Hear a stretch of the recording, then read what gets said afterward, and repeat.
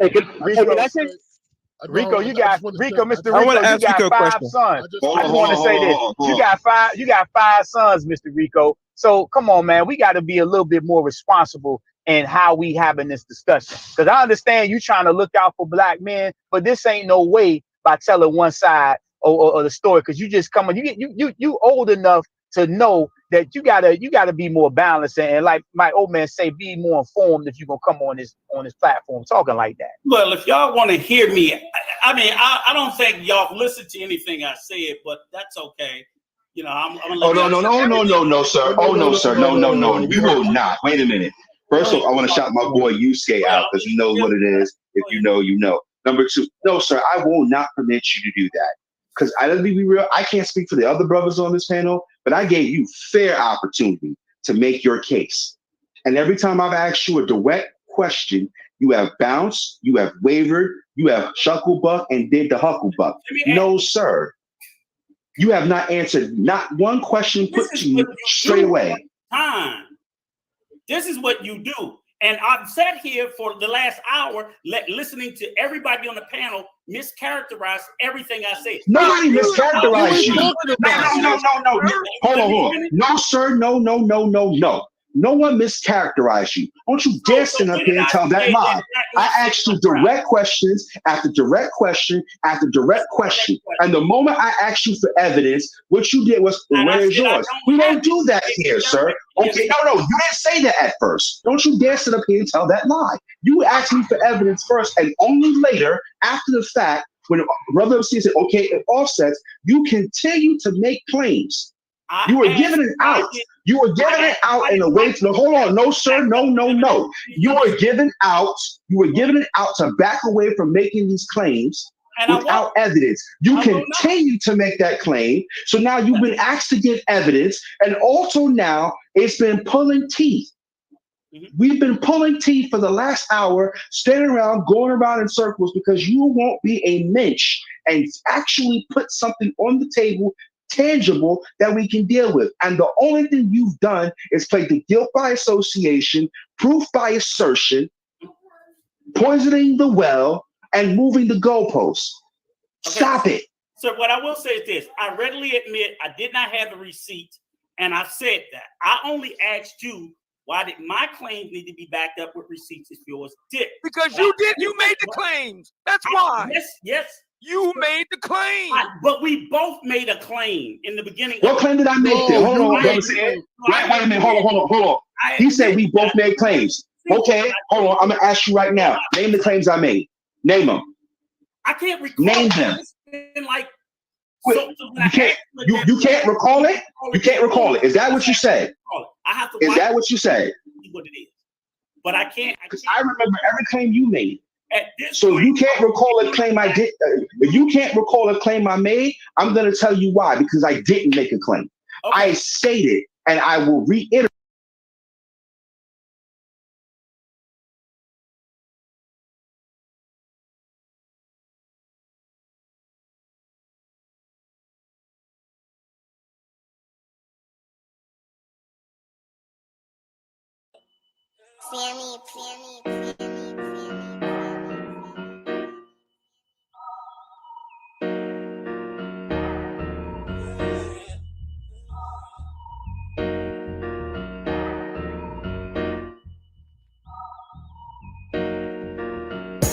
Dear God, please don't let me relapse and return to the evil that men do. Father God, I pray and ask that you help me to have mercy on others the same way I would want you to have mercy on me. Father God, I also ask that you help me to be quick to forgive and slow to get angry. Amen. These young dudes out here don't respect shit until you put the barrel in their ear and let the text spit. I just might catch a case on my next hit, remove their whole face on some special effect shit. So show respect, Rico, I'ma have a flashback. Digging through the dresser like fuck it, where my mask at? The mash back with the banger and damage shit and say fuck everything I learned in anger management. Hop back on some east side damage shit and push a nigga's top back when I let the cannon spit. Start planning shit, premeditation. I'm in love with the streets again, rededication. Casket or cremation when I shoot you down. I was built full of smoke like a hookah lounge. I keep big shit that sound like a bazooka sound, and I shoot quicker than ain't gotta be a hoop around. Dear God, please don't let me relapse and return to the G-Ride with 3 straps. A ski mask with the case, squeezing keys apps, spraying everything from a nigga's brain to his kneecaps. Dear God, please don't let me relapse and return to the G-Ride with 3 straps. A ski mask with the case, squeezing keys apps, spraying everything from a nigga's brain to his kneecaps. Gun on me, it ain't never for show, homie. I'm far from a bully, but I'm never a hoe. Get out of line, my Beretta will blow. Real talk, we can take the beef wherever we go. I bring it to your front door like I'm Uber Eats. I guarantee you listen up when this Ruger speaks. Plus I maneuver through these streets like a ghost, and I'm handy with the heat. I cook a nigga like a roast. On me, homie, this is not a boast. I will still come through, boy, and stop a nigga's post. Play him close, man, Eric will ease it. Quickly off the waistband, man, and Eric will squeeze it. Leave you niggas laid out dead or paraplegic. Niggas playing in these streets while I'm very strategic. I come to your house dressed like the gas man. Shoot you 9 times, leave you stretched by the trash can. Dear God, please don't let me relapse and return to the G-Ride with 3 straps. A ski mask with the case, squeezing keys apps, spraying everything from a nigga's brain to his kneecaps. Dear God, please don't let me relapse and return to the G-Ride with 3 straps. A ski mask with the case, squeezing keys apps, spraying everything from a nigga's brain to his kneecaps. I don't put shit on Facebook, I just holler in person. Put the pistol in your mouth while you're hollering and cursing. All that shit you kept rehearsing and put on your live, got your clap with the big 4-5. You bitch nigga, if you tell me to pull up, I'ma do that. That nigga who was whooping first nigga that I shoot at. Ski mask on my face, bystanders be like, who that? I ain't with the talking, bitch boy, I thought you knew that. Leave his brains where my shoe at and bounce like I'm on a trampoline. Leave you laid out, nigga, like you camping on the scene. If you want something sweet, grab a peach or tangerine. Niggas won't smoke, well fuck it, I'ma let them handle steam. AR with the beam, you see the red dot? We tug on this trigger, nigga, it'll make your head pop. Blood pouring down to your shoes, call it Red Sox. Your brains hanging all over your shoulders like some dreadlocks. Expect the gang of dead off if they ever cross the line. The Lord said in the Bible, oh, revenge is mine. So I'm just trying to find a righteous path between the two. Before I lose control and do the shit I used to do. This being humble shit is new. I'm trying to turn the other cheek, but I ain't never been a bitch, so watch your mouth when you speak.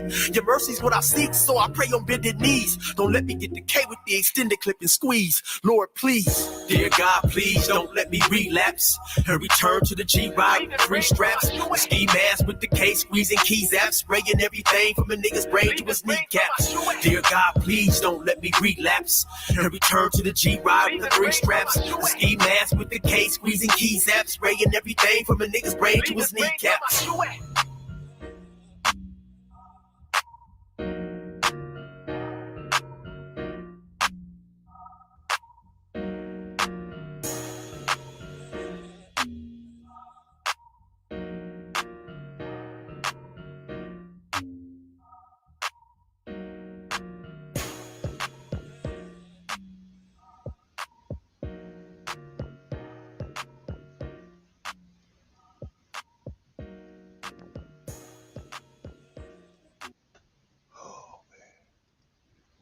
Oh man, oh man, oh man, y'all, oh man, y'all tuned into the right one, man. Oh my gosh, we are going to go through this thing, and you guys heard the young man say that he never made a claim, right? So I want you to remember that.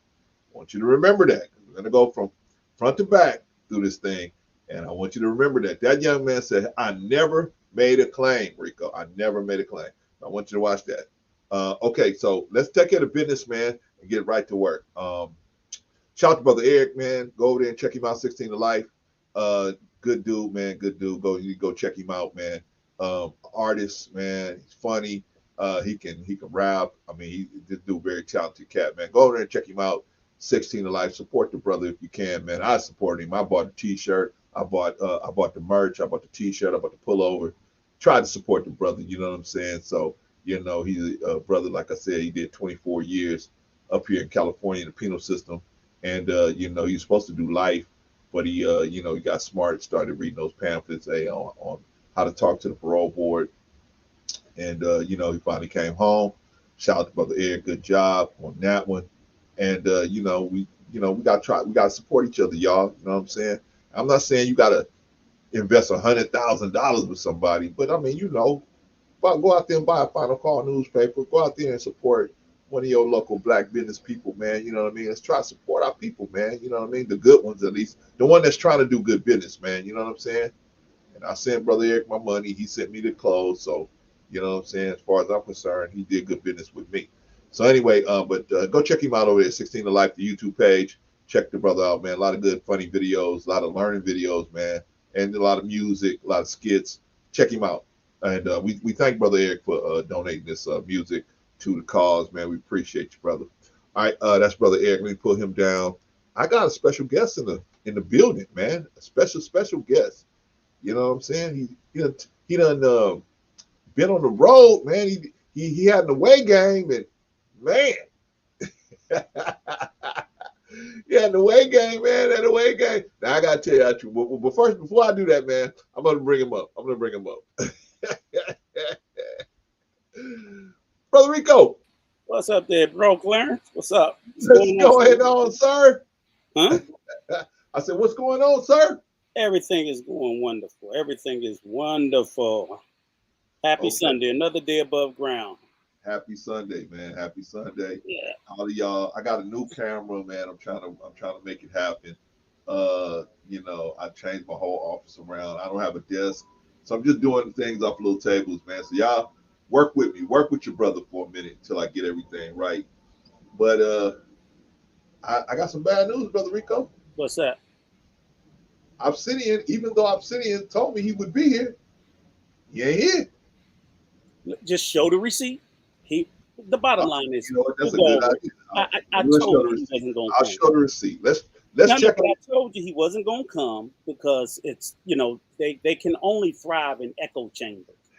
And if it's not an echo chamber or a place where they can sit there and run the show, they scour like the little rats they are. But we'll go over it. We'll go over it. And we're going to go over it. We go over it. Rico, how dare you, Rico? Rico, how dare you, Rico? How dare I? Exactly. And I'm listening to you. I'm actually in the midst of doing my, you know, I'm getting ready to head over for my birthday Tuesday. Oh, so man. I'm going over to the island. But yeah, and it's kind of weird because I just heard from John. It's they about to get hit. You guys about to get hit too in LA with a pretty nasty hurricane, and they about to get hit with one too. Okay. Yeah, so we may be flying into one, but I think it's gonna miss where we at. But it, you know, hopefully we don't lose power or nothing. So let me just say this. Y'all ain't, I think they said this is the first hurricane in like 80 years. Stay safe. Keep your ass in the house. Don't be out in the streets. Protect them, my baby girl. But seriously, I mean, something that, you know, it's been longer than your lifetime. So, you know, don't be out there trying to overdo things. Protect the missus, baby girl. Talk to them hard-headed boys, but that's all you can do. And I just hope everybody come through it safe and protect it. You know, because everything you said to me, man, goes right back to you, brother. Everything you said. So you guys be safe out there, man. Take some flashlights and know, some flash flooding. Make sure you got plenty of water, food. Make sure your medicines are stocked just in up. Case. Yeah, but you got to stay over. You can't fly in because of the power. You can at least got something to eat and drink. So, man, you know, just. And I really feel bad for the people of the community that don't have shelter. You know, because I mean, you know, I'm scared of what's going to happen. We heard about what happened in Hawaii with the wildfire. Yeah. There's still 1,000 people missing. Yeah. Prayers and fingers crossed for you guys and for the people in the DR. But it's just like, you know, Mother Nature and Father Time don't play. So this is where we got to kick in and we got to use some damn common sense. Yeah, man. And, you know, use your brain and if you need stuff, and reach out to somebody who you trust, man, and try to get some help, something, because there's a lot of food banks out here. There's a lot of churches, man. I mean, but more than that, like I said, first and foremost, shelter in place, ride it out, and then, you know, listen to the first responders, and then, you know what I'm saying, because it's most important that you're protected, that we want you here tomorrow. That's right. Or the next day. So I don't know, when is it supposed to predict to hit you guys exactly? Is it today? Tomorrow? Today? It's here now. Oh shit! It's in and off. It's on and off. Are you close to home? Yeah. I'm like 10 minutes away from now. Yeah. Okay, so let's do this shit and get your ass in the house. Because I mean, I'm serious. You know, I was just Yeah. watching the news. It's you know, they're talking about like major mudslides and you But know see, flooding. I'm in LA County. That's most of that stuff is really gonna hit the Ventura County. That's a Don't little farther north. just put like this. I hope you right, but pretend you wrong. Oh yeah. I mean, I don't have no plans to be out here. I'm just Right. saying You know. that luckily the bulk of it is going to hit the Ventura County, and well, Mhm. not luckily, but it's Right. not hitting down here. You know what I'm saying? But we still, like you said, we still gotta be smart and act like if it is. That's why I sent my wife Yeah. to go get water and everything yesterday. So we're Mhm. covered, man, for a couple of days. And said whatever we ain't got, we'll get when it's over. Yeah, there you go. Yeah. All right, brother, we got to get started. Rico, Yes, sir. Rico, Let's do it. we got to get started because you came in you came into Obsidian's channel and you insulted the whole panel. How dare you? So did How you set up what this whole scenario was about, or what? Well, I played when the young man said, "I never made a claim." I played that in the beginning, right? Oh yeah, that's so I stopped it right there. So we're gonna check everybody in, man, and we're gonna get rolling, man. All right. So first thing we gotta do is, man, we gotta check everybody in, man. Thank you everybody for spending your Sunday with us. Appreciate you. First of all, let's check in Critically Drinking always, man. I was looking for Arshawn this week. I didn't see him, man. I was mad in the mud. But shout out to Arshawn. Shout out to everybody over at Critically Drinking. Oh, yes, he did. He did something yellow. But shout out to Critically Drinking. Go over there and check out Critically Drinking if you haven't already. Shout out to Pagoda, by the way. Pagoda over there in Tel Aviv, Israel. Shout out to Pagoda, man. Good. Hope you staying safe too over there, man. Our Israeli brother over there, man. Glad that you disrespected me one time, one. Shout out to Sister Eddie's in the building. Shout out to Sister Eddie, my Taurus sister, man. Excuse me. I'm coming up there. Somebody messing with Rico, I'm coming up there, right? Shout out to Sister Eddie in the building. Shout out to Sister Sophia. Sister Sophia, we got your computer. We got to give it away. We got to put the plan together to get his computer away. But we got your computer, Sister Sophia. Who else is in the building, man? Shout out to Sister Sophia, by the way, man. She always sends me a bunch of good stuff. By the way, shout out to you, Sister Sophia. Who else in the building? Don Harden. Hey, haven't seen you in a while, Don Harden. Glad to have you in the building, sis. Good to see you. Hope everything is well with you and your family. Who else in the building, man? Oh, Sister Inta, hey, Rico, who gave you off the port permission slip? Oh, man. Say what? She said, who gave you off the porch permission slip? We told you to go to another. But I'm gonna explain that, Sister Annie. Yeah, you do. I'll explain. You do explain that. I'll explain what happened after this. Because it's not all Rico's fault. It's not all Rico's fault. Right. Rico was minding his business. I just saw the back signal. Accountability in this. So I'm gonna I'm gonna explain, Sister Annie, because both of us is in trouble. All right. Who else in the building? Bob Bryant's in the building. Said greetings, peace, joy, and resilience. Oh man, Bob changing it up on the shout out to Bob Bryant, another strong soldier for the Lord, Rico. Who else in the building? I think that's everybody that we don't check in. Hold on. No, I saw big rigs down here.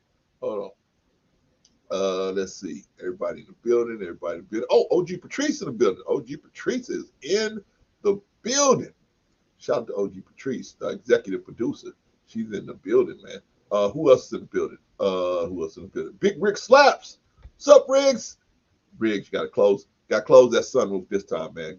Starting to come down. I don't know if y'all catching up north up here, but it's starting to come down. Who else? Sister Annie says, awesome new setup. Oh man, thank you, Sister Annie. It was just so cluttered in here. I had to change stuff around, but I ended up throwing away my desk, and I was like, dang man, now I got to get a desk. So I'm kind of, what do they call that? Got to kind of Negro rigging. I'm Negro rigging right now, but we gonna make it happen, man. We gonna make it happen. Who else in the building? Let's see who else in the building. I think we got it. Oh no, Brother Anderson's in the building. Shout out to Brother Anderson, my other Taurus brother. Y'all know I don't mess with these Tauruses.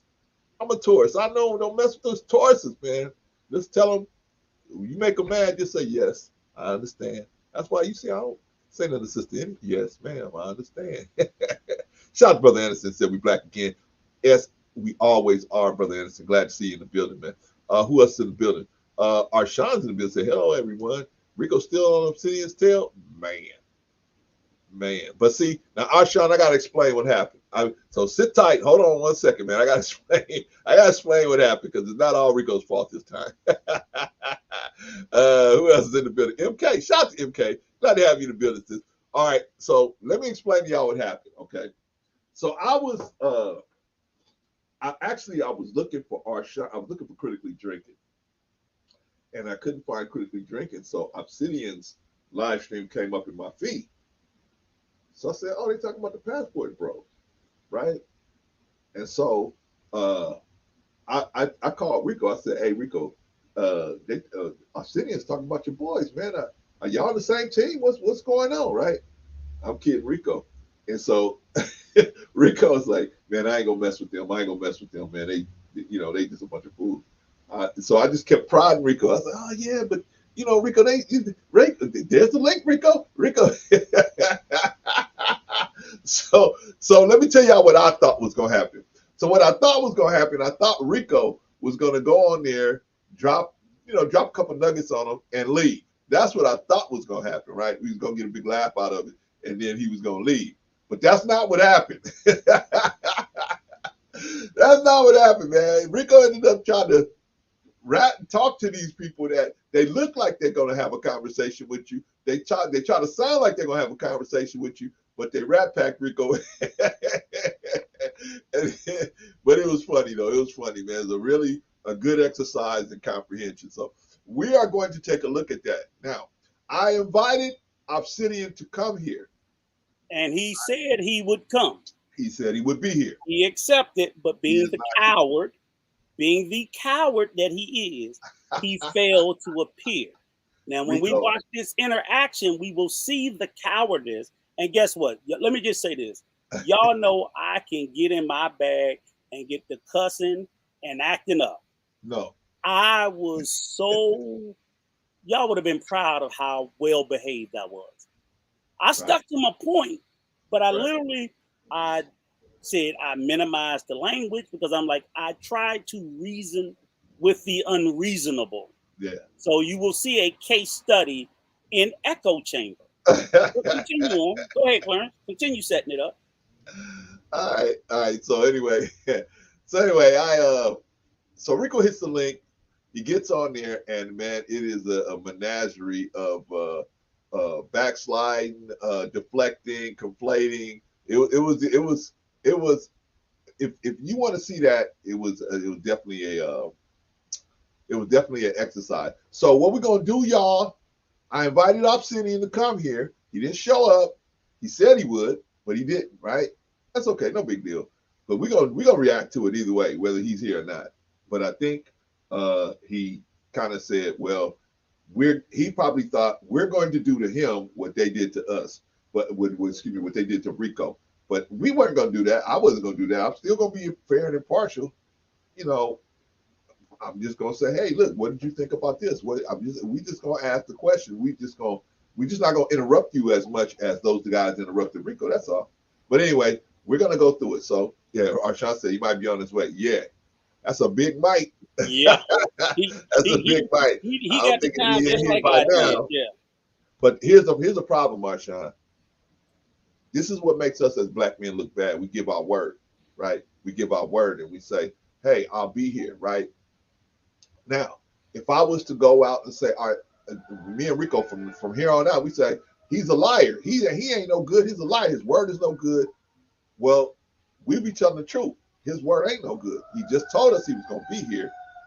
He's not here. I can show you the email where he said he was going to be here. And let me just add to it. On that same video, I commented on the video and I asked him specifically. I said, Obsidian, I was courteous enough to come up there on your panel, 1 against 10. I had the conversation. Would you be willing and gracious enough to offer me the same in return?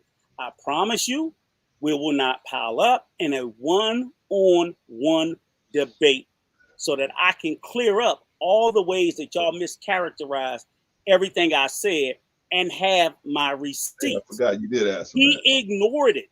The comment is on the video now. He answered everybody and I kept telling people, I was like, just have the debate with me. Have the one-on-one, because you were very quick to have the 10-on-1. Dog power was okay with you. You was happy to jump me, but I've been jumped before. I dust myself off. Get up. Let's run it back. Mano a mano. You're intelligent, right? He's super smart. You can wear your little ascot, your little hat, and all your little fanciful stuff that you sit there and do on the rules. But when it's not 10-on-1, let's see how you fare. He's the author, Rico. He's the author. He knows how to do it. He knows what he's doing. Let me see. Here we go. Let me pull it up real quick. So, because Sister Annie asked a good question. Did you put the time zone? I think I did. So let me. It was on mine. It was on the link that was sent. 11:40 a.m. He know you West Coast time, which is 2:40 my time. I think I even put PST on there, but no. He could have emailed you back if he had any questions. Right. But he did not. No. He's well aware. Don't y'all give that coward. Don't y'all give that coward no out. Rico, he might be stuck in the storm, Rico. I don't want to. Matter of fact, that Negro's in Philly, so he on the same time I'm on. Wait a minute. So miss me with that. Ain't no storm here. Okay, here we go. Let's do this before we get started, because I don't want nobody to say, "Hey, Clarence, you didn't invite him." I don't think you invited him. Oh, you're gonna show your receipt? Let me show the receipt just so we can make sure that, because he was ignoring me. He was ignoring every opportunity I tried to. So he just had to pretend like he didn't see. Oh, okay. Blow that up. Okay, that's it. That's as far as I can get it, man. I can't blow. You got to blow your screen up. Hey, bro, Clarence. Yeah, I'm down to participate. Where and when and where? There you go. All right. And so they responded. Here's what I sent them back. I said, Sunday, bro, I'm going to change my format to accommodate you guys and reaction to, and the reaction, and maybe we can come to a better understanding or not. But I think you two brothers are intelligent enough to make for a very engaging show. The show is Sunday morning. That says morning, right, Rico? Sunday morning, not Sunday evening at 11:45. But you didn't give no time, though. I gave him the time, 11:45 Pacific Standard Time, Sunday. I even gave him the date, 8:20. Right? Okay, 11:45 Pacific Standard Time. There you go. Okay. There you go. And all he had to do with the math, because I get it, 11:40. That's 2:40 for me. That's it. Right. There you go. Okay. Is it 11:45 Pacific Standard Time about now? Anybody know? Check your watch. Everybody check your watch. See what time it is. We actually 15 minutes past. An excuse and gonna make an excuse. That's all there is to it. Okay, so that's the proof. That's one receipt. That's one receipt that we invited him. He said he would be here. Right? Yep. He said he would be here. Okay, so he's not here. So we don't know why he hasn't checked in and said, hey. Whatever. He hasn't checked in and said, hey, why I'm not here, this and that. Okay, so let's get to work, y'all, because we got a lot of ground to cover, man. I got to give it to Rico, man. Rico took a lot of pounding on this one. Rico took a lot of pounding. I even readily admitted. I said, they got me. It was a setup. But, you know what I'm saying? I didn't run. And I repeated that. No. Because I know you lying. Actually, it wasn't nothing, man. It wasn't nothing. Now, they was losing, but right. They lost, but they didn't lose because it was a jump, period. You know, it was just like their mind was already made up.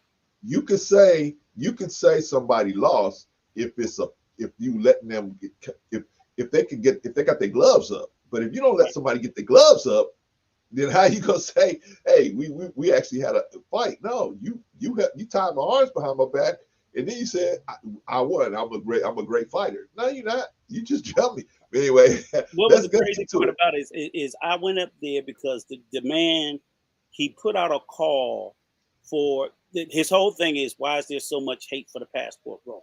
I don't have hate for the passport bros. I have hate. I wouldn't even use the word hate. I have an issue with the false narrative that they run and the risk that I think that they're putting out there to young men, especially young men who travel, and a lot of the information that they're leaving out that's going to cause people. Young men have already lost their lives. More will lose their lives because of the dangerous misinformation that they're putting out. So he asked why. I went up there to give him an explanation and reasons why.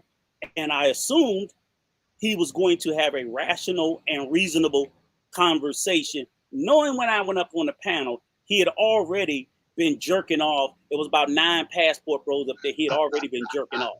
So they've been up there. Now mind you, when I came onto the show, they've been up there jerking each other off for over 4 hours. Okay. 4 hours. For 4 hours, it's been nothing but a passport bro suck fest. So I was the only person that decided I was going to show up that day and try to have a reasonable conversation to show them, without a lot of vitriol, as to why they needed to be to for their own movement, why they needed to consider some of the things that they're considering and how they brought about the blowback that they're experiencing. Because a lot of the blowback that the Passport Brothers are getting, they created. Yeah. They created the blowback. And I was trying to explain to him, it's like, you guys, the brothers in the movement created this blowback. And that was basically all I was trying to do, and say, hey, learn how to move accordingly. And the same way, if you know, same way we say about young black men in the community, if they hanging out on the corner, it's like there's certain things that you cannot create a dynamic, get a reasonable amount of blowback, and then feign victim. Oh, they just picking. Ain't nobody picking on your ass. You doing this. So that's what I tried to tell him, and you'll see how it went. But okay, 2 things, Rico. Before we get started, I want to make this clear. So, you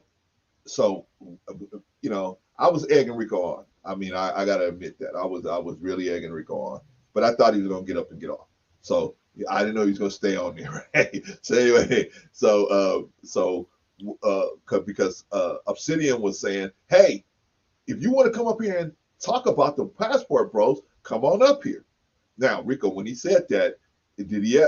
Now, we're going to get to the part where you came on the show, right? And he said, and you asked, do you guys have a problem with an opposing view? And did he at any point say, if you have an opposing view, you should have some documentation, you should have some videos or articles or whatever? Did he say that at any time? I think Rico froze up, but I can answer for him. No, he never.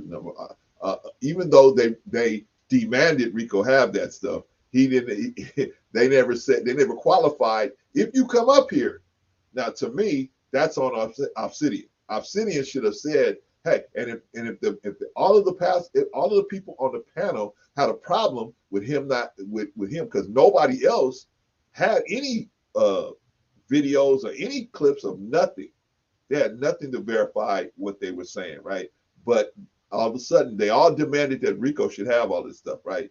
And then they didn't even qualify it by saying at the beginning, Obsidian didn't qualify it by saying, hey, you should have this stuff. So this is what I want to ask Obsidian about, right? But he's not here, so whatever. We can't ask him. But anyway, so we're gonna go through this, and it's actually very funny. Shout out to my sister Don Frank in the building. All right, y'all. So we're gonna go through this video. It is hilarious. Talking about hilarious. It is hilarious. Let's go. Let's get moving. Oh, was one other thing I want to go over. There's one other thing. One of the things that Rico was saying and was telling them, was trying to tell them is, a lot of times these the Passport Bros tell them, oh yeah, there's women everywhere. You can just go get a woman and you can find women. But what Rico was trying to tell them is, just because you find these women don't make they're not exactly how can I say it, women of good repute, right? So they're not exactly wife material. If you want to find wife material, you're probably gonna have to get closer to the you're gonna probably have to get closer to the culture. You have to learn the culture. Even one of the other brothers on there said it's better for you if you learn the language, right? It's better if you learn the language. You'll do better in these countries. But anyway, let's get over. Let's get to it. Oh, you're right, Sister Annie. It's fair use because Obsidian is probably gonna strike us down, man. The Lord strike them down. Can you hear me? Yeah, I can hear you, brother. All right, let me find that because Sister Annie's right. We got to put fair use up here because they're gonna strike us down. Can you see me? I can see you, man. Can you see me? Yes, I can see you. Okay. I don't see me back there. So I was just wondering. Yeah, man. Oh, this is wrinkly as ever, man. Okay. All right, y'all. So let's get started, man. Let's get started. Yes. This is Rico on Obsidian. You know, walking in like Bambi into the alligator pit, right? Here we go. In the Black community, or the people with narcissism and ruthless, pragmatic behavior. It's never been about emotional intelligence. And for that, you win, brother. You get the hat trick today. Allahu Akbar! Allahu Akbar! Allahu Akbar! You hit the nail right on the head, brother. Allahu Akbar! Now, there's a brother that wants to provide an opposing view, and he goes by the name of the old crusty, salty something or other. Rico. Yep. Pardon? Yeah, Rico. Rico, what's going on, Rico? Go right ahead. You wanted to oppose? You want?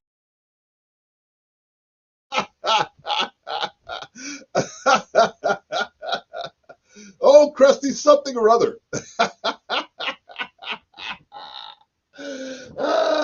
That was the first shot, right? And you know what's funny?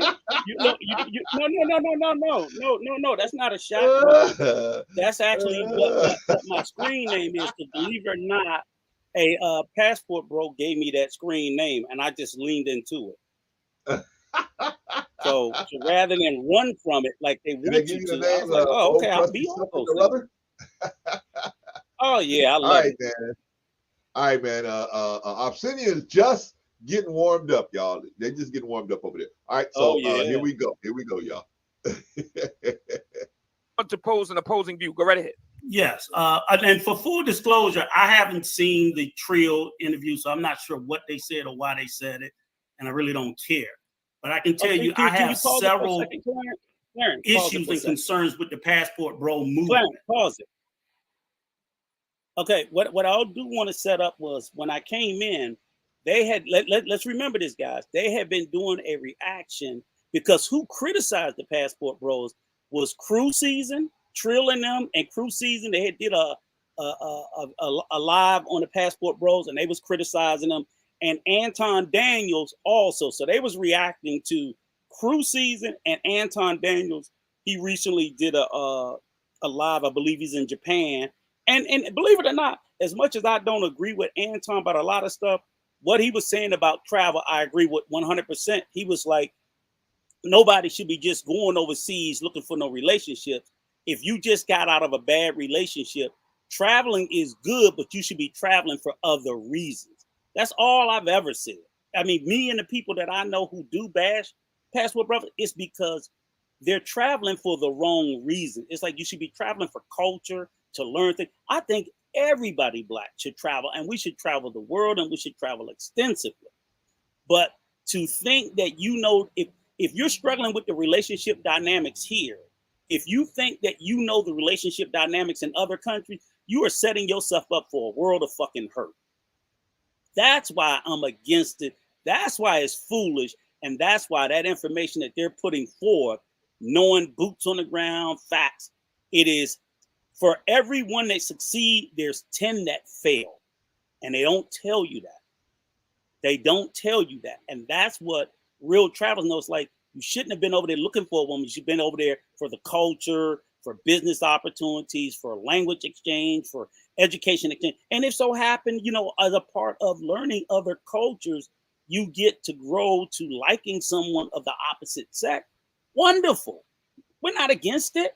But if that's your sole reason, then be Donald Trump and go buy a fucking Melania, and she can't stand his ass either. You know, these brides Because these are financial relationships. These are transactional relationships, and these are not relationships not built around love and mutual respect, because you don't even know the people.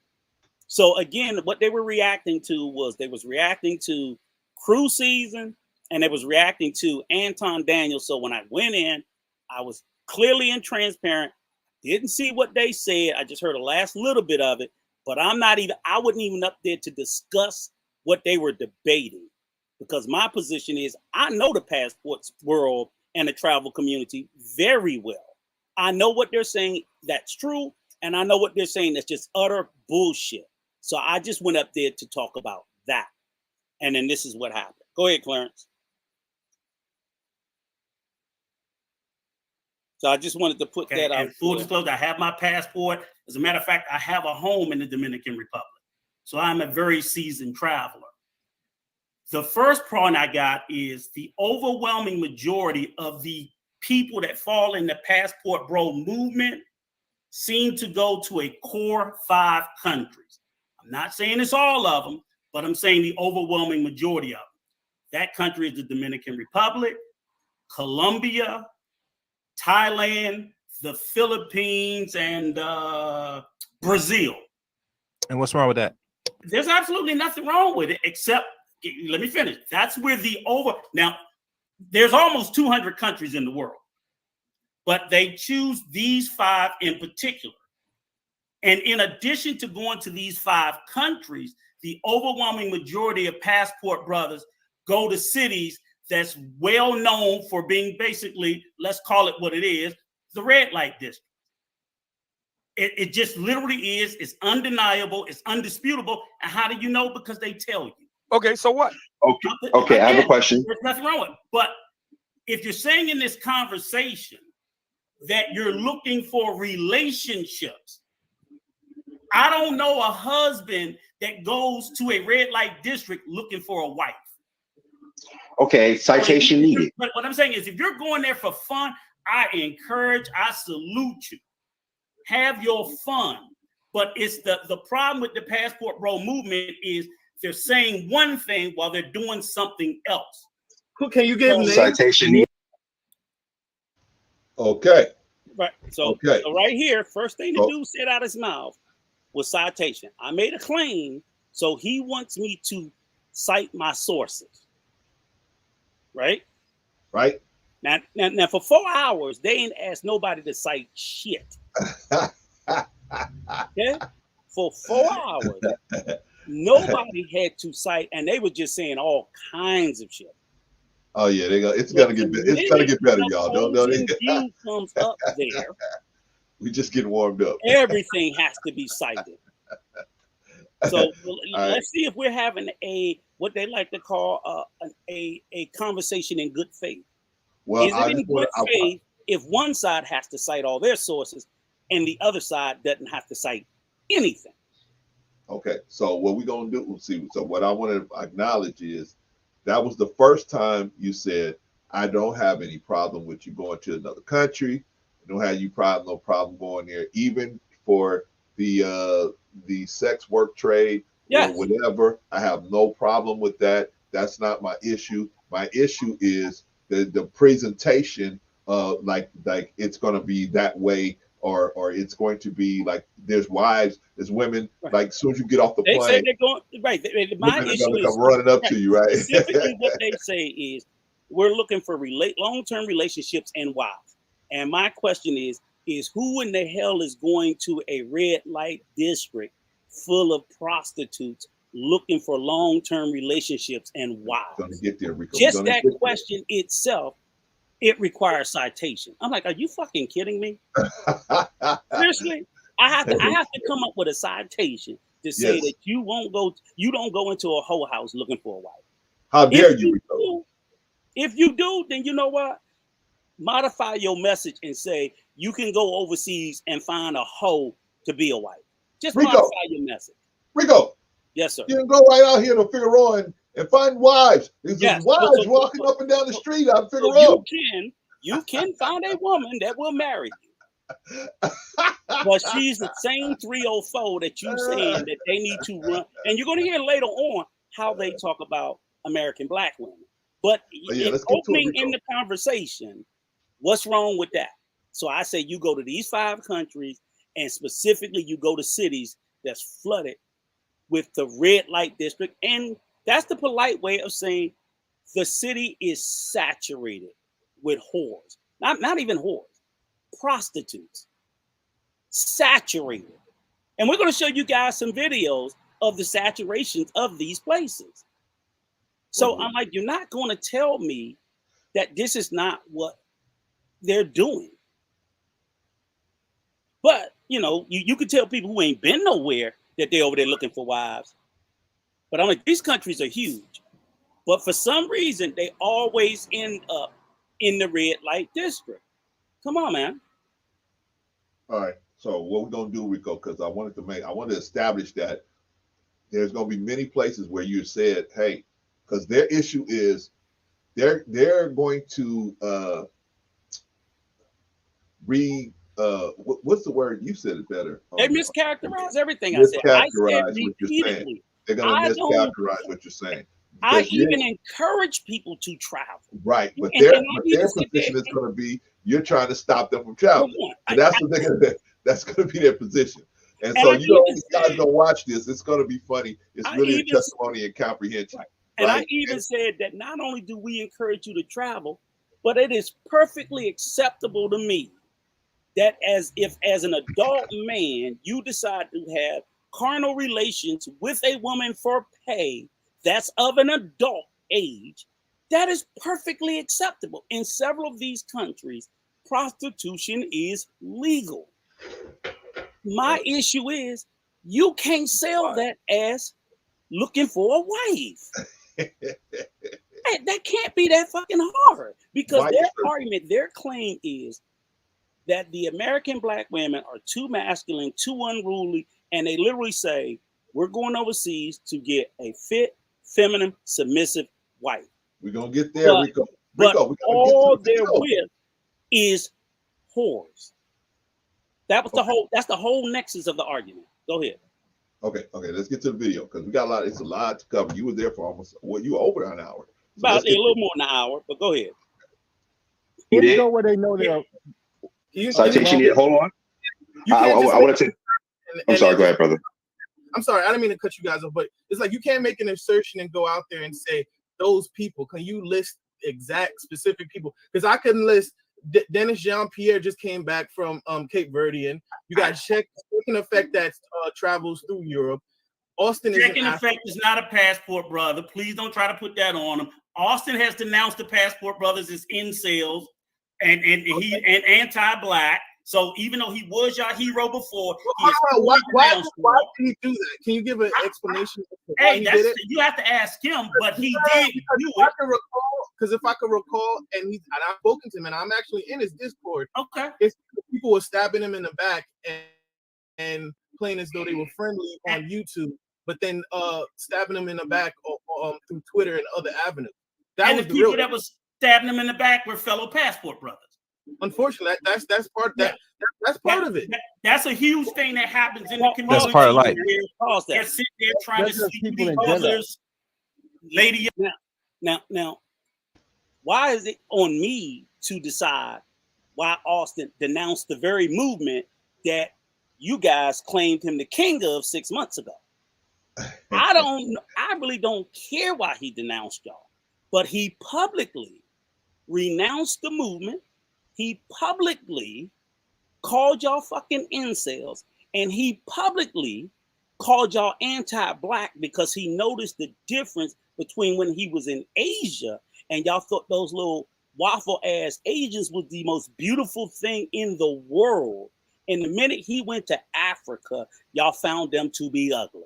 So he learned through it. So I think it's as much of his growth as it is in addition to other passport brothers stabbing him in the back, trying to fuck everything he was with. But see, when I pointed out that the very guy that those were the names they threw up Austin, they threw up Check. They don't think I know anything about them. I'm like, I know that while one was a passport bro, he has forcefully renounced y'all. That's the same as somebody can be a racist today and turn around tomorrow and become as anti-racist as possible. I don't give a shit about why they was, and I don't give a shit about why they changed. I'm happy for their change. That's all I care about. So, but what they want to do is they want to qualify. Well, he wouldn't have changed if it wasn't for this, if it wasn't. You don't know why he would have changed. He did. He did. And that's what they, in one breath, they want to champion the things he did in support of their movement. And they want to completely ignore and dismiss anything he says against their movement. Okay. Okay. All right. So we got a lot more to get to, y'all. So stay tuned, buckle up. But I just wanted to point that out for people who may not be as aware. And you heard him acknowledge, oh, well, why? Okay, I don't care why. He did it. So there's no argument that what I said about him renouncing you, he did. He now says y'all a bunch of fucking incels. And we know that's a slur and a slight, meaning y'all can't get no pussy. That's what he's calling y'all. He's laughing in y'all face the same way that the dating coaches are. He conveniently swept that under the rug, right? He conveniently that your hero shitted all over your movement. He walked. He didn't just say I'm not a passport. He said y'all are incels and you're anti-black. So he went further. Rico, we got to get moving. Come on. Okay. The other night, that's just I'm well aware of all the chicanery that okay. Okay. So let me just say this one thing. Name a movement where people were never jealous of the leader. Go. I can't think of it. I don't think that's even relevant to the point. Now, I got to stop that right there. What does that even have to do with the conversation, right? This is it's stupid questions. This is what they're gonna do to Rico the whole time. The whole time. Right, name this. Go. Right. And I'm like, what the fuck does that question have to do with anything? We're talking about. Remember, guys, let's remember this throughout this conversation. We're talking about Passport Brothers and why they get the hate and nothing else. And now he talking about a whole bunch of other movements. See the deflection? Oh, look over here. But I wouldn't let him do it because I was like, I'm not even, because I wasn't going to start arguing other movements. I don't care. They're irrelevant to this conversation. But go ahead. All right, so so you're gonna see that a lot in this video where they just tell Rico, "Oh, name this and go. Give me 5 numbers. Go." Right. Yep. And so what these guys don't realize is I've been there, Rico been there, Patrice probably been there, and Vaughn's been there. Some of us have been on the panels like this where they loaded it up 9 people deep, and so you got every time you say something, then you got 4 or 5 people screaming at you, right? And they think, oh, you're going to be able to just be on point where you got the people. I don't care how tough somebody is. If you got 4 or 5 people screaming at you, why do you think interrogations are so successful? Because you got 2 or 3 people talking to you at the same time. One screaming, one's being nice to you, and the other one's indifferent. Trying to constantly confuse you. Yeah, they constantly your brain can never settle on a track of what's actually going on, right? So anyway, that's the issue. I've been on panels. That's why I don't like doing those 9 deep panels. I don't like being on those 9 deep panels because you can't. Every time you try to set up what you're talking about, you always gonna have 1 or 2 people. And here's the reason why they're gonna do that. Now here's the reason why. The reason why they're gonna do that, constantly interrupt you, is this is what they're gonna do to Rico. They're gonna constantly interrupt you because they don't want the dots to connect. Because if they let you connect all the dots, then they're gonna have a real big problem. You're gonna make them look bad on their own platform, right? So they're gonna constantly stop, have all these different distractions and deflections to not let you connect the dots logically. Okay, so we're gonna continue. This is Rico. For those of y'all just joining us, this is Rico on Obsidian's live stream last week. Why is there so much hate for the Passport Bros? And we invited Obsidian. He said he was gonna come, and he did not show up. All right, so here we go. Point I'm making relevant to the point. Excuse me. What the point I'm making is the overwhelming majority of Passport Bros go to those 5 countries, and they go specifically. While those countries are huge, they go specifically to the red light horror district. That is undeniable. Whether it's wait a minute. Okay, hold on. Time out. Wait a minute. Wait. Can I say something? Can I say something real quick? Let me go ahead because I gotta ask. Hello? Go other places, but you guys are not going to tell me that the vast majority, if you go to Thailand, they're going to Pattaya. They're not going all over the country. If they go to the DR, they're predominantly going to Sasua, and everybody know what that is for. Do you have? Okay, hold on, gentlemen. Sir, I want to ask this question. Yes, sir. On what basis of data do you have to back up this claim? Because that's a very extraordinary claim. Now, right? Okay, let's put a pin here. Let everybody know this gentleman here demanded, because I made that claim, that I needed data to back up that claim. Right. 4.5 hours. No data backing up their claims. Exactly. They have zero data backing up their claim. That they want Rico to have data to back up his claim. And then when Rico said, well, why do I have to have data to back up mine if you don't have data to back up yours? Sir, I didn't make a claim. How dare you, Rico? Rico, how dare you, Rico? But you're gonna hear right after he sit here and demand I have data and evidence to back up my claim, you're gonna hear him make several claims. So then when later on I ask him, well, where's your data? He says he didn't make it. But you're gonna hear him make it. So you're not going to fair use. I'm not putting words in his mouth. You're going to hear him make the claim. So when I ask him the very question that he asked me, he swears he didn't make a claim. And also, like I said, for those of you guys just walking in the door, we invited Obsidian to come. He said he was going to come. I showed the receipt where he said, sure, I'll be there, no problem. And I sent him the information and the link. He did not show up. Now, we don't know what. Hopefully, he's okay. Hopefully, he just said, hey, look, I just decided not to do it.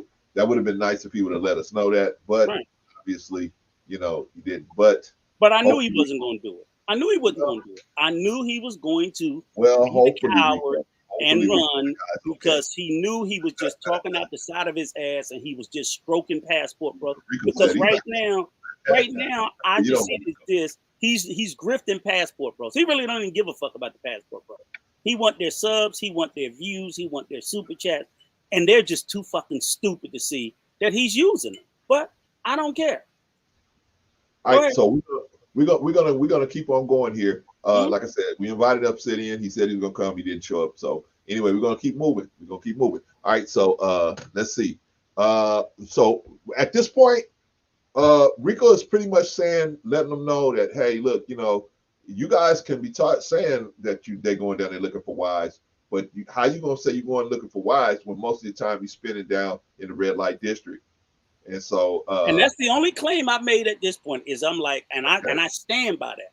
The overwhelming majority of passport bros go to these 5 countries, and in each of these 5 countries, they overwhelmingly, meaning probably at a rate of 70 to 80%, not 100%. The majority, for people who don't know, a simple majority is 51%. Okay, so it doesn't even have to be a high majority. But I'm saying that the passport bros that are traveling, the young black men, and even the white guys, they are overwhelmingly, whether they're coming from England, Canada, or the US, the overwhelmingly majority of them are going, especially for single men, are going to red light districts predominantly in those 5 countries. They don't even travel other countries. They don't travel other countries widely. They stay to those 5 countries. Those countries have, because it's legal. Brazil, prostitution is legal. The DR, prostitution is legal. Colombia, it's legal. And it's cheap. And I don't have a problem for them doing it. Don't lie talking about you looking for a fucking wife. That's that is the claim I'm making, that the overwhelming majority of the ones that go to the DR, Thailand, Pattaya, 80% of them go to red light districts in these countries. And they go nowhere else in the country.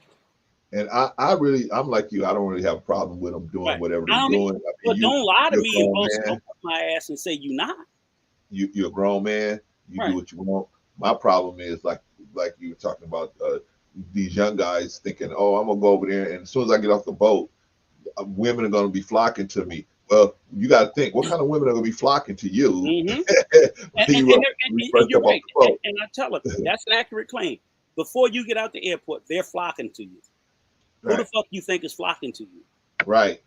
Because one of the passport pros, not Zoom to Thailand, but the guy from the Philippines, that dude was saying, "Hey, I can go out here and he said I can go and walk down the street and I can take you and you can meet. We'll walk in and we'll run into women. We'll run into women all over the place."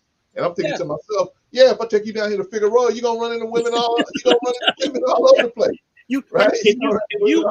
Right? So if you walk to Linda Figueroa, you're gonna have 900,000 women hollering at you. Yeah, they're gonna be all over the place. But guess what? If your ass is on Figueroa, you ain't looking for a wife. Thank you. That's the point. And people don't go to Las Vegas looking for wives. The major issue is a lot of these young guys. That's like me and you were talking offline, Rico. We were talking about how the military, a lot of times, if you're in certain locations, they will say, they will bring the young guys in and say, "Hey, look, this district has this going on. This has this going on. Be careful. You know, protect yourself. Get you some prophylactics, whatever you're gonna do, protect yourself." But this is the kind of stuff that's been going on lately in this area. They will give you kind of like a briefing on what's going on. You know, you got some free time and you're going to go out here, but hey, be careful because X, Y, Z, right? But I think what the passport bros are not doing that. What they're doing is telling everybody, hey, don't, as soon as you get off the boat, they're going to come running to you. And so, you know, it's just going to be, I want this wife and that wife and this wife and that wife. And it might not be wifey material that's coming running your way. All right, Rico, we got to get moving. Get it moving. Rico, we got to get to the part. Get it moving. Because this was literally the conversation. You were despicable, Rico. You were despicable. I know. How dare I tell the truth? How dare you, Rico? How dare I tell the truth? Go ahead. All right, let's go. So therefore, I require very extraordinary proof. Okay, so we're on this platform called YouTube, right? No, because I've already seen Al Green's proof. Al Green's actually talk about the most. I'm not talking about Al Green's. I'm talking about what Passport Brothers say themselves. They put this content up.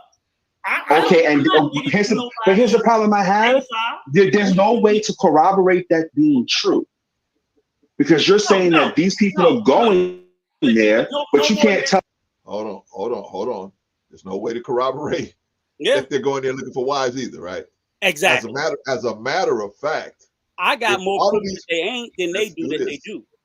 If there's so much, if so many of these black men are going over there looking for wives and they're finding wives, then the marriage rate should be shooting up in these countries. Thank you.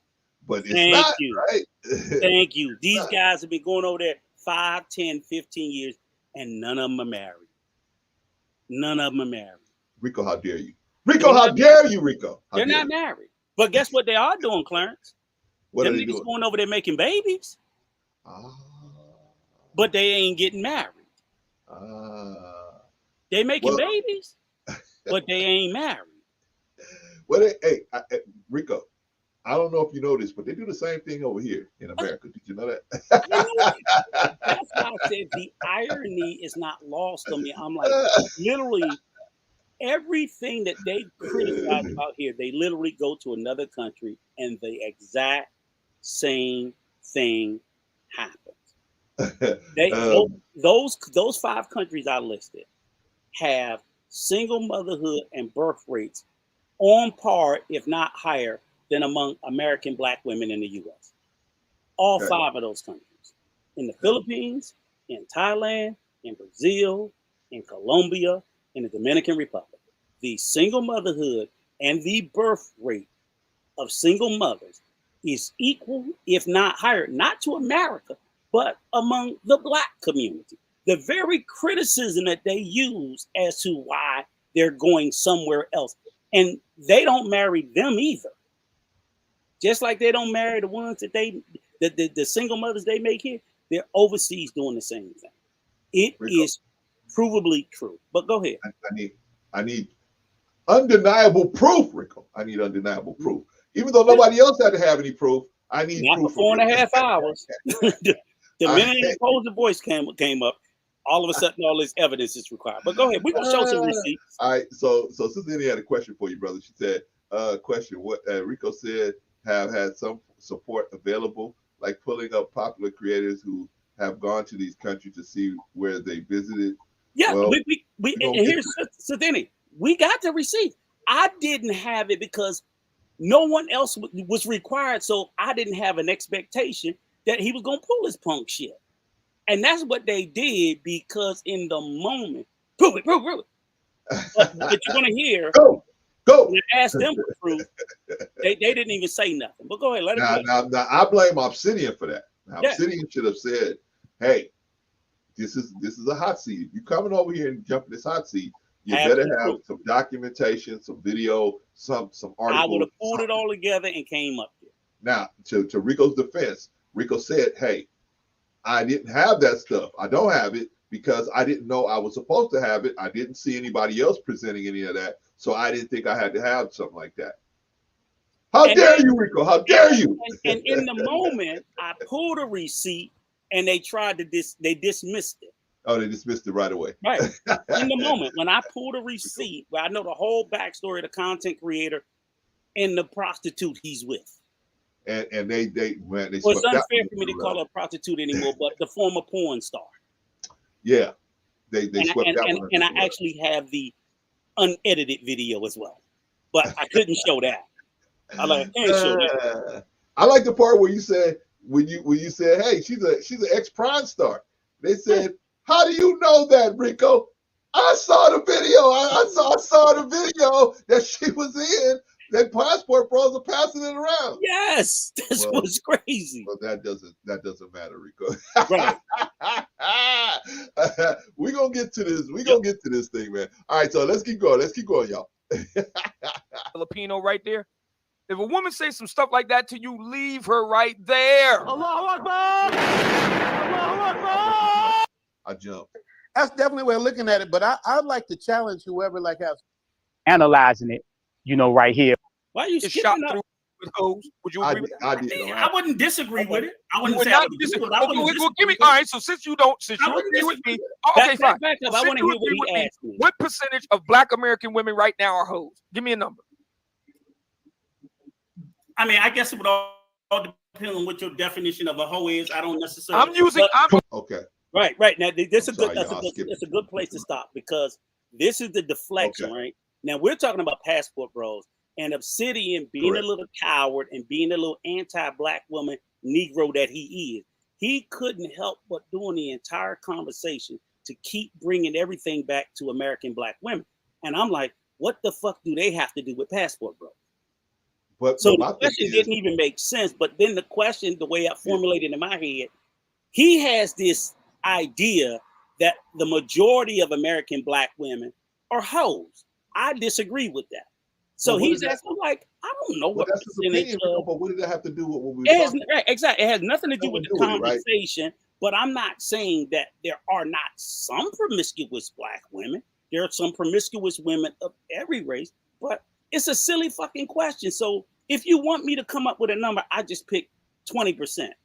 They just found that to be unbelievably too low. And I thought it was unbelievably too high.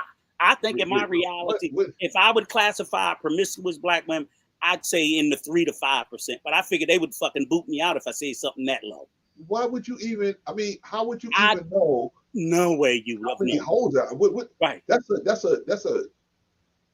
a time wasting question. Yes. That's definitely a deflection, because there was nothing else left on the table, and so they want to run it back to something that he could rally the troops around. Yes. I said, and you're gonna see him do it. You're gonna see him do it.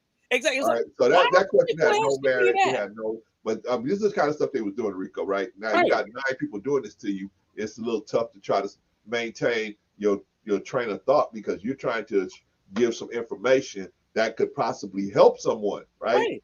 And he just pulled some shit out of left field that had absolutely the percentage of Black women being hoes is completely irrelevant to passport, brother. Because passport, again, you should be traveling anyway. If it was 0, your ass should still be traveling. There you go. Period. If it's 100, you should be traveling. That if American black women being hoes is your motivation for leaving, you're already fucked up. I know, Patrice. I know. That's how they do. But well, it gets better. It gets better. Don't go away, gang. Hold on to your seat, because Rico is despicable. Y'all didn't know Rico was despicable. They're gonna tell Rico how despicable he is. Watch. Come on, answer the question straight away. Right now. You said that the brothers are going to these red light districts. That's hoes, right? Sir. But yes, but let me explain something to you. Okay, go ahead. No, I'm not changing anything.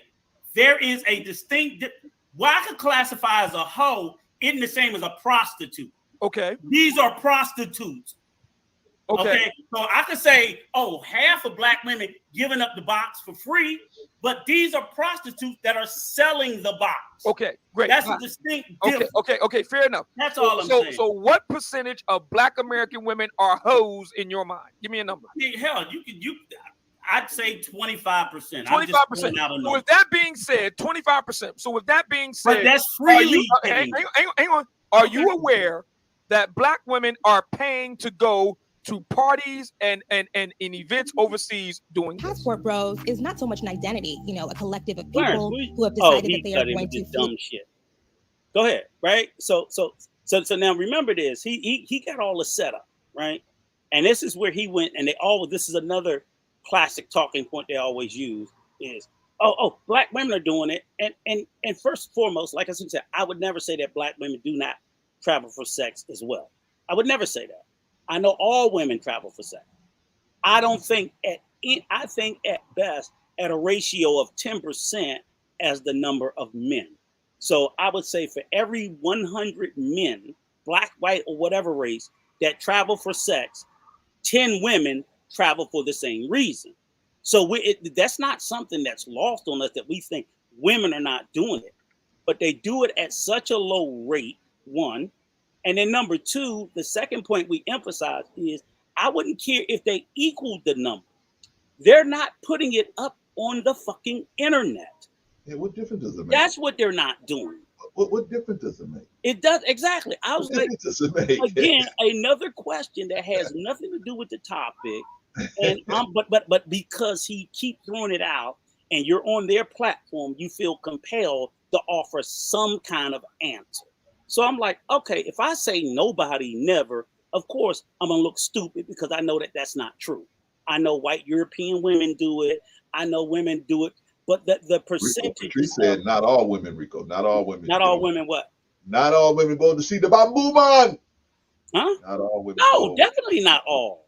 I'm saying, you mean like all of different ethnicities? Yeah, all of the ethnicities do. White women do it, Asian women do it, black women. Right. But I'm saying, she's saying like most, like not all women. I think she's probably talking about the black community. Not all women. No, I think it's literally. I think the percentage of women that travel for those carnal activities is probably like 3 to 5%. Women just don't even, while they do travel. And here's the thing about it. I think they're just smarter about it. They don't make a lot of fuss about it. Which makes it almost impossible to tell. And the thing is, like, I can't stop counting you niggas because y'all won't stop telling it. Movement, huh?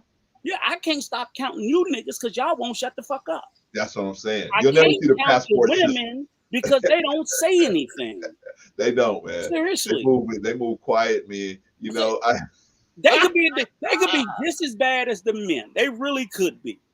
But the reason we would never know is because they know how to shut the fuck up, and you fools don't. Keep it moving, right?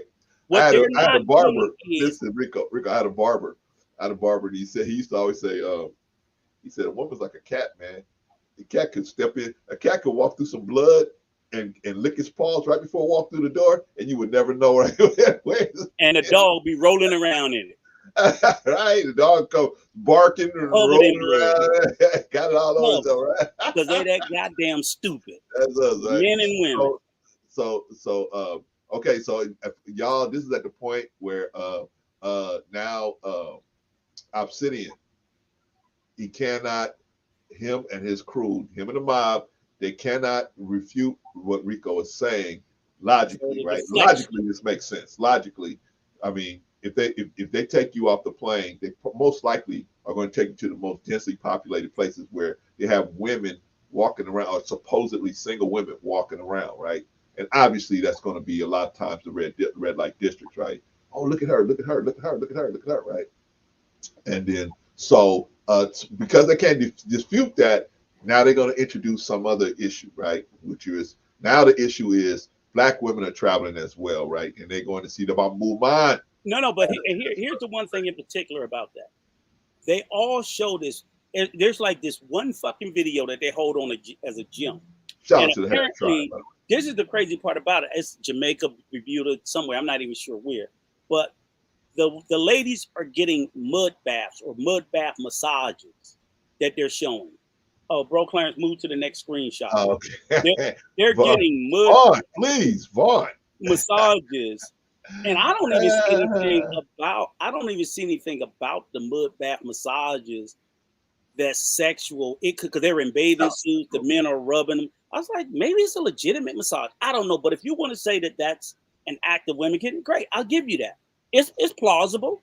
It could be believable. I'm not disputing it. But can you find another video? Because that's the only one that keeps circulating. Just I need more.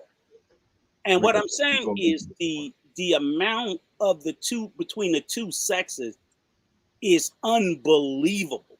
And we're gonna show you some of the stuff that's out there, and it'll just blow your mind. Okay, so now this is Obsidian. This is Obsidian showing this video. Obsidian put this video up to show Rico that, hey, Black women are going out there and they're getting their back busted out there in Jamaica, Trinidad. Which I even conceded. I conceded to the point before he even showed the video. So I didn't. What bearing did this have on what we were talking about at first, right? It had nothing to do with that. But anyway, we're gonna continue, y'all. We're gonna everything was this whataboutism shit, and I'm like, because we got to get to where Rico is despicable. Right. All right, we gotta get where I become Joe genuine McCarthy. Desire for love and companionship. The connection is hate, disdain, distaste, malice toward American Black women.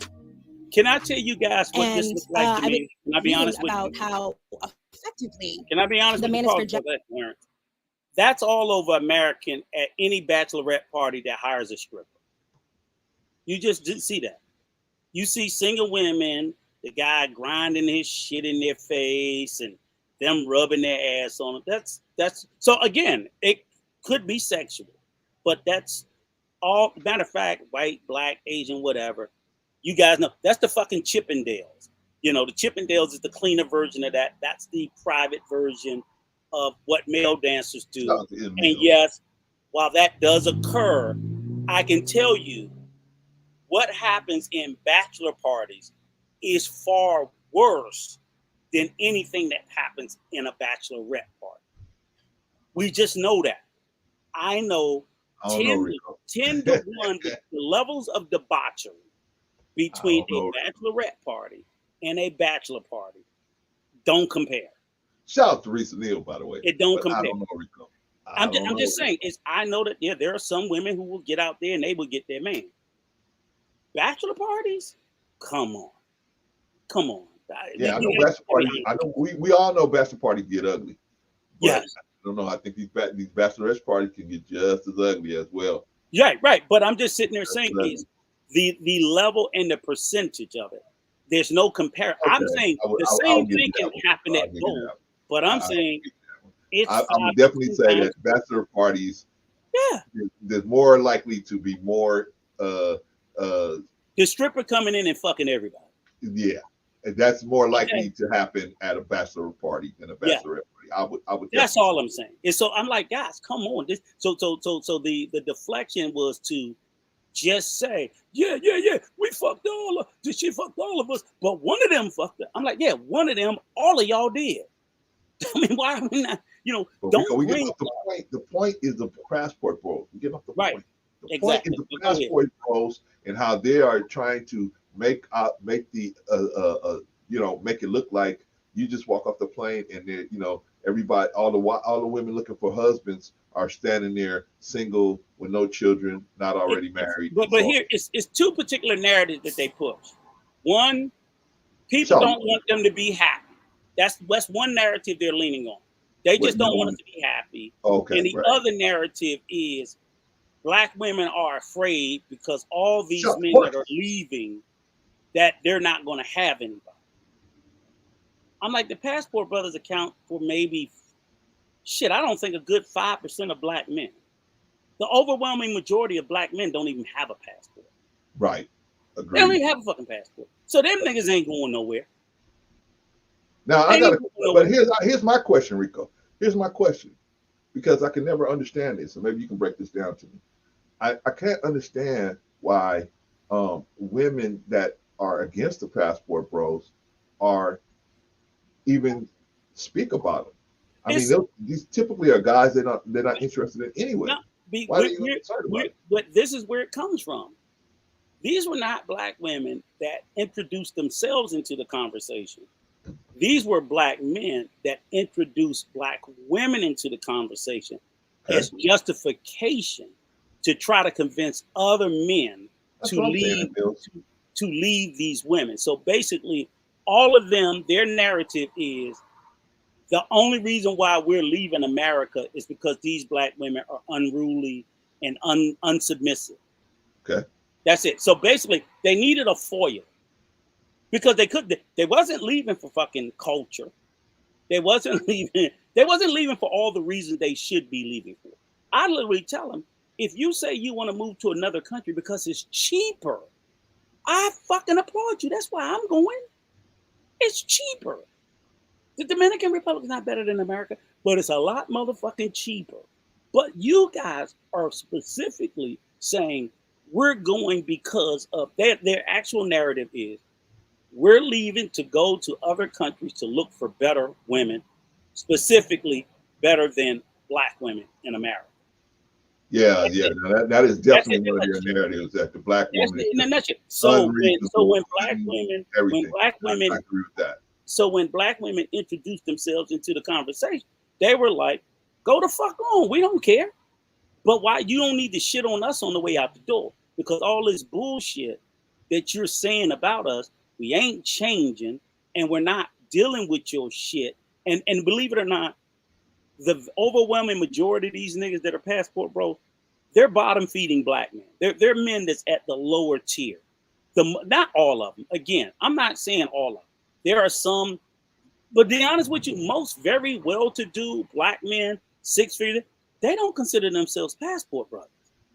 Agreed. They would not call them. But what happens is every Black man with a passport gets labeled. Agreed. I'm not a fucking Passport Brother, but I get labeled one because I'm a Black man with a passport. Well, let me say it this way. So the overwhelming majority of Black men who are up and coming, who got shit, who's about their business, they do not consider themselves Passport Bros. I think mostly the Passport Bros self-identify and they put themselves out there.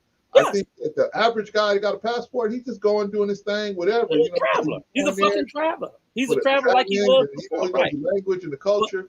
But because they need some credibility, they try to latch on to successful Black men that travel and say, "See, I'm a Passport Bro. He's a Passport Bro." Like that nigga didn't say he was no Passport Bro.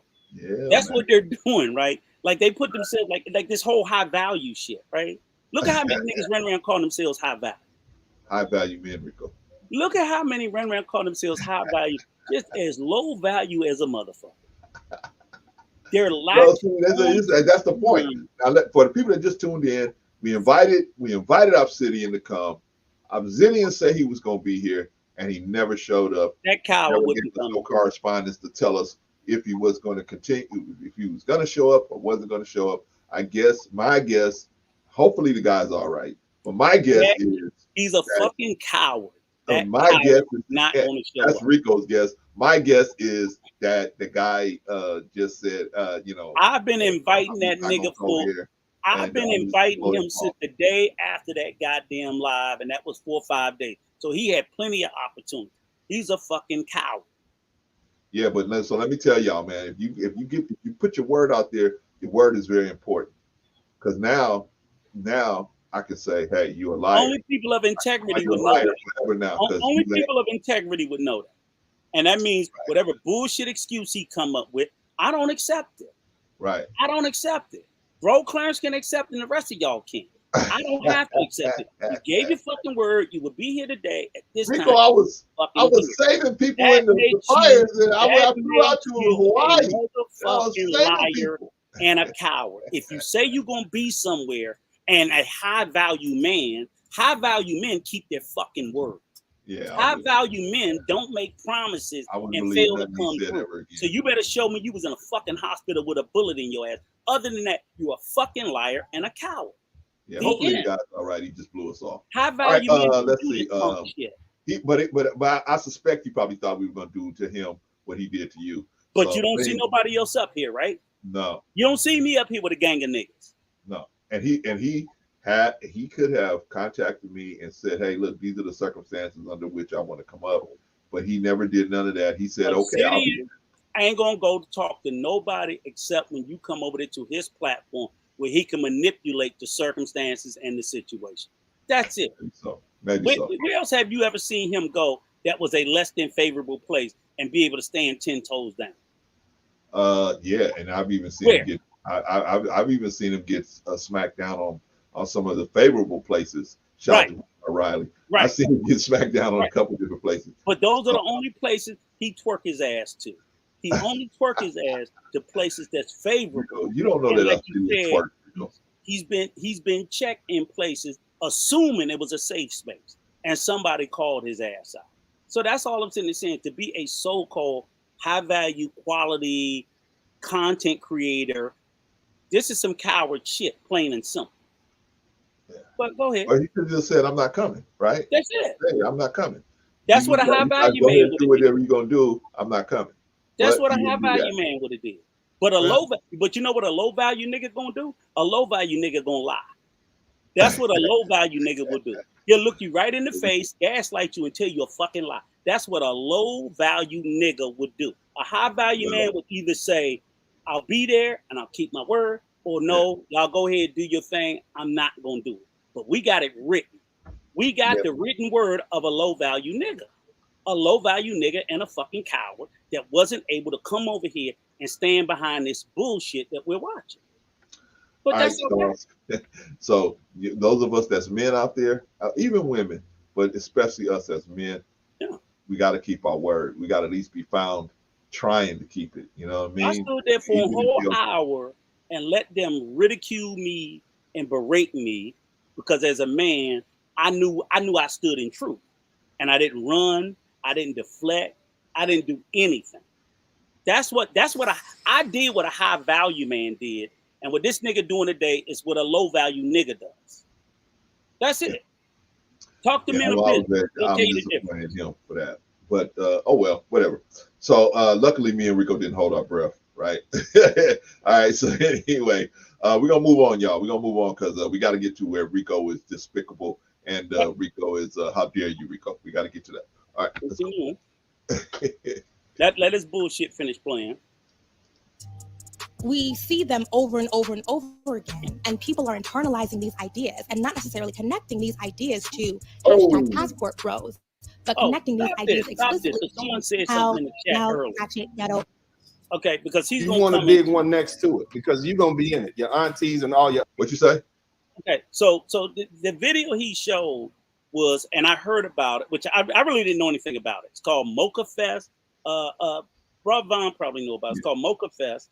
And and you know, since we already know the coward ain't coming, Clarence, you can drop the link so that if anybody want to come up, we might as well because he ain't gonna come. Yeah, he's definitely not coming. Right. So well, I don't know if he's definitely not coming, but hopefully the guy's okay. Right. So man, fuck that shit. I don't give a fuck one way or the other. But so the whole thing was this Mocha Fest that exists in Houston, right? Oh yeah, that's right. That's what he was talking about. So I never heard of it. I never heard of Mocha Fest. I don't know shit about Houston. I hadn't either. So I can't opine on it. I don't know a kid one way or the other. But again, to me, it's another deflection. What the fuck does the Mocha Fest have anything to do with what we're talking about? Why you? It's like, oh, you're gonna bring up Freaknik. What the fuck does Freaknik got to do with the passport, bro? What does Burning Man got to do with the passport? So because there's an event that occurs somewhere where there's a bunch of decadent debauchery, what the fuck has that got to do with the passport, bros? Really, I mean, literally, what does it have to do with the conversation? But I want you guys to zero in on how every time you could be having a serious, relevant conversation about something, and you see these deflections about these irrelevant things that have nothing to do with it. And what you will see repeatedly with all of his deflections have one thing in common: shitting on Black women. Yeah. Every deflection. That's the crutch they're using to do it. Is the Mocha Fest. He gonna get on to the STD rates among Black women, like Black men don't have equal or higher numbers. You know, so every deflection he uses, I could be like, hey man, we talking about the goddamn New England Patriots. Did you see about Black women? What the fuck they got to do with the Patriots? He does this. He does this with everything, and it's always a demeaning narrative. Oh, it's something way out left field somewhere. Remember, it used to be a show called Living in Color. Yeah, and Black women. And in that show, they used to have a skit where they would be in this restaurant, and Tommy Davidson would be behind the grill, and they would order something, and Tommy Davidson would get it wrong. They say greens and milk, and he said peas and milk. Get it up, get it up. And it was always a dude. It was always David Allen Greer was the weird dude in the corner. Always say something crazy out the blue, right? Right. Nothing to do with. It has nothing to do with that. But everybody like okay, right? That's what he does through the whole thing. So again, we were talking about one thing, and he had to come hell or high water. I'm gonna drag this conversation over to the decadence of Black women and how they're so sexually promiscuous. Now, Rico, I'm glad you brought that up, because that was the whole underpinning reason for the whole live in the first place. Mm-hmm. See, it was the surface reason was, oh, we're gonna talk about the passport program, right? But the reality was the demonizing of, and that's why what it was really about. Clarence, that's why I said the thing is Obsidian is not pro passport, bro. It's the grip. He needs the views because let's face it, the manosphere has cannibalized itself. We've all got the glorious news that Fresh and Fit them fucked themselves out of monetization. Ouch. Thank God. Thank God. They should have been canceled. Sorry, motherfuckers. So what I'm saying is the manosphere content creators have just them and the dating coaches and passport, bro. All of them are cannibalizing on the same viewers and the same stuff. So it's shrinking. So Obsidian, knowing his shit is cratering, going down, he's like, I need a new group of suckers, passport bros. So I'm gonna pretend to be pro passport bro. And what passport bros literally feed on is anything they have that commonality. Just we all hate Black women. Yeah, I think that's why do they all hate them? Because they can't get them. These are men who are not qualified for good and decent Black women. So because they feel rejected by them, their life mission is to shit on the very thing that they won't work for. They just think it's owed to them. It should be given them. And I keep telling them, nigga, don't nobody love you unconditionally but your fucking mama. Fuck you, sorry motherfuckers.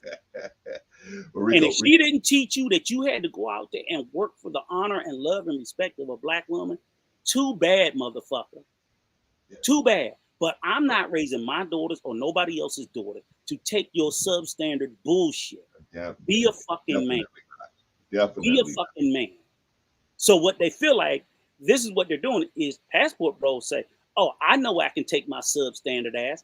I can take my substandard ass over to Thailand or to the DR or to Colombia. And you can, because guess what? You're still the same substandard piece of shit that you was in America. You just have an economic advantage over poor people in that country. Yeah. That's it. You simply have an economic advantage. And those women over there despise these motherfuckers. They can't stand them. That's why all those relationships are transactional. That's why they are that way. That's why they go to the red light districts, because if they went to the regular areas of the country, they would actually have to put in the same work that them sorry motherfuckers won't do here. Because those women in the regular area, they demand the same work. They demand to be courted as well. Okay, now so we're going to talk about that in just you a don't minute. you don't have to court a whore. You don't have to court a prostitute. Exactly. You do not have to court a prostitute. We're going to talk about that, Rico. You just pay it. Rico. Let me bring Patrice and Vaughn into the conversation, because you want to put the link out. So yes. Hit the link. So let's bring them into the conversation. Patrice, the executive producer, what do you think, Patrice? What's going on? Hey, brothers, how y'all doing? How's everybody this Sunday? Salute to the chat. Salute. Bro, Rico, you was over there running circles around them, and a lot of times when you were bringing the facts to them, they were absolutely deflecting. They were absolutely gaslighting you. And it's funny how they wanted you to bring all the data, statistics, and numbers, but they weren't providing any. They weren't bringing any.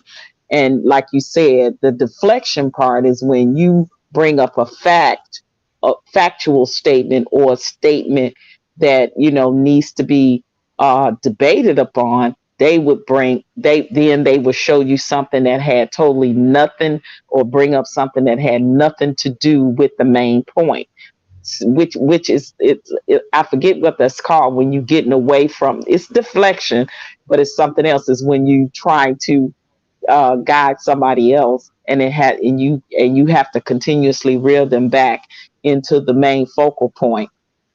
Now they talk about Black women because it's a deflection of the Black women that they hate in their own lives. It starts with their mothers, their sisters, or whoever, whatever woman or something that was in their life that obviously they got a disdain for. And most of these men already are fathers to women over here in the United States. And it's so funny to me how they got a disdain. And a lot of times it comes from their children's mothers. But I have three guy friends I grew up with in Chicago, and they all went overseas and they fathered children, and they didn't marry none of the mothers. So, but see, those are the statistical numbers they're not talking about either. Them women, they not over there getting married like that. They may go over there and party, like you said, and trick off and father a lot of children, but they not even marrying them women like that.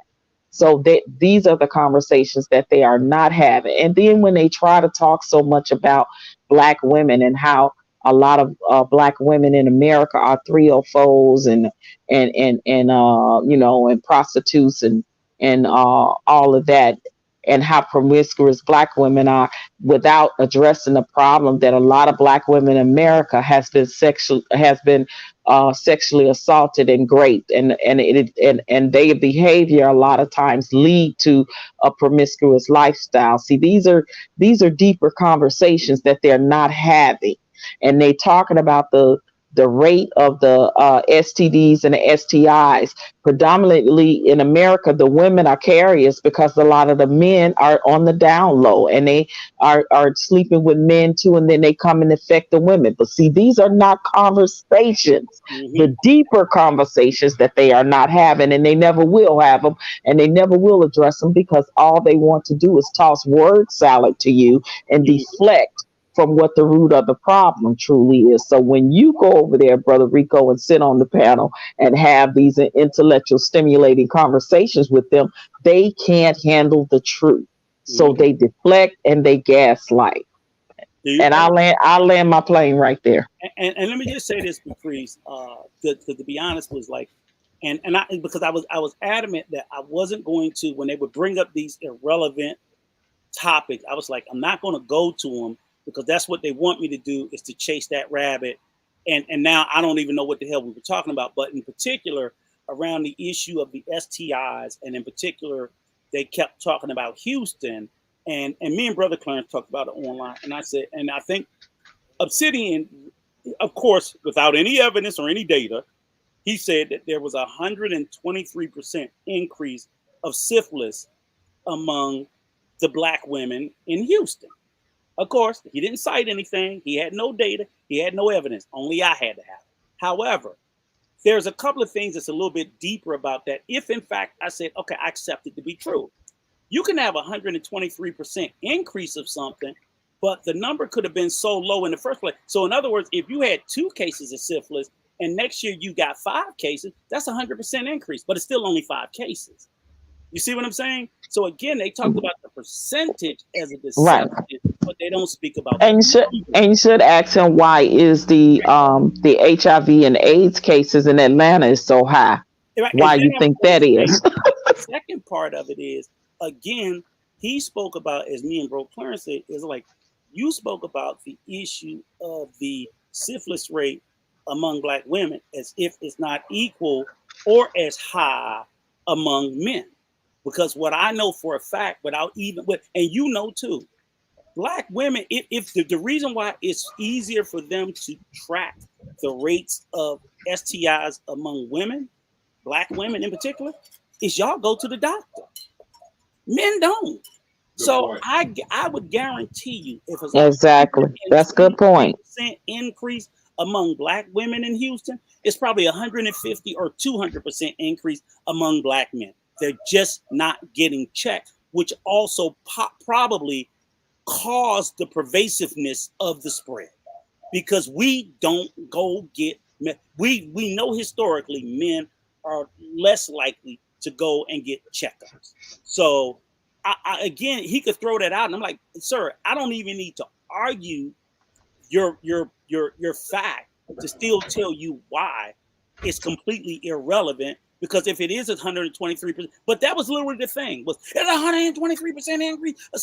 Like the black men aren't running around there equally as infected. Right. Utter bullshit.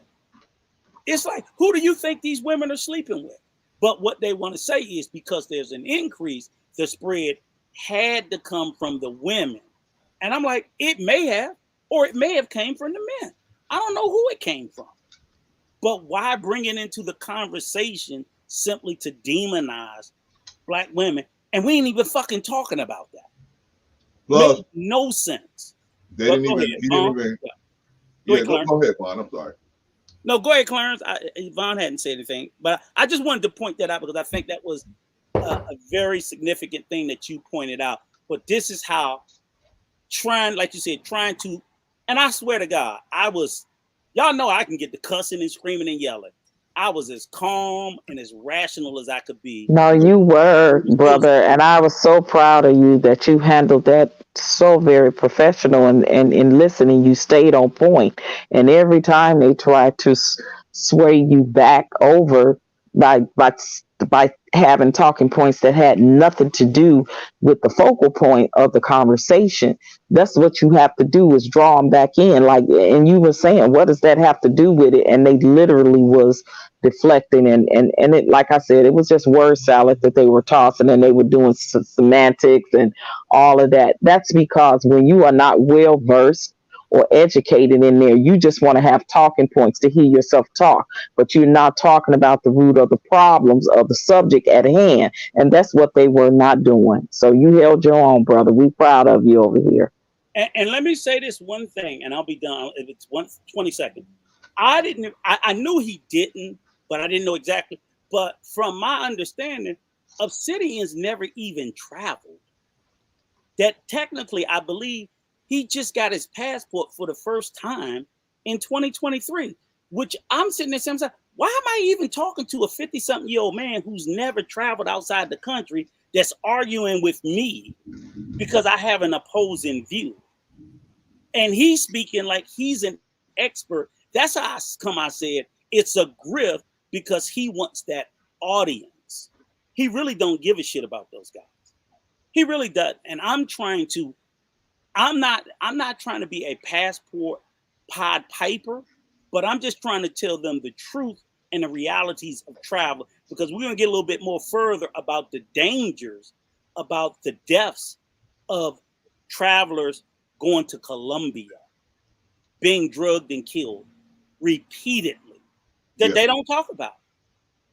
They don't All talk right. about guys going over to the red light district, hooking up with prostitutes, and being overdosed and drugged and dead.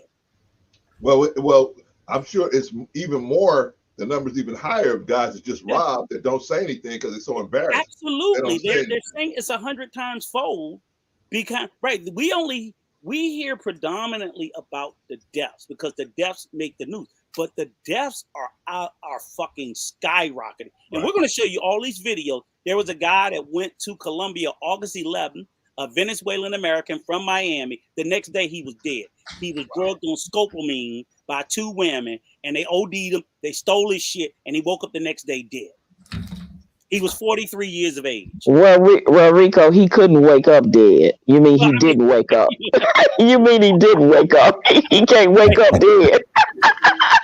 Rico, how dare you, Rico? How dare you? I get so passionate because I'm like, this is the stuff that you guys should be warning.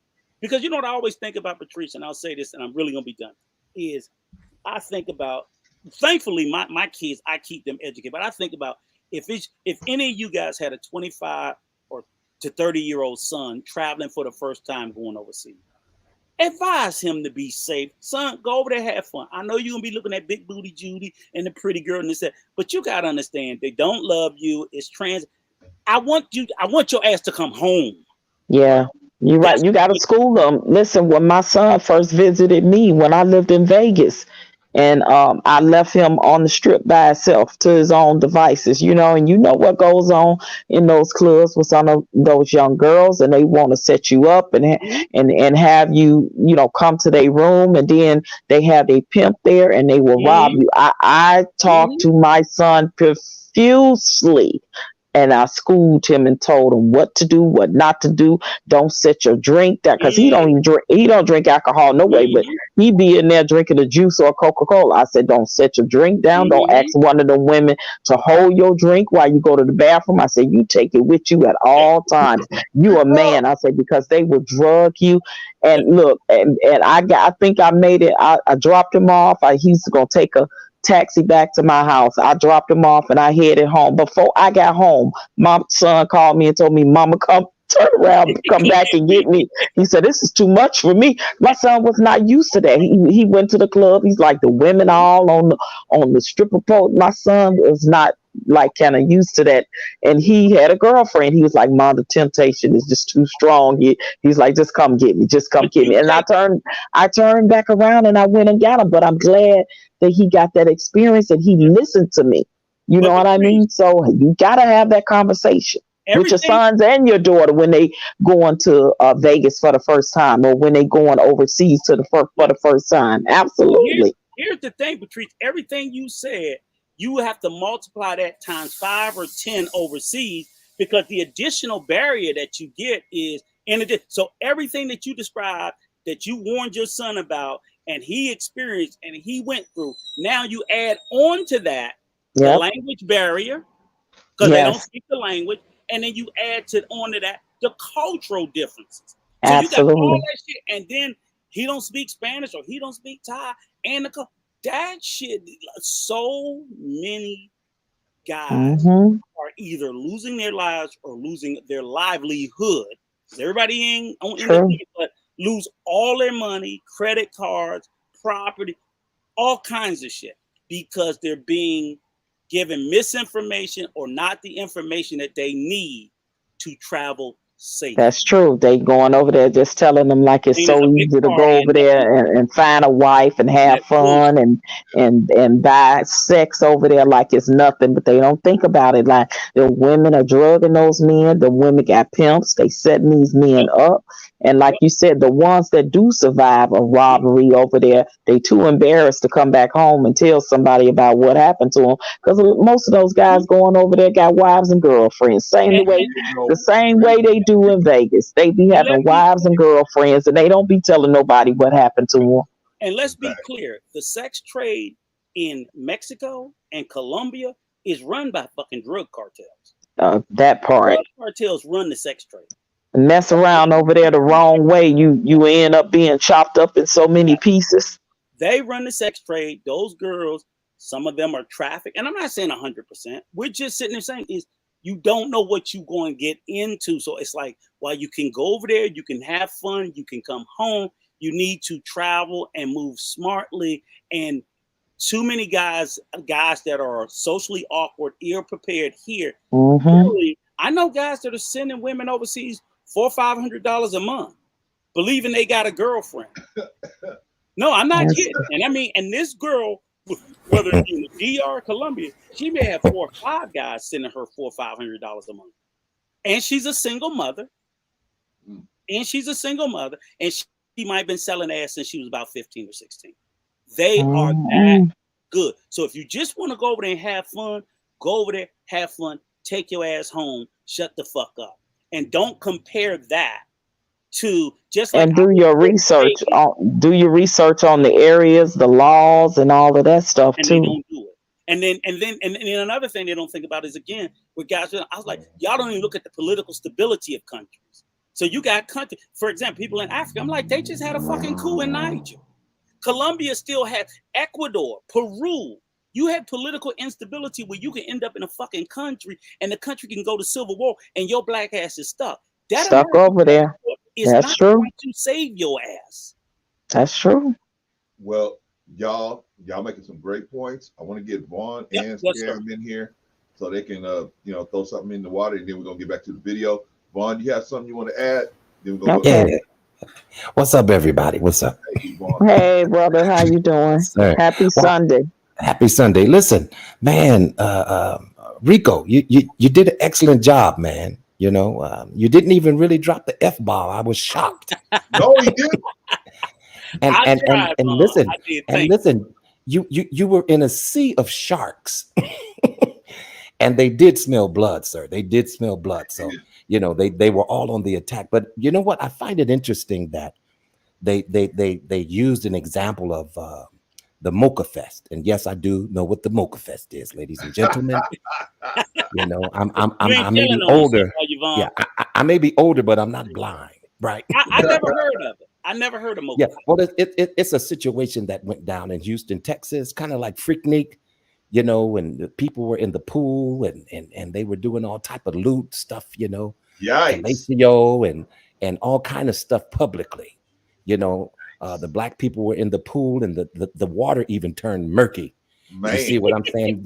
It was nasty, real nasty. But Vaughn, that's not indicative of black community at all. But wait, my thing is that they used that as an example, you know, pointing out the women, but they negated the fact that there were men there partaking in the same, you know, behavior, you know. So I find that very strange when you know, you get on these panels and, you know, they don't recognize the accountability that the men should have as to do with their responsibility. You know what I'm saying?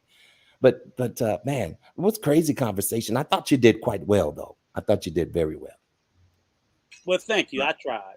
But thank you. Thank you, Vaughn. Appreciate and that. Thank you. Look, I may have some more questions about Mocha Fest. I never heard of it though. But when he showed the videos, I was like, now look, I can't. Me either. I never heard of Mocha Fest. Yeah, well, you know what? I had a chance to. I was looking at you know, perusing through YouTube, and I ran across No Captivity with Freezy. You know, he just started a channel over there, and you know, and he was talking about the Mocha Fest. I had no idea about there was a such thing as a Mocha Fest, you know, but the stuff that he was showing, I was like, wow, so this is what they're doing in public. I mean, you know, literal sex acts Vaughn, and in public. Vaughn, may I ask you, do you know what year this Mocha Fest took place?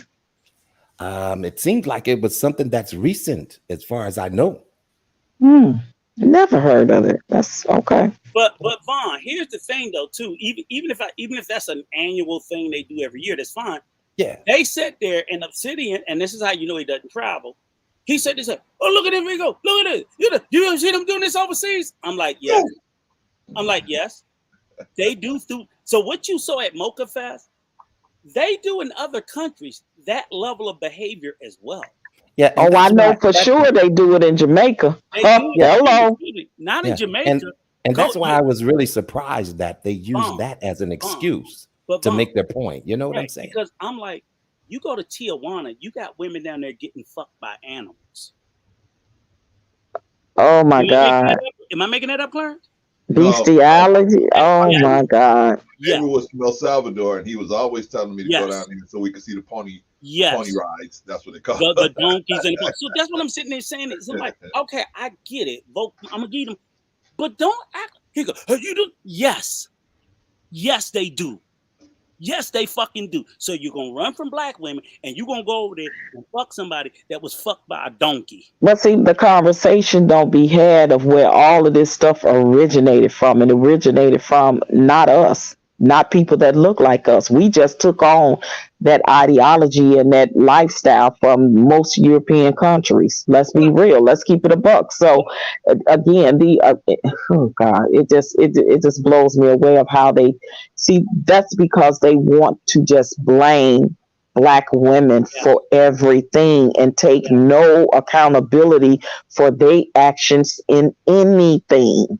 And I get frustrated, Patrice, because I'm like, look, I'm going to sit there and acquiesce and say, everything you say about Black women is true. 100%, 150%. What I'm telling you is this. Even if I accept that to be true, and I'm going to say I accept it to be true, every fucking thing you say about them, I can find in Asian women, Latino women, and fucking white women in equal or greater measure. So why are you saying one is better than the other? Well, we're going to get to that. We're going to get to that. That's just my whole point. It's like you're telling Black men to run away from Black women and run to Tijuana and fuck somebody that's down there fucking ponies? Well, we're going to get to the real reason. We're going to get to the real reason why they tell them to leave. Okay. But first, we got to bring Scam in. Let Scam get an opening statement out here, and then we're going to move on. Scam. What's going on? Dustin Crust as usual. Hey, Scam. How you doing, Sir Dust? All is well. I am a traveler. I'm not a passport bro. I do have a passport. I've been to Canada. I've been to Colombia. I've been to DR many times. I'm going to Panama and Colombia in October. I might go to DR. So I also speak Spanish. Not bilingual, but speak enough that I can go anywhere and have real conversations and better speaking and understanding. But I can survive off of Spanish in a Spanish country. Meaning I can have the real conversations versus you're only in a tourist area hearing what it is that they're telling you in the tourist area. Totally different. I have friends that are Hispanic. I live in Florida. They're Hispanic here. I've dated Hispanic women in the States, Colombian, Dominican, Costa Rican. Just saying some of the stuff I'm gonna share with you, it is what it is. And some stuff I won't share. I'd only share in the back chat and some private stuff. But 90% of what Rico is saying is the truth. Or a lot of it. What it is with the passport, bro, they're selling a dream. But at this point, men and women, the way people are, people who don't get what they want, they ain't what it is, and this whatever. They want to feel. Therefore, you show them something, dangle something, man, almost like a scam. Hey, man, you want to make some big money tonight? $10,000 a week. And they start drooling. This is how people are. So you got people putting up channels. The passport, bro, I bet you 50, 60% of the people don't even have a passport. And they're talking, man, we get our man, Colombia, Brazil. They ain't never left Memphis. And they know everything about Brazil. I ask them 2 questions, they can't answer them. I've never been to Brazil, but I ask them just basic conversations, and they just don't know nothing. But then blah, blah, simp beta Russell Wilson, blah, blah, blah, blah. Simp beta Russell Wilson, Kiki Palmer, simp beta incel, sign language. Simp, you're incel, you're gay, or never meet me in the street, you wouldn't say that. Sign language, same thing. Then I gotta troll them. Or I just hit the red and like, know what, y'all got it, man. But some things are true. Are women going and traveling and doing the same thing? Yes. Do they talk about it and talk about? No. Do I know? Do they do a head count? Excuse me, 37.2% of the women got bent over by Hakeem Hudula. Who cares? Are the men going out there doing stuff? Yes. I've been in sleazy areas. I've been in normal areas. I've been in just areas and countries. I've had conversations with people who work at a hotel, people who cook, people who do whatever, as well as some of the sleazies. I sit down and have a conversation with them. Sometimes you just see stuff. It's different when you go for 2-3 days and you're in a tourist area versus when you're there 10 days and go multiple areas. Like, hold up.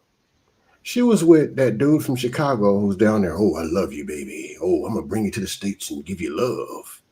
5 days later, a shift change. He flew back on Monday. Now it's Tuesday. She's with Jerome from LA. He can't speak no Spanish. She can speak good English. Where do you think she learned English for, and why do you think she learned it? How do you think she learned the English for? At least no, true love. The sparkle in her eyes. I got me a good one. I won't go in detail, but I know people who work in places, federal, possibly immigration, maybe not.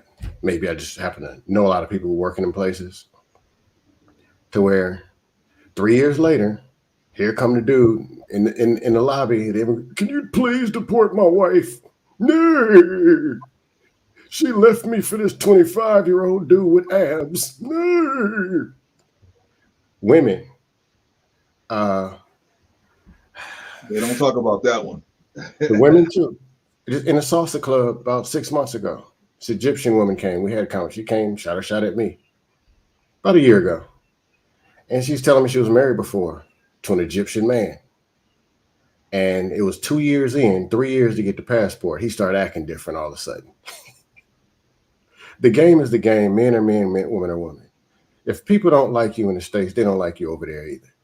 Now, I just happen to be ugly on Tuesdays and Fridays. So some of the people over there don't like me. I understand. And then they might say, ooh, big paycheck, a way out. Now I understand the Spanish. They might not know it. So I can hear them talking to their friend. You think he got money? I can understand that in Spanish. ¿Tú piensas que él tiene dinero? No, él es muy tacaño. I can understand that. I know what they're saying. Well, some of the times. But some of the stuff is true. A lot of it is that he's selling you a dream. And the people just want to talk. And they just want to be a part of something. Wall passports. Wall, we got it. But last thing. The death risk. There are not a lot of people going over these countries dying and ending up in the bushes. That's not true. There's one per every ridiculously 1,000 million. And then they blow it up. Whoa, they dying in over there. Look at that. Don't go. Like, the narratives are so bad. 2019, there was like 6 deaths that had to do with alcohol in DR. I think they bought transmission fluid from China or something. They were spiking alcohol. A couple of sleazy people were spiking alcohol with transmission fluid. Same thing they've done in the States. And some people got sick and they died. And the narrative they pushed, don't go to DR. Oh, they're dying. Soon as you get off the plane, you look and there's an alley full of dead bodies stacked on top of each other. They're all American. That's what they do. Media is going to be media. If you want to know how things really are, travel just to travel. But common sense. Go to your grocery store and tell me, do you see all the black men and foreign wives speaking a different language, translating up and down the milk aisle? So if it's all these mysterious passport women flying, waiting to get over here and cooperate, cook, clean, come on. The answer is just no. Hey, Scam, can I ask you a couple of questions? Sure. So first one I want to ask you is when you go to the DR, where do you travel to predominantly? Been to Santo Domingo. Where? Santo Domingo? Wherever that Renaissance Hotel is down by the water. Santo Domingo, the capital. Yeah. Okay. But specific, do you go to Sosúa, or have you been to Sosúa? I've been over there before. It's a jungle. It's a horse capital. It's a jungle. Right. It's full of prostitutes. Yes, but also I'm not going to ask who is and who isn't. No. I'm just saying that's just the reality, and that's probably where 80% of the black men that travel to the DR specifically go to Sosúa. I can't verify that because I don't know who's going where. I'll tell you this: what we can all simply do, and I would challenge any of y'all, just go to Google, go to YouTube, and just type in the word Sasua and see what the algorithm feeds you. Overwhelmingly. Yeah, I'm not saying no. I'm not saying right. I No. I know meaning you're not. And I can't verify. Right. Yeah. Right. And the reason why I'm saying is like I'm not counting everybody to get off the plane, but I'm like, if the algorithm of YouTube is overwhelmingly feeding you something, you would think that is the most or Google. If I type Sasua in Google, I would probably get more videos showing me or more content pointing out to the sex trade of that area, even though it has a lovely beach, it has some lovely jungles and trails, but overwhelmingly, probably like at an 8-to-2 ratio, all the content will come back about a particular thing. Same thing in Thailand, Pattaya. I partially disagree, but I can't say a yes or no. Well, I would challenge you to do it and then see what comes back. Well, here's my thing. Mm-hmm. If you're, I say it. And I'm not saying if you follow media, you're gonna get it. Just type in the name of the place and see what you're being fed, and either it's Google is doing it, or either I believe it's the amount of content that's being fed into the algorithm from people who's promoting a thing. Because that's kind of what you're saying is the very reason why I can't verify. Like, right. If everyone wants to keep saying, "Oh, black women out of control," then that's what's going to be the narrative. And every time you click black woman, that's what you're going to see and hear. This is what I'm saying. An algorithm does this. An algorithm collects all the information, right? So it just reaches out and grabs everything. What is being fed the most is what it puts up top. See what I'm saying? And what is being fed the least goes to the bottom. Okay. That's an algorithm. So what I'm saying is, if the algorithm is feeding sex tourism at the top, the overwhelming majority of information that's being fed to it is about that topic. And the only reason why I say, because I go to Punta Cana, I'll be there Tuesday. It has some sex tourism, but it's the reverse, because it being a tourist area, the majority of people who put videos about that, scuba diving, fishing, kite surfing, snorkeling, ATV ride, and horseback ride. You go to Sasua, it's the reverse. There's very little data being put about that, and 80 to 90% about it is about the sex tourism. So that tells you that these two disparate opposite ends of the islands, down here, everybody's going for tourism. Up here, everybody's traveling for the sex trade. The same thing in Thailand when you look at Pattaya as opposed to Chiang Mai or Bangkok, where while there is sex tourism in every place, but the predominance of Bangkok is people traveling for business and other reasons, where Pattaya, it's almost universally for that one thing. And that's why I said it is a self-fulfilling prophecy, and the algorithm is putting out what people are putting in. So I wanted to say, and the only thing I wanted to say, as far as I agree with you, I don't try to push the fear mongering on, she's out back, mama. I don't try to push the fear mongering around Colombia, but I don't look at the fear mongering around the deaths, because I think, yes, you still should go. I push the fear mongering so that people can be safe. That makes sense. What I would say about that is the same thing. Yes. Yeah, so while it's only been it's probably been 10 or 20 deaths this year, it's been 100 times more drugging. So not only do I not want you scammed to be killed, I don't even want you to be robbed. I don't want all your shit taken. So I think the lack of preaching safety is why these things exist anyway. I don't think it would be any, but they're literally I've heard guys in these passport bro spaces say, well, she's so fine, I'm gonna have to get drugged. I said, these motherfuckers is volunteering to get drugged. Yeah. This is crazy. I got you, bro. That's all I'm saying. I don't want to I've seen it here and I've seen it there. You're being reckless and stupid, and I don't want a 25-year-old kid who's do we doing a 25-year-old scam who never went nowhere to get off the plane the first time in Colombia You know what your ass would have been like at 25. Nose wide open. I was like that on everything. I was like that at HBCU. But that's what I'm saying. But now you're in a foreign country, and 25-year-old scam don't speak Spanish, and he's never been out the country. And Colombia, are you out of your fucking mind? Rico. Yes. We got to get to the part where you were despicable. Got to get there. Gotta get there. Hey, brother Clarence. I'm actually about to drop off. Okay. You want to promote something real quick? Go ahead, brother. No, I'm just gonna say the Scam Likely Show is in effect. Like, subscribe. That's right. However, some people, if you don't like and subscribe, ain't no offense taken. It ain't for everybody. Can you drop the channel in the back chat, Scam? I'll drop it. But and actually drop it in the chat too. I don't think Clarence mind, right? What? I said I don't think you mind if you drop it in the chat as well. No. Yeah, subscribe. Yeah. And I appreciate you coming up, brother, for sure. Yeah, and appreciate you telling the truth when it comes to traveling. They need to hear it, but they don't listen, man. They don't. No, I'm learning. Just troll them and get it over with. Yeah, they definitely don't listen. They don't listen at all.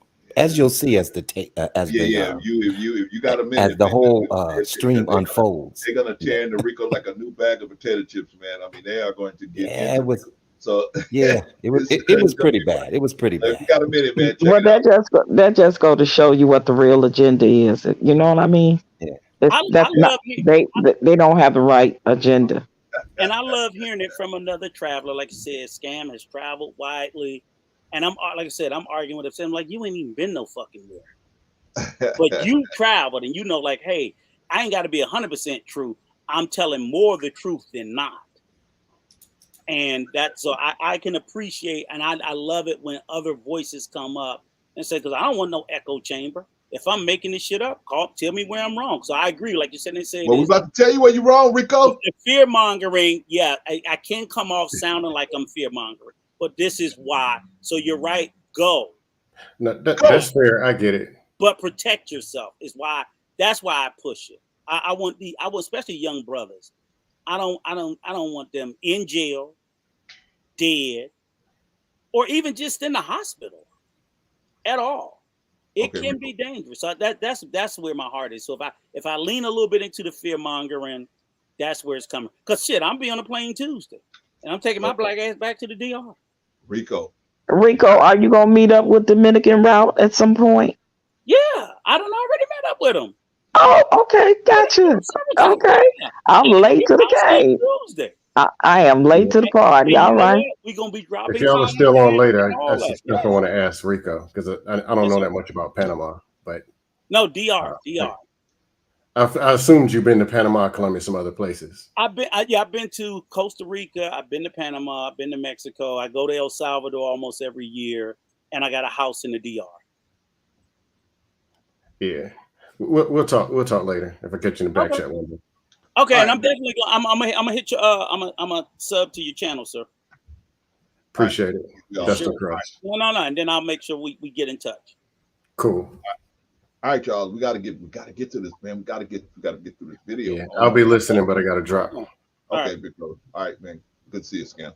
All right, that was Scam Likely, y'all. All right, we gotta get back to Rico, and Rico has went on Obsidian's channel. They were doing a live stream about the Passport Bros, and Rico was presenting an opposing view, but Rico was unaware that he was supposed to have all of this documentation and information when no one else was presenting that. But anyway, we're going to continue. By the way, we invited Obsidian to come. He said he was going to be here, and he didn't show up. But anyway, let's move on. Hang on, everybody. So, Rico, this is an organized effort. This has been going on with Black women for years and years. There are books written about it, movies written about it. Nobody seems to have a problem with it. But Black men going, for whatever reason, everybody seems to be up in arms about it. Please explain to me why the difference. Okay, I'll explain it the best I can if y'all let me. Yeah, go ahead. Because first and foremost, I get conflicted because in one breath, the Passport Bros will say that they've been doing it for 100 years. Then you got Mr. Spurlin saying Stella got a group. So, like, You know, you can't say women been doing it longer, but then in the next breath, they're beating their chest that they've been doing it forever. And I was in the military, so I traveled then too. So I'm well aware of this all over the world. Okay. None of this is new to me. Okay. So again, if first of all, he's talking about someone writing a book, and that everything in that he said may be true. And if people are actually, you're not familiar with the book. No, I'm not familiar with the book. I didn't say I'm not. All right, fair enough. Go ahead. But if in fact is true, and I believe anybody being sex trafficked anywhere around the world, then people need to go to jail. If you know about the horrors of sex trafficking, it's not a joke. It's not a game for men or women. Okay. If anybody's doing it, somebody should be going to jail. Okay. Do I believe that women go to, white women, black women, whatever, go overseas and do the same thing that men do? Sure. Okay. Absolutely. Again, okay. I said 1,000 times, my issue is not if you want to take your money and you want to go over there and get your rocks off. The issue is selling. This is my biggest issue. If in the Passport Bro movement, it's two things in particular. They'll speak to the successes, but it's probably like a 9-to-1 ratio. They do not tell you the streets is littered with guys being totally used and abused by these foreign women because they go over there being very impressionable, especially the young, impressionable men. Those are the ones I'm more concerned about, because whether it's in Thailand or the Philippines, where you go there and put your money down, and one of them women done took your fucking property from you, or either guys over there jumping off the roof, killing themselves. See, they ignore all that. They want to tell you the rosy side, and that might be good for some, but that's not for everybody. And I think about a 25-year-old kid who's never been out the country following people because they see all this glitz and glamour bullshit on YouTube that is not all true. Most of these guys don't know a damn thing about the political climate in these countries. They don't know anything about the law. They're sending our black men, which they go there and have fun, but rather than them say, hey, look, just go over there, fucking have some fun and come on back home, they're filling their heads up with all this BS. Who is filling their heads up? Who is filling their heads up? Yeah, that's a good question. Who's filling their heads up? Y'all filling their heads up. That was a good question. That was a good question. You all are filling their heads up. But I had an answer. That was a good question, but it's not like I didn't have an answer, because I answered. So Rico's about to answer that. Right. And I'm going to call them by name. Not going to be good. That's not going to be good enough for the mob. Exactly. And you saw how he pulled up more flying monkeys. Oh yeah, it right? Gets ugly after this point. Right. So I'm like, okay, if you want me to call names, I'll call fucking names. I don't care. All right. So let's get back to Rico, and Rico's on the firing squad. Okay. A lot of these content creators, and that's give me some names. Like, you guys are well, shit. One of them was up here. He gone Zoom. He does it. Zoom to Thailand. Zoom is right here. He does it. Yes, he does. Zoom is right here. He pushed that narrative. He pushed that narrative. Hang on. Is Zoom to Thailand here? No. Hey, he's not. yeah, man. I woke up. I heard his annoying voice. And I had to wake up and. That's Clarence LA boy. Rico. Wow, this is where he was really started to stir it up right here. He started to really stir it up. I gotta give Zoom to Thailand that one. Your voice is annoying, especially when you're out there cussing everybody out, man. That is annoying. And Rico. You know what? But guess what? Here's the thing. Now everybody pay close attention. He commented on my voice. Let's see if he commented on any of the facts. Let's see what he pushed back on, because I made a claim. I said he's pushing that bullshit narrative, and all he said was, "No, I don't. No, I don't." And now listen to what he says, how he explains it, and how I come back. Fuck my voice. Let's listen to the details. How dare you, Rico? How dare you, Rico? Go ahead. How dare you? Respond, man. Oh, okay. Yeah. Hold on, guys. Hey guys, I got a quick question, guys. Now, Rico, man, I've heard you say a lot of negative stuff about people, bro. And I don't know where it comes from. I don't sell nothing fake. What I say is 100% authentic, because you see it every day. I live here. You see it every day. So how's it fake? I think he wants to take some isolated incident and blow it up. No.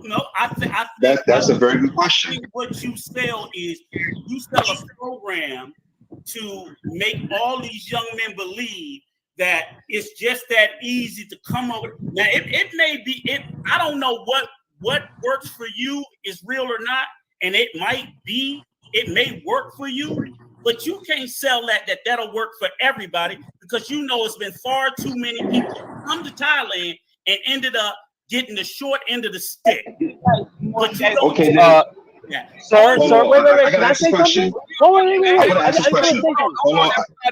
Everybody, I want to give Zoom to Thailand a chance to respond. He asked the question, and the reason why I'll call you out is because you sell consultations.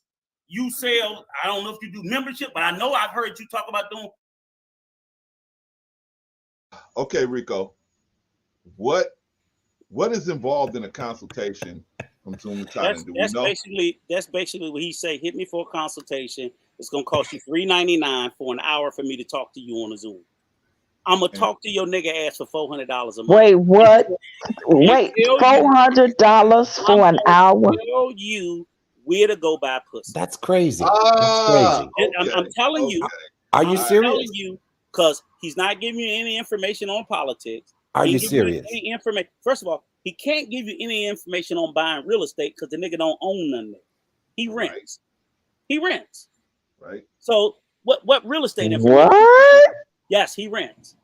Relationship advice, he got an ex-bar girl that used to get fucking hand jobs that he's been with for 3 going on 4 years now. But he still ain't married. Rico. Let's not besmirch. I'm not besmirching anything. No, that's not a besmirch. Clarence, stop. Exactly. And do you have documentation? Excuse me. Man? Yes, I have documentation. Documentation. Do you have documentation, sir? I'm about to cuss all y'all out, okay? Because I'm gonna tell you, he was challenged on a live, and he had to admit that he's paying her $500 to $600 a month. Yeah. Now he admitted. Okay. Now you guys go see. So stop, shut up. So again, most of this information that I get comes out of the mouths of the very people that we're pushing back on. See, so they say shit and they don't expect any scrutiny for what they say. So a young man by the name of Nakamizi, who's very versed in Thailand, went up there and challenged his ass and broke him down and got him to finally admit that, everybody got to take care of him. Oh, okay, because Nakamizi said, if you don't pay her that money, after 3 months, she going to get rid of your ass. She going to get rid of your ass. So that's the way it works. So stop preaching it like it's love. Rico. Stop. So again, this is the person that's qualified. Because again, my thing is that nigga ain't qualified for no fucking consultation, for nobody to pay him nothing but $3.99. And the consultations probably wouldn't bother me if they weren't so outrageous what they charge. And they all do. They honestly believe because I live in a country full of whores, I deserve to be paid $2.99, $3.99 for an hour to talk to you on a Zoom call. That's how we work. And then when I sat there and asked him, I said, well, what sort of guarantee do you give? You know, is there like a money back guarantee? Do I get some extra consultation? There's nothing. So I'm like, they just stealing. Y'all some thieving motherfuckers. Wait a minute, hold on, Rico, but you said something and I want to clear it up. I'm gonna make sure it's clear. Now you said this person came up here and busted I'll find the lie. But they did not do that on this broadcast. No, not on this broadcast. Okay, so I just wanted to make that clear. No, I've been smacking around Passport Brothers for the past year. Okay. And so I along with many people, so I am one of many that have, because there are other travelers in these countries that like that nigga lying. Right. There are other for every Passport Brother that's selling that bullshit, there are honest content creators who are much smaller because nobody wants to hear the truth. Agreed. That are calling out their bullshit. There's Rocky Time Real Time with Rocky in Brazil. There's Travel Time with Paul in Thailand. There's Not Meezy in Thailand. There's Peso Man in Uganda and South Africa. There's Dominican Route in the DR. There are people that I tap in with in all of these places that call out all their bullshit, got receipts and everything else. Okay, so I'm willing to hear the truth, and many others are not. Okay, so I want to lay it out what's going on now. So now, this dude zoomed to Thailand, recognized Rico, right, from other encounters, right? So he decided that this is the last time he's going to, because they're gonna say, "Hey, zoom to Thailand, you address Rico," and it's not gonna happen. Well, he never came back. Oh man! You know, I'm telling the truth. Let's continue. Let's continue. Consultations and other things of that nature. You have a problem with him doing consultations? I don't have a problem with nothing, but I know he can't guarantee anything. So the only way that he can do a consultation is if he gives a guarantee. No, first of all, for the most part, I don't think he's qualified to give a consultation. So he's not qualified. So you have no problem with that. So your problem is he's not qualified to give a consultation. I don't think he's qualified. But I'll put it like this: I don't think he's qualified for what I believe. I don't. Okay, so what would in your mind? Anybody experienced traveling can give a consultation. Everybody, be cool, please. In your mind, Rico, what should you have to be qualified? Pause it for a second, Clarence. Pause it for a second. But so first of all, I don't think it's a. So you see when I'm going back and forth with Obsidian, he won't let me answer anything. You see the line of questioning and how he's peppering me. So when I try to I see it. I definitely see it. So if you back it up a little bit, and I'm like, as I start to answer a question, he hit me with another question, and hit me with another, and he just keeps doing this bullshit. Yeah, he wouldn't allow you to answer anything. Exactly. And I did notice that. Yeah, I noticed that too. That's semantic. It was the same with everybody else on the panel. You know what I'm saying? They wouldn't allow you to answer any of their questions. Exactly, because they don't want to hear what I have to say. Because again, I'm sticking with. Well, the truth hurts. So move it back a little bit and then let it play. But I just wanted to make sure everybody noticed that it's not like everybody got it, man. Everybody got it. Asked me a question and I didn't answer it because I was adamant. I need to answer everything he asked me, no matter how stupid it is. But go ahead. All right, we're gonna let Diamond check in real quick. Diamond, what's going on with you, man? Hey, what's up, man? How are y'all doing, man? I want to make a comment about Hey, how you doing? How you doing, everybody? I just want to make a comment about passport bros. What people got to understand is who you are in America is who you are over there. And when you bring that woman here, she can become Americanized in a way that she don't like. So no matter where this woman comes from, you have to go and find a woman that has good character. And another thing, when it comes to black women, we have to understand that when it comes very good point. When it comes to black women, we have to understand that no matter what anybody says, the black woman will submit to what the black man wants her to do. The reason why she's acting the way she's acting because black men responded to her better acting that way. So us as men, we're going to have to be the ones that lead our women to where we need them to be, and we have to be what they need us to be. And a lot of times we want to make excuses. It's kind of like this. If a black man gets a woman pregnant, they say, well, she shouldn't have spread her legs. Like, no, you should have pulled out. Because here's the thing, at the end of the day, if a woman likes you, she will submit to you and have your baby. So it's up to you to make the decision to wear a condom. It's up to you to pull out. It's up to you as the man to take the leader. Because the thing about it is, my main issue with black men these days is a lot of us, not all of us. Wait a minute, hold on, Diamond. Hold on. That'd be like too much holding black men accountable. Come on now. That'd be too much like right. I'm just speaking. No, listen, you know what I'm saying? No, okay. Okay, because and black women need to be held accountable, but black men, we have to be the ones that take the lead, and we have to take responsibility. So if we want to run around and say we're the leaders of the community, the women should submit to us and do what we say, then we got to be doing right, and we got to be upright, and we have to show them leadership. We have to provide order in this community, because I'm watching some movies, some videos of some festivals where people doing all kind of stuff. And here's the thing. The men have to tell the women, we don't want y'all dressed like that. We don't want y'all twerking like that. We want y'all to be upstanding, respectable women. And that's all we're willing to accept. And if you tell the black woman that, she will rise up and be what you want her to be, because she will submit to your will. The problem with black men is the will that we created for black women is pretty messed up, because we're the ones to be like, oh, I want you to just suck my dick even though you don't know who I am. I just want to have sex with you. I don't want to be your boyfriend. Oh, I'm sorry. And it's just craziness. And that's the kind of stuff that I don't dig. I'm just saying, as black men, we have to set the tone for what our women are going to do, and they will submit to us. If we tell them we're not going to accept you if you don't do right, they will do right. But we've told them we won't accept you unless you're hoes. That's why a lot of our women are hoes right now, because we've misled our women. Agreed. All right, we got to get back, man. We got to get back. Did y'all know that Rico is despicable? Y'all didn't know that yet. Y'all gonna find out how despicable Rico is. Just like, remember Daffy Duck? You're despicable. Watch. All right, let's keep moving with this is Obsidian, and this is the this is the turkey roast, and Rico, of course, is the turkey. Where, by the way, I'm looking at this avatar, Rico. Where you at, Rico? You at a Chinese restaurant or something? I don't know where you at.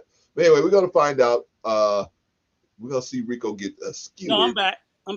We're gonna see Rico get skewered by the mob over here at Obsidian. I'm in these countries. They don't know anything about the law. They're sending our black men, which they go over there and have fun. But rather than them say, hey, look, just go over there, fucking have some fun and come on back home, they're filling their heads up with all this BS. Who is filling their heads up? Who is filling their heads up? Yeah, that's a good question. Who's filling their heads up? It's a lot of these content creators. And that's give me some names. Like, you guys are well, shit. One of them was up here. He gone. Zoom. He does it. Zoom to Thailand. Zoom is right here. He does it. Yes, he does. Zoom is right here. He pushed that narrative. He pushed that narrative. Hang on. Is Zoom to Thailand here? No. Hey, he's not. yeah, man. I woke up. I heard his annoying voice. And I had to wake up and respond, man. Oh, okay. Yeah. Hold on, guys. Hey, guys. I got a quick question, guys. Now, Rico, man, I've heard you say a lot of negative stuff about people, bro. And I don't know where it comes from. I don't sell nothing fake. What I say is 100% authentic, because you see it every day. I live here. You see it every day. So how is it fake? I live here, Rico. You know what's fake? I think he wants to take some isolated incident and blow it up. No.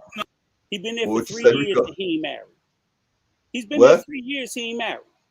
If you're looking for a wife, why the fuck are you not married?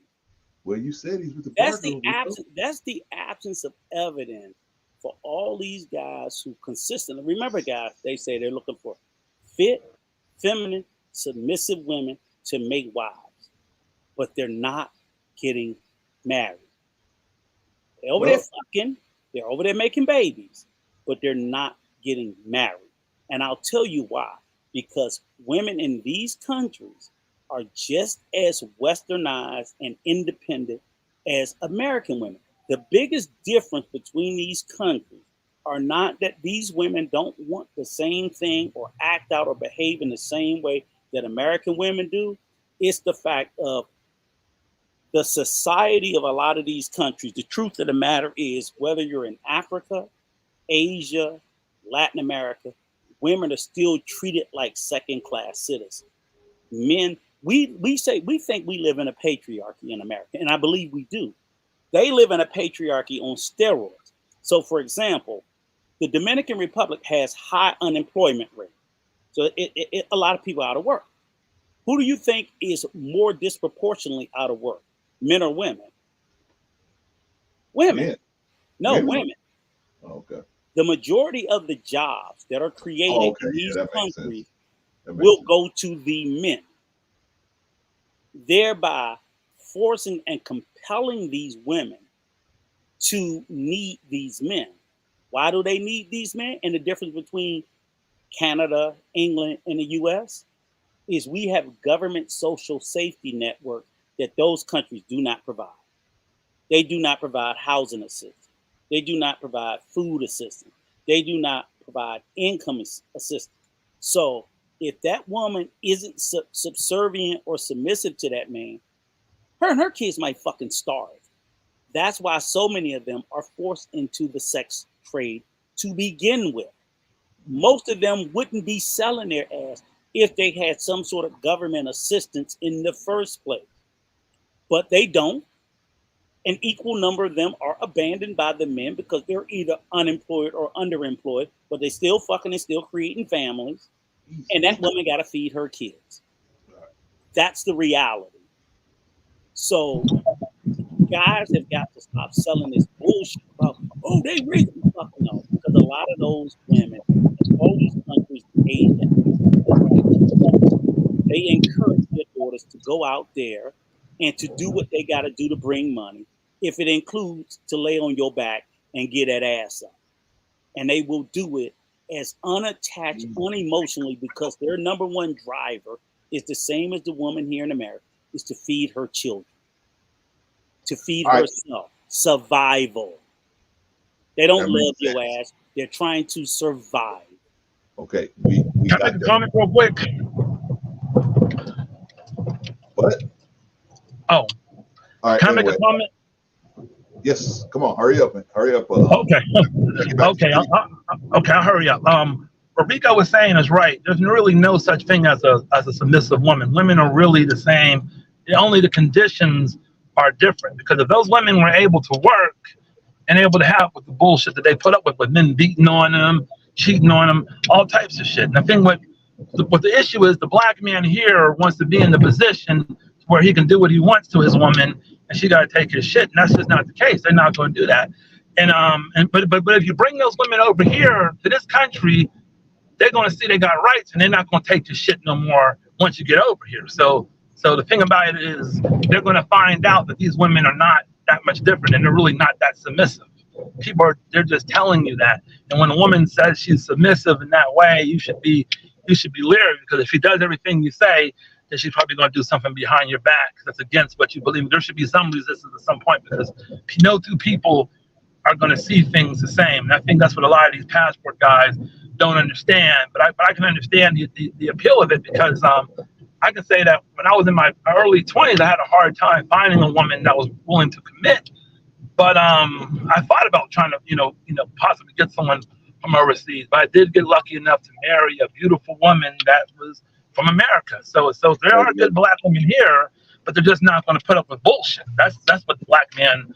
That's what these guys like Obsidian don't understand. And honestly, it's pretty much the same over there. Like my ex, his son is over in Thailand. They just brought property over there, and he got a girlfriend over there. And he tells me, then they in their 20s, and he tells me that his girlfriend don't take no SHIT off of him, who is an American man. I'm telling you, it's pretty much going to be the same. She's like, oh no, he can't get away with nothing with her. She don't take that crap off of him, and she's born and raised in Thailand. So yeah, no, I ain't buying it. Y'all killed it. Diamond, you killed it. Patrice, you killed it. I can't add nothing. Y'all killed it. Y'all killed it. Y'all killed it. That is 1,000,000% true. Every word that y'all said, and that's why it's just like, I'm a proponent of men traveling, but traveling with that knowledge of what you both said.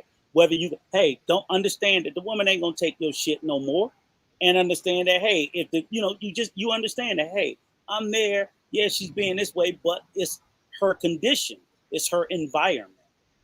So if you're looking to vet, truly, I tell people, go over there. Because the biggest thing I'll say, if you talk to probably the overwhelming number of passport brothers, you know what they don't have? The overwhelming number of them will go overseas. They don't have male friends in those countries. You talk to a guy in Thailand, he know 100 women and know one Thai man or none. Same thing in Colombia, same thing in Brazil, same thing. So I'm like, how do you go to a country and all your friends are females? Well, Rico, and you don't have any male friends of that country. How? Yeah, but Rico, that's irrelevant to the subject. No, but what that says is you're not being authentic in getting to know that country. Because if I went to Jamaica and I only knew the perspective of Jamaican women and I never had any Jamaican male friends, then I don't know the perspective of Jamaica. Because every country is made up of both genders. Agreed. So how do you learn one gender and not the other? Then you don't know shit. Yeah. That makes a lot of sense to me. You don't What know you just shit. said. You being finesse. Yeah.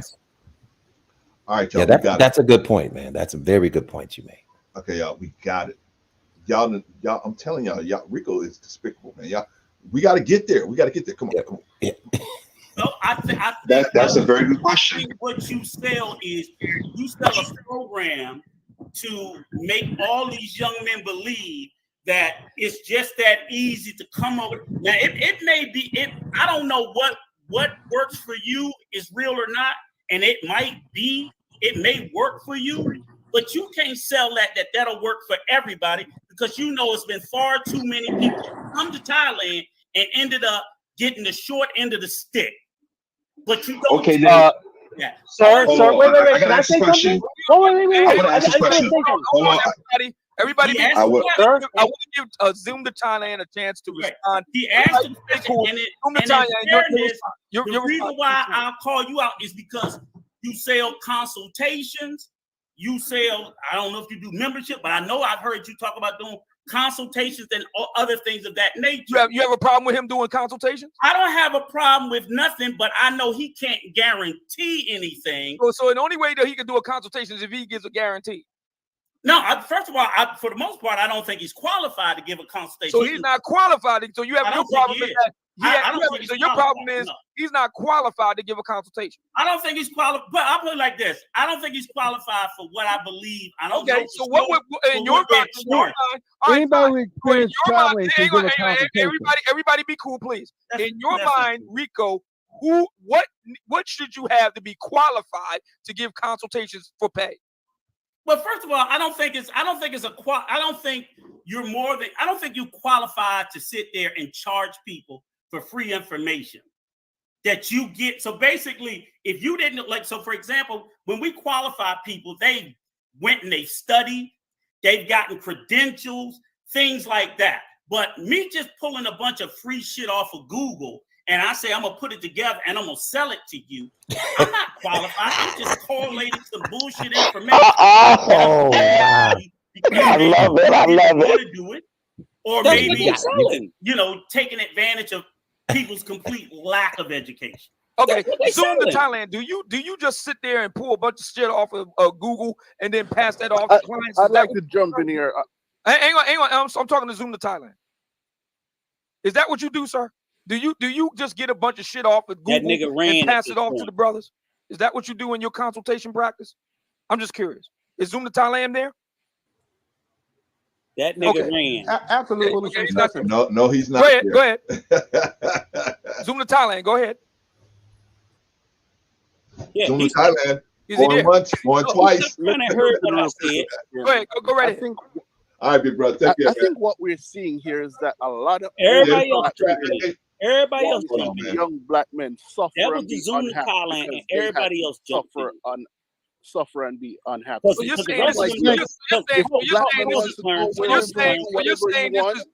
saying this is reason number one why passport bros, brothers have problems with passport bros, because you're saying it's misery loving company. That's what you're saying. Yes, that's what I believe. And also I believe black men are full of American citizens.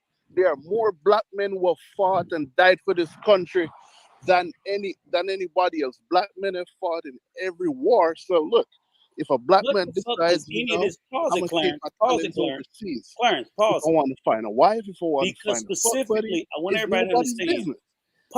And there are some guys who. What I want everybody to understand was, you see how we jumped from him asking me about qualifications to now all of a sudden black men love misery loves company. Do we see how they moved the ball?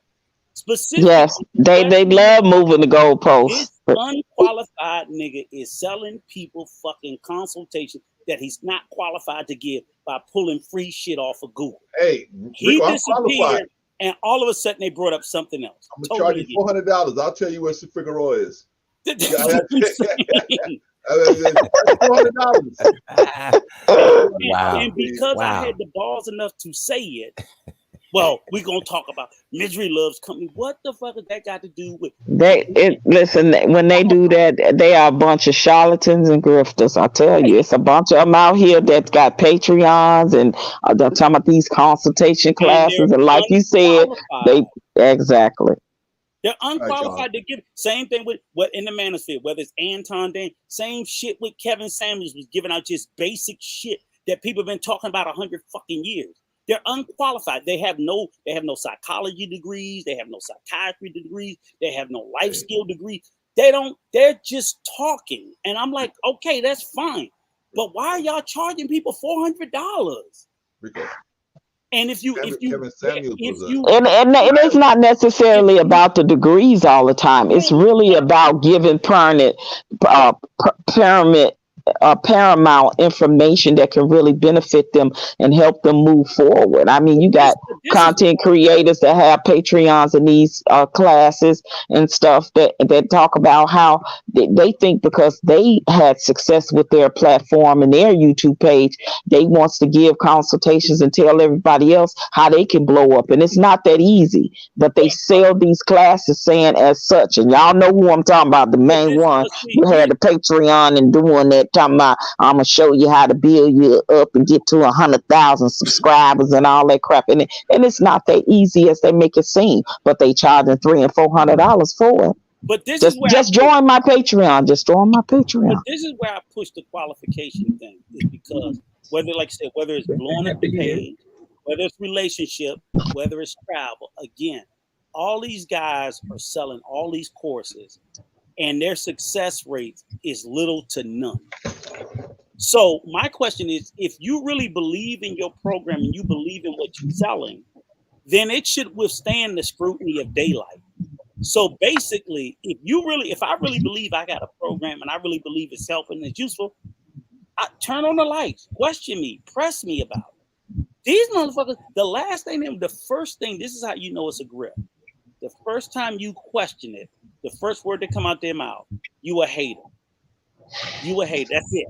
That's it. You a hater. Why the fuck am I hating? I'm asking questions. If it's legit and it's not a hustle and it's not a grip, then you should welcome the scrutiny, because then your program will withstand the scrutiny. Doesn't have to be perfect.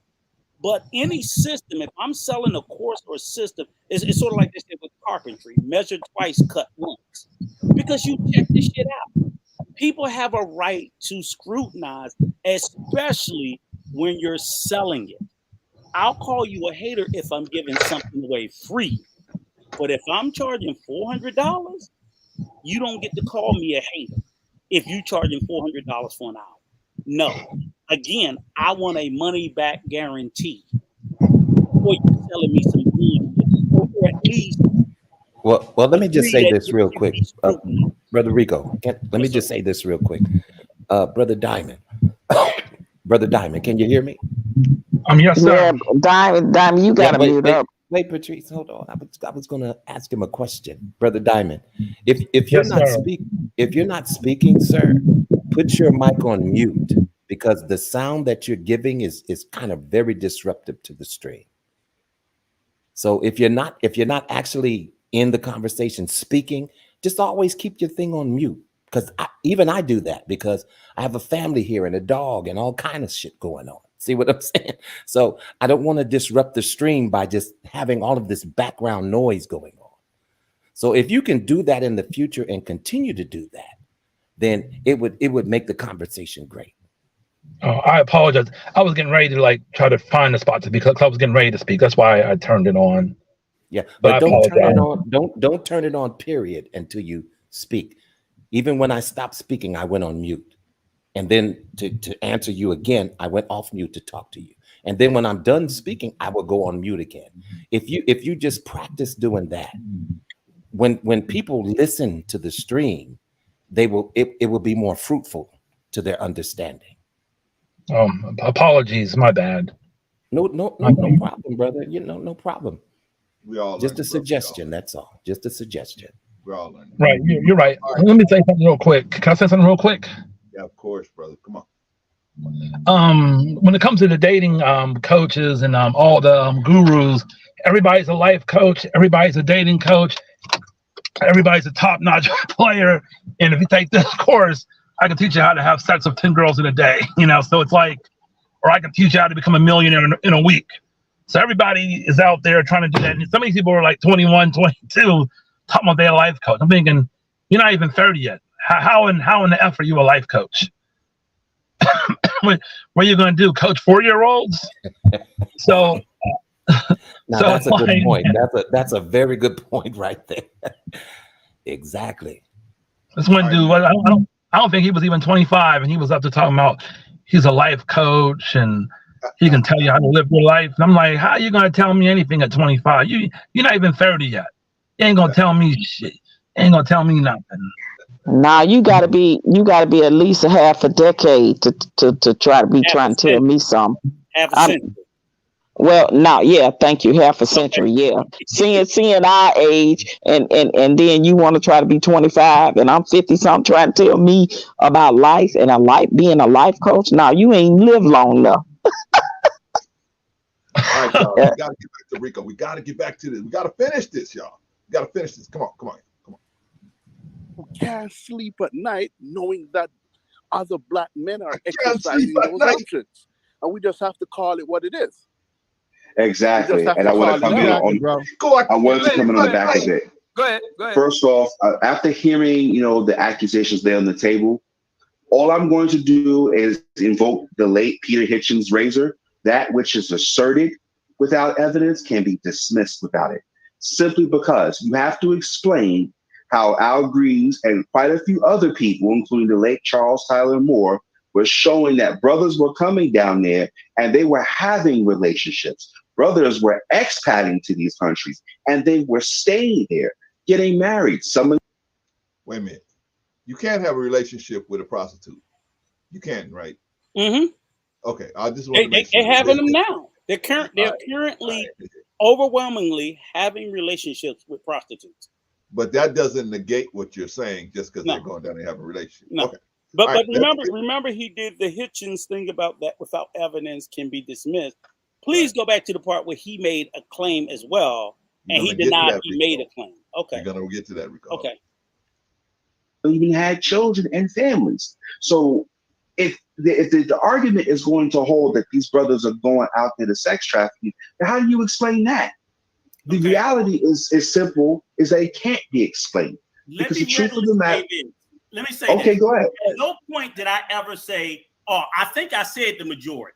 See, that's the part y'all keep getting stuck on. Because granted, there are some exceptional Black expats that's expatting all over the world, really married, real businesses, real estate. Okay, there are some. There are a lot of them. But the overwhelming majority, and I would say... Which you can't prove, sir. Stop offering that. You cannot prove it. You cannot say for no, sir, I won't let you say that. I won't let you disparage my brothers. You cannot definitively say right now that this many men are Black, are going for this specific purpose. Because if you could say it, I would stand on side with you as a man of morals and faith, and I would stand with you and agree with you and call it out. But you can't. Don't sit up here and offer vagaries. How dare you? Vagaries. How dare you? Got a lot of balls to come up here talking in vagaries. In this dojo, we speak straight to the point and honestly, like men. If you're going to come up here and malign men's character, you ought to have some balls and be a man and stand on your square and say exactly what it is, point the information out, and let's deal with it. You got a lot of... Oh my God. Wow. Angry Black men. Angry Black men. And the reason why I want you to pause it is because I gotta get Man, that was a trigger right there, brother. No, but hold on. You triggered something, brother. Brother Rico, you triggered something. Big rigs. So literally, and I'm gonna tell you, I'm gonna pause it. I want you to pause it because again, like I said, I'm gonna have to dip in a minute, with John. But here's the deal. Okay. At that point, that's a sweet point because he wanted proof. We're gonna show some of the proof right now. Right now? Okay. Yeah, I'm going to share. Okay. And I want y'all to tell me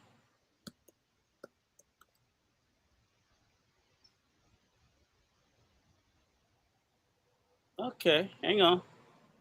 Yeah, man. You gotta hit share it. Rico, how dare you? You gotta have balls, Rico. How dare you, Rico? So present. You're gonna have to show me that data, and until you show me that data, and then I'll stand up with you and a brother. But until then, you're talking in your balls and Clarence, you okay? angry black males. Ain't no more angry. Y'all see my screen? This is one passport, bro. Okay. Okay, Rico.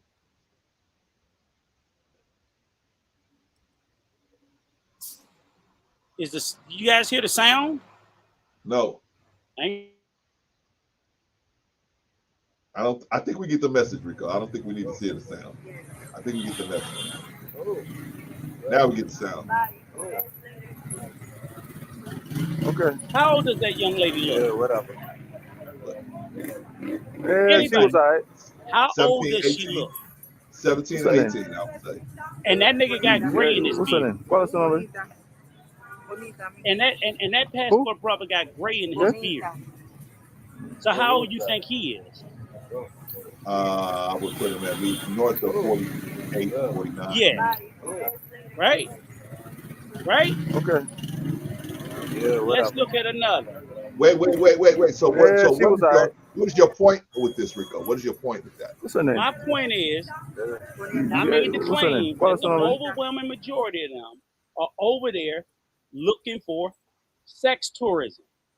I'm showing you evidence of black men overseas in the DR participating in the trap and participating in soliciting sex tourism. How are you? Solicitation. How are you showing us that? That was just a little girl talking to the old man. Who knows what they were talking about? Maybe she's gonna come over and pet his cat. Who knows? Okay. So how would we describe that interaction here in the U.S.? A 50-something-year-old man talking to a 17-year-old like that and getting her phone number. That would be and saying she's all right.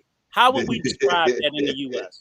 That would be very goofy. How would we describe that in the U.S.? Vaughn, would you like to tell me how at your age, you sitting there talking to a young woman like that, how that would be described or perceived?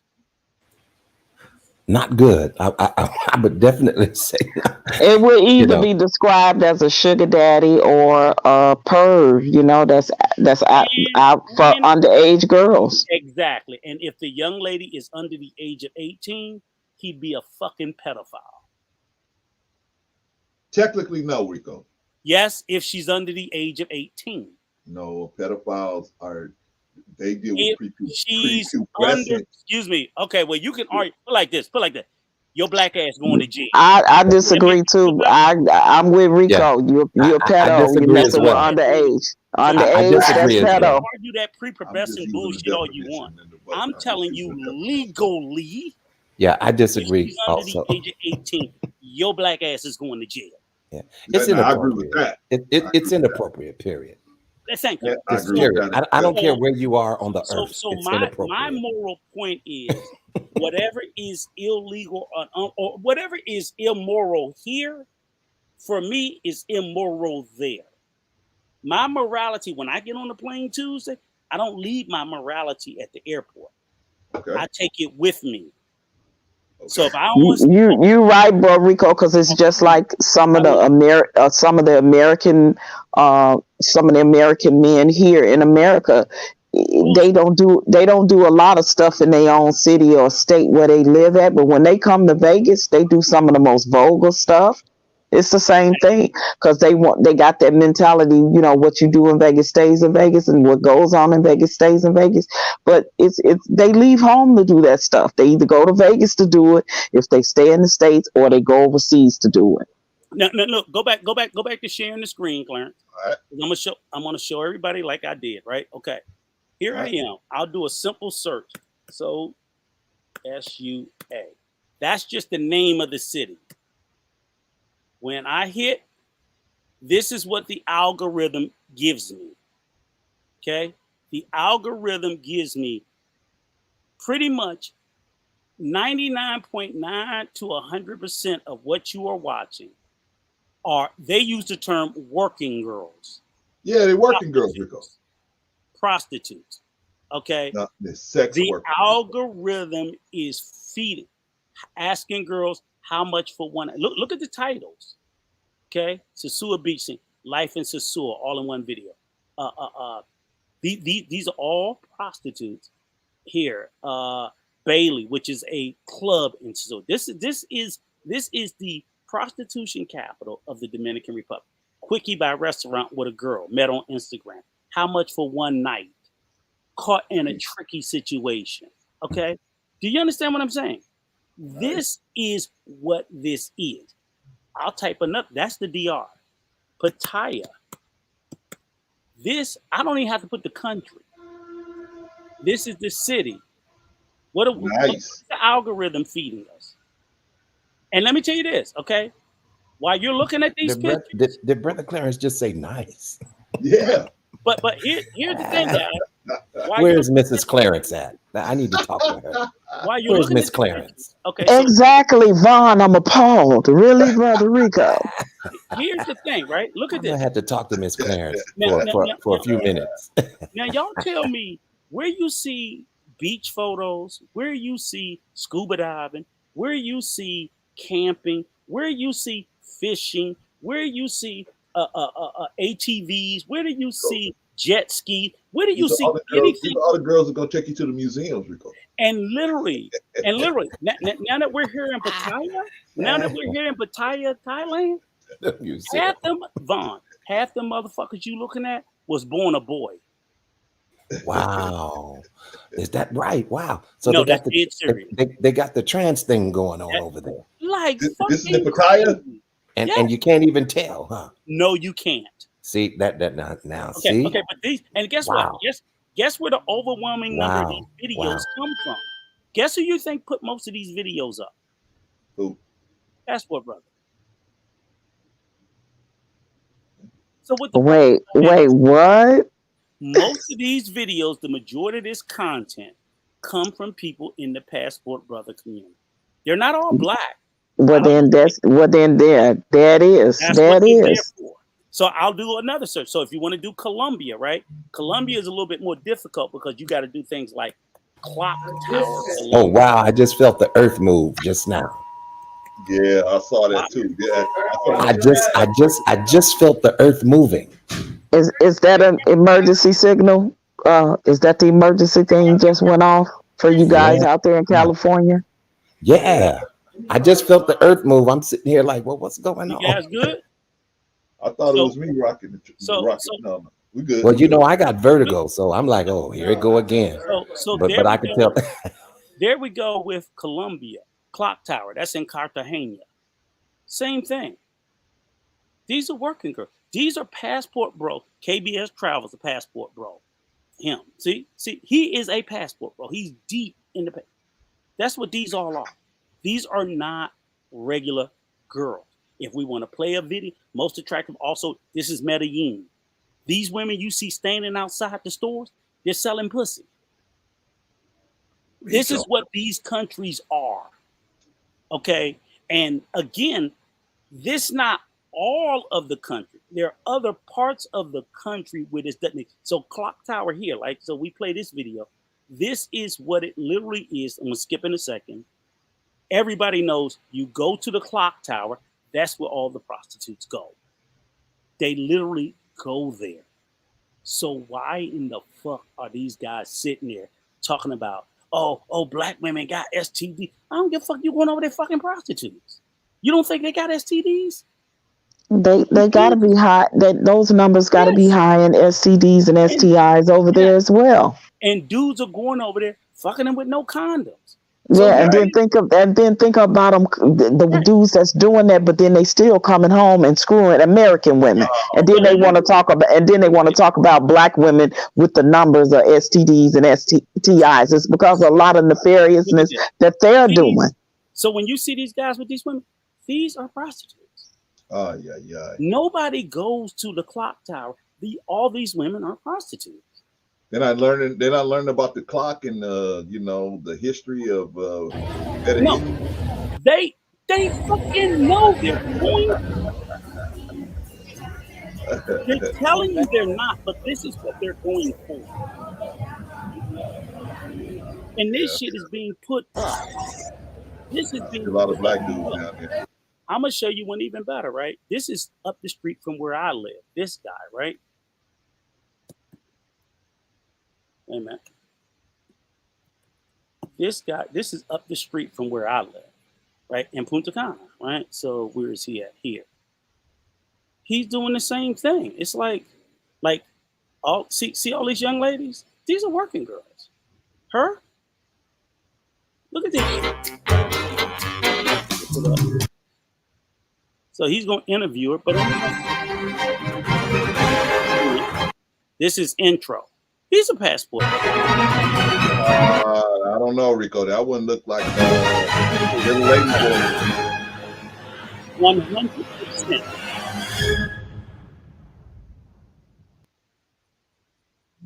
Hang on. I want you to see it. TV. Yeah. We're back with Dariani. You know, like you guys cannot get enough of her. So I have her back to KLOK TV for you guys.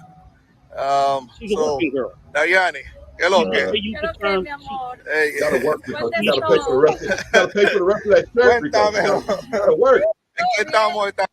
Look at this. Wait a minute. Is that a dude? Right? Hey, And I just want you guys to see get half the shirt, Rico. You gotta go back and get the rest of the shirt. So this is the club that right? Going on, so that's just how a movie gonna be. Wait. Come on, Chi. Come on, baby O's. Wait for me, man. Wait for me. I gotta get some footage before I go back inside.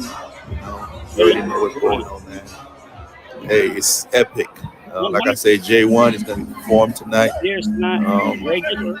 Alongside Flo Baby Ocho. So movies the place to be. The movies will be at the Casino Avalon. Let's go. Yes. That's not a regular club. It's a regular club, but you pay for everybody there. 100%. There's not one woman you see in there that any man in there gets the money. And that's what they go for. So when you go there, there's only one thing you're interested in. That's the DR, Colombia, that's Brazil, that's Pattaya, that's, and don't think they don't have lady boys in the DR in Colombia. Yikes. They got them there too. So you better know who you dipping in and what you dipping in. Now that is, we were talking about this, but that's one thing they don't bring up. They don't bring up, when they talk about all these STDs, they discount the men for sure, and they really discount the double dippers. The men that are going both ways, that are spreading this stuff around. They discount those guys. We are here, a movie Let me show you this inside the casino. one. Hang on. I'm gonna show you this one when they're going in and out of KLOK, the club, and it's crazy. It's just unbelievable with what you see and the way they. I think might be this Memorial Day weekend. KLOK, Sakpase, what's good, my people? Welcome back to KLOK TV. He's Haitian American, right? Weekend here in the Dominican Republic. You already know what it is. We got a lot going on. This is like 5 minutes from my Movie house. Trap gonna have And stuff. you're gonna see. Brooklyn everywhere. This is how the club is. Yeah. Hey, Ron. Those are all working. 100%. Look, 100%. I don't hit the city a lot, but tonight I'm pouring Henny on rocks. Light up the Zod, they see me spinning the block. Got my eye on something pretty and I just wanna try something. Fuck around, blow every penny I got. Demon time, what's a heart when I see titties and thighs? Lydia's eye to the bar, I'ma be sending these shots. Send me the spot, I'm a star, niggas seeing me not. Cream of the crop and I can tell how she keep. We get the idea. So let me stop. Jim. What I'm saying is, I'm not saying for a moment that all women in Colombia or all women in the DR or Thailand are prostitutes. I'm saying all the prostitutes go to these areas. Do you understand what I'm saying? So in other words, all Los Angeles are not prostitutes, but every bit Figueroa is. If you're going to look for a you on Figueroa, you are paying. Okay. Yeah, so if I'm looking for a good woman in Rico, Big Rig Slap said, these better not be pictures in your phone and videos out of your phone. So Clarence, if I end up on Figueroa, it's like, nigga, you ain't looking for a good woman. You're looking for one thing. I don't know, Riggs. I don't know. So all I'm saying is that I don't have to have them on my phone. They keep putting them up on YouTube for me. So exactly right. And this is the problem. They get mad at me. I was like, I didn't go through nobody's phone or breaking nobody's computer to get this shit. Y'all putting it up. But you know what? The point is this. The point and is then when this. you get the pushback, you be like, "Why won't they mind their business? Won't you stop telling all your fucking business?" And the point is this also too. Listen, the same thing that's going on here is the same devil over there. I mean, why do you think it's the land of milk and honey and there's no corruption going on? That's what I don't understand about the whole passport bro thing. You know what I'm saying? And here's the thing, Vaughn. Every woman I showed you in all those countries make on average $300 to $400 a month. So they're making $6,000 a year. And that's considered a lot of money over there, right? Well, I mean, that's their average. But I'm like, if you're making $6,000 a year, why wouldn't you sell pussy? I mean, I just think of myself like, well, I ain't even mad at them for doing it. I'm just saying, and I'm not even mad at the people going over there for buying it. I'm mad at people that's being dishonest about it. Yeah, they pushing a false narrative. The passport bros definitely are. And you're not. I literally tell my son. I got grown son. They come visit me. I'm like, okay, I know what y'all gonna do. I've been your age. Ain't got no problem with that. You better not come back talking about you love none of them bitches. You out your fucking mind. Because they don't love you. They're no, pop. I said, okay, that's it. That's it. Go have fun. Go have fun. Well, the thing, hey, look, fair exchange ain't no robbery, right? They paying to play. The women know what it is. The men know what it is. Ain't fair exchange ain't no robbery. I say wrap it up and don't come home talking no bullshit. But my sons, they don't be tripping off that shit anyway. So my thing is, when I try to tell the pastor, why can't y'all just tell them? Because I know young men that go over there have shit. They go to Tijuana. Like you said, look how many people, like I said, Clarence, y'all, you and Von, LA. Young brothers go down to Tijuana all the time, party like a motherfucker and come on back and don't think nothing of it. Right. So I'm like, what the fuck is wrong with passport brothers that y'all selling this narrative? Ain't nobody going to Tijuana talking about they in love. It's pretty women down there. They doing, but ain't nobody talking about them they love them. That's crazy. You know what you get. I went down there to have some fucking fun. But Rico, it's the problem. That's the problem. The problem is the guys that are going down there because they know, okay, I'm going down here to do whatever, and it's gonna stay here, and then I'm gonna go back to my nice little life. But those are not the guys that are the ones getting caught up. The ones that are getting caught up are the ones that are going for the dream, and they think, okay, I'm gonna go down here and find a relationship just walking down the street, and they're the ones that's getting caught up. They're the ones that my issue isn't even being caught up. My issue is the Zooms and the other false content creators that's selling this bullshit. And the only problem, I wouldn't even have I would still have a problem with them selling it, because I think that you're going to set some young men up. Because what happened is, if you're already a lonely young man and you go overseas, and I'm telling you, what we saw, they gonna me more, Poppy. They gonna make you believe that they love you, and they don't. And imagine how you gonna feel, that young, socially awkward young man, when he poured his heart, his soul, and all his resources into somebody, and come to find out she don't give a fuck about him. Because a lot of these guys are overweight, they're not in shape, they have blue collar jobs, they are fucking the rejects of society, and they are so in love with this image and this narrative. So one, a lot of these guys will be moved to causing themselves self-harm. And see, the people that's selling them that bullshit, they don't give a fuck about that. So remember when I talked about people not being qualified, this is what the Zooms and a lot of these other fuck niggas don't do. They're sitting there telling people this shit, but I'm like, but you're not gonna hold yourself responsible because some irresponsible kid listened to your advice and went down to Columbia and got his fucking heart broke and decided to self-delete. Then you gonna go, oh, well, it ain't my fucking fault. It wouldn't be your fault or problem if you wasn't selling that bullshit. How about you stop selling that bullshit? Because see, I ain't worried about it. If somebody sit there and self-harm themselves listening to me, I don't feel good because I told the truth. Right. I told the truth. But if you told a bunch of fucking lies, you are culpable and responsible. And if their family find out, they'll sue your ass for it. That happens because you are responsible for feeding people bullshit and they go out there and they act on your bullshit. So that's one aspect of it. Another aspect of it is I'm like, just like they're pushing this because they're pushing this narrative to Zooms and whatever. And I'll keep calling that fuck nigga out because they're trying to line their pocket.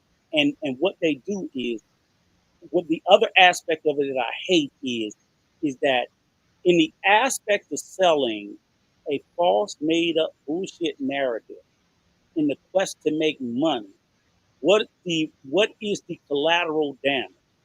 They're tearing down the image of Black women. They're shitting on Black women by telling these men who have problems that the source of your problem is these Black bees, and you can go over here and these women that's about to fuck you over is your salvation.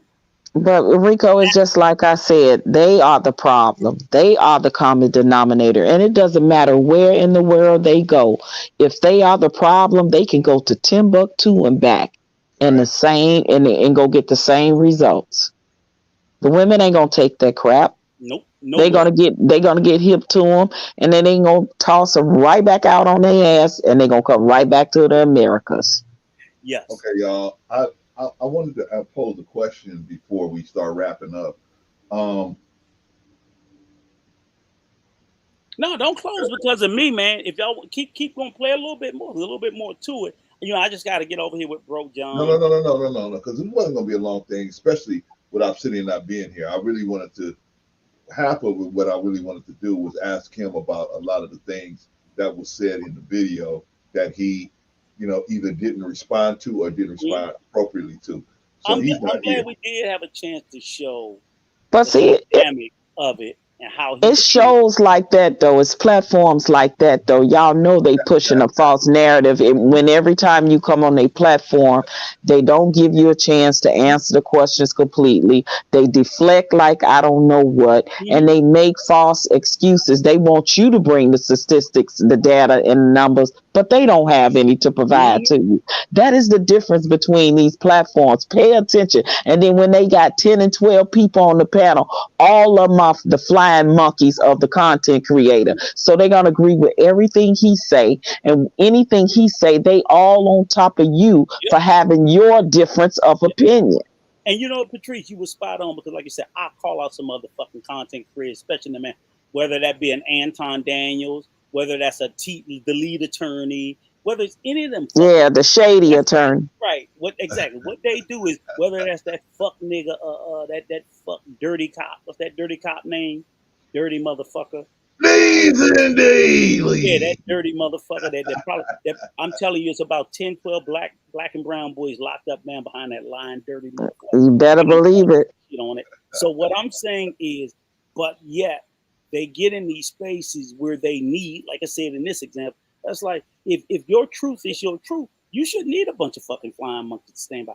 That's why we gave this brother an opportunity to come today. And I don't care what fuck nigga shit, only a low value man would give his word and not show up. So now, or a woman, the snake at night. The snake at night. Don't leave her out. Snake bitch too. Exactly. I don't give a fuck about none of them motherfuckers. Wow. I mean, we really throwing names out here today. Man. Motherfucking right. Because Man. Ain't nobody threw no name. What you talking about, Vaughn? Ain't nobody threw no name. The snake at night. Implications. Because this is what I'm saying. You're not gonna be complicit in the fuckery, because let me tell you this. I see that bitch all over in the passport. She twerks for Passport Brothers non-stop. She being tailor-made fuck nigga ass shit. She over there with Zoom to Thailand. Yeah, I'm talking about you, Gail, at night. You over here complicit with these lying motherfuckers selling this shit to young black men. No, I see her in Wait, I told y'all I went up there on another platform to confront her, right? And she called me a 304. She called me a 304 because I was calling her out, and she called Frank Gooden and everything, and then like Frank Gooden wasn't going to back up my story, she ended up having to have him on a call in the back end, so nobody never knew what he said. And then because I'm calling her out and I'm telling the dude I got receipts. You know what she called me? A 304, y'all. She said, you know how when you calling somebody out and you right and they ain't got no argument, but you a hoe. You know what? This is the worst part about it. Is she'll sit there. I'm sitting there saying like, this motherfucker bitch over here twerking for Passports Bros, and 90% of their comment is talking about black women like her. I don't give a fuck. You fuck being black women empowerment. Why the fuck don't all y'all gotta do is pay attention to the people they rock with. The flying monkeys. That's it. Her ass. She is. Play some more? But let me be this. Let me be crystal motherfucking clear. Let me say that bitch is part of the problem with these motherfuckers too.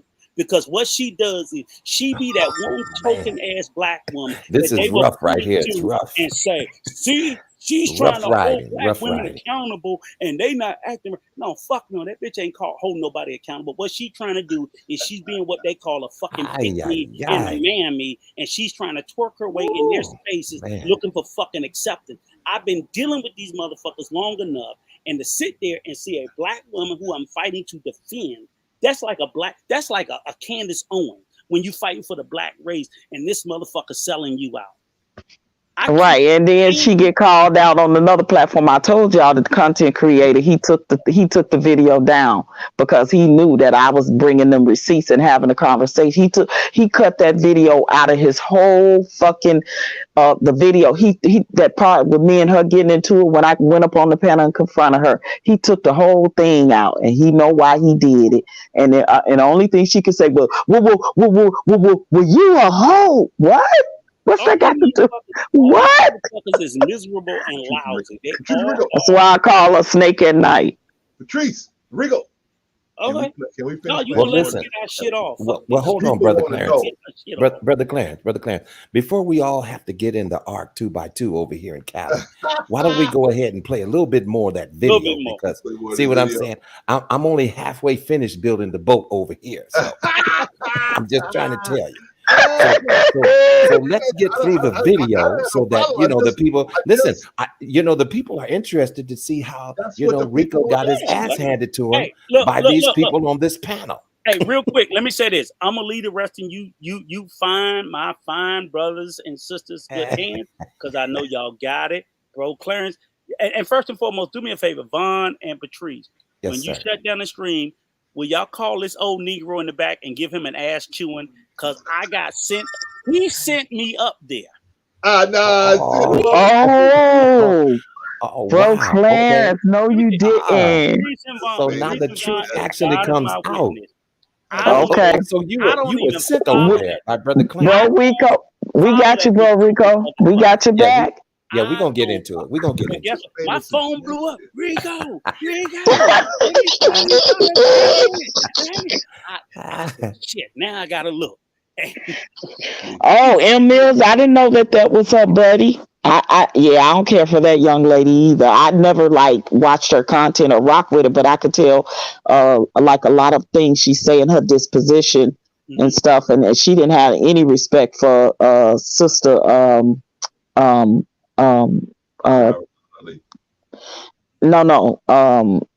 T what's her name? TJ. Oh, TJ. You want Randolph? Yeah, TJ Randolph. Yeah. Like she totally disrespected Sister TJ Randolph. So I saw that video and I was like, nah, I don't rock with her. Then she started getting into it with Courtney Michelle as well. I'm like, yeah, this chick is foul. Like she foul. Y'all just make sure when this live in, y'all call him back and give him a good talking to. Okay. Bro, okay, we got you, bro. We got you. See how you laying it out? I salute because you know what? Y'all know I got shoulders for it. And again, I don't blame him, but it wouldn't have happened if he hadn't called me. Now, I agree with that. Now I definitely have to own up to that. I don't blame him. And you know what? He kept that away from us, Rico. He did not tell us that. Wait, we got a text talking about, look at Rico, brother Rico over there on Obsidian. But he didn't tell us why and who sent him over there. I went over there on my own, right? Shout out to GQ. The truth finally comes Shout out to John GQ. We know you not here, Don GQ. You not here. We see you not here. I could have ignored it, but it wouldn't have been nothing for me to ignore if somebody hadn't called. I'm gonna explain it again, Big Rig. I'm gonna explain it again. Get his ass. But you know what? When you run that tape, when you finish playing that recording, that brother that's about to speak now, that's the one that was really handing it to Rico, man. How dare you? He went into a bag, man. Wait, I was actually looking for somebody that actually called him despicable. I was actually trying to listen for that. Oh, okay. Hold on, just do me a favor. I'm going to point out in particular the bullshit and the irony of where he demanded receipts from me, but he made a claim and when I called him about receipts, he claimed he didn't make a claim. Make that part. That's very important. I thought you were That's a very important part to show you the disingenuousness of how these guys are. And I'll see you guys later because John probably cussing me out.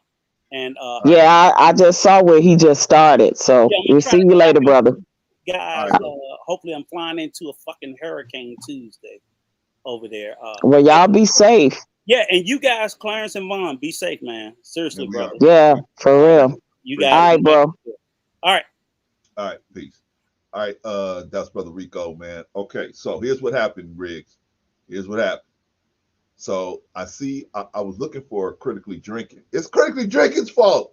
Now I was looking for Critically Drinking, right? I didn't find him, but I've trying to pass the buck, bro, Crayons to on Arshawn. Are you really trying to do that?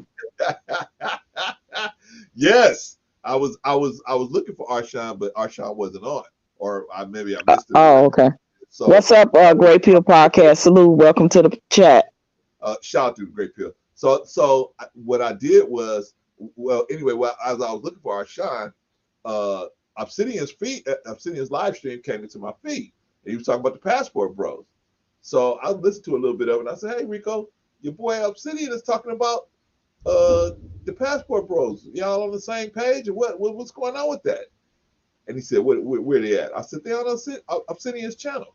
So he said, "Oh, I ain't gonna go up there. I ain't gonna even talk to them. They crazy." I said, "Oh, okay." So we kept talking, right? And then I said, "Well, there's the link, Rico. You sure you ain't gonna go up there and tell them a little something?" No. You was egging them on. I said, "You should." I said, "There's the link, Rico. You should." So what I thought, so all honesty, y'all, what I thought Rico was going to do was just go up there, blast them for a minute, and then get down. That's what I thought he was going to do. I never thought he was going to sit up there for over an hour, right? So he gets up there, and that's when he gets pummeled. So that's what happened. It definitely got ugly, man. Yeah. I was sitting here like, well, man, I wish I could defend him in the chat, but man, he was on his own, man. Yeah, I couldn't listen no more after a while. I was like, oh God, like here we go, here go the train wreck. I was like, I can't listen to this stuff for too long. I can't do it. Oh, I want to put a disclaimer out. When I said Snake at Night, I want to put this disclaimer. I was not talking about Neek at Night. I have nothing against Neek at Night. No offense to Neek at Night. Let me be clear. I think we know who you're talking about. Wow. I think that's it, Patrice. Just that. That's all. Yeah. That's it. That's all. I just want to throw that disclaimer out there. Just that part. Yeah. Nothing else. Nothing else. Just that. Nothing, honey. Wow. All right, y'all. Let's get back. I'm trying to do too many things here. I'm trying to get back, and my computer's kind of going slow. But what we're gonna do is we're gonna listen, because they definitely called Rico despicable, and they said he was a low caliber guy. So let's go back to that. Let's see. Here we go. A nerve, sir. I'm standing on my square. Let me say this. No, you're not. You're being a coward. Oh, I forgot to come to coward. Sir, you have said vagary. No, you said vagary, sir. You said majority. We need specifics. We need specifics. And that's why I said I'm going to dismiss the argument, because there is nothing of substance. If you have something of substance, and I'm inclined to agree. Rico, you sound like a passport hater. Hey, quick.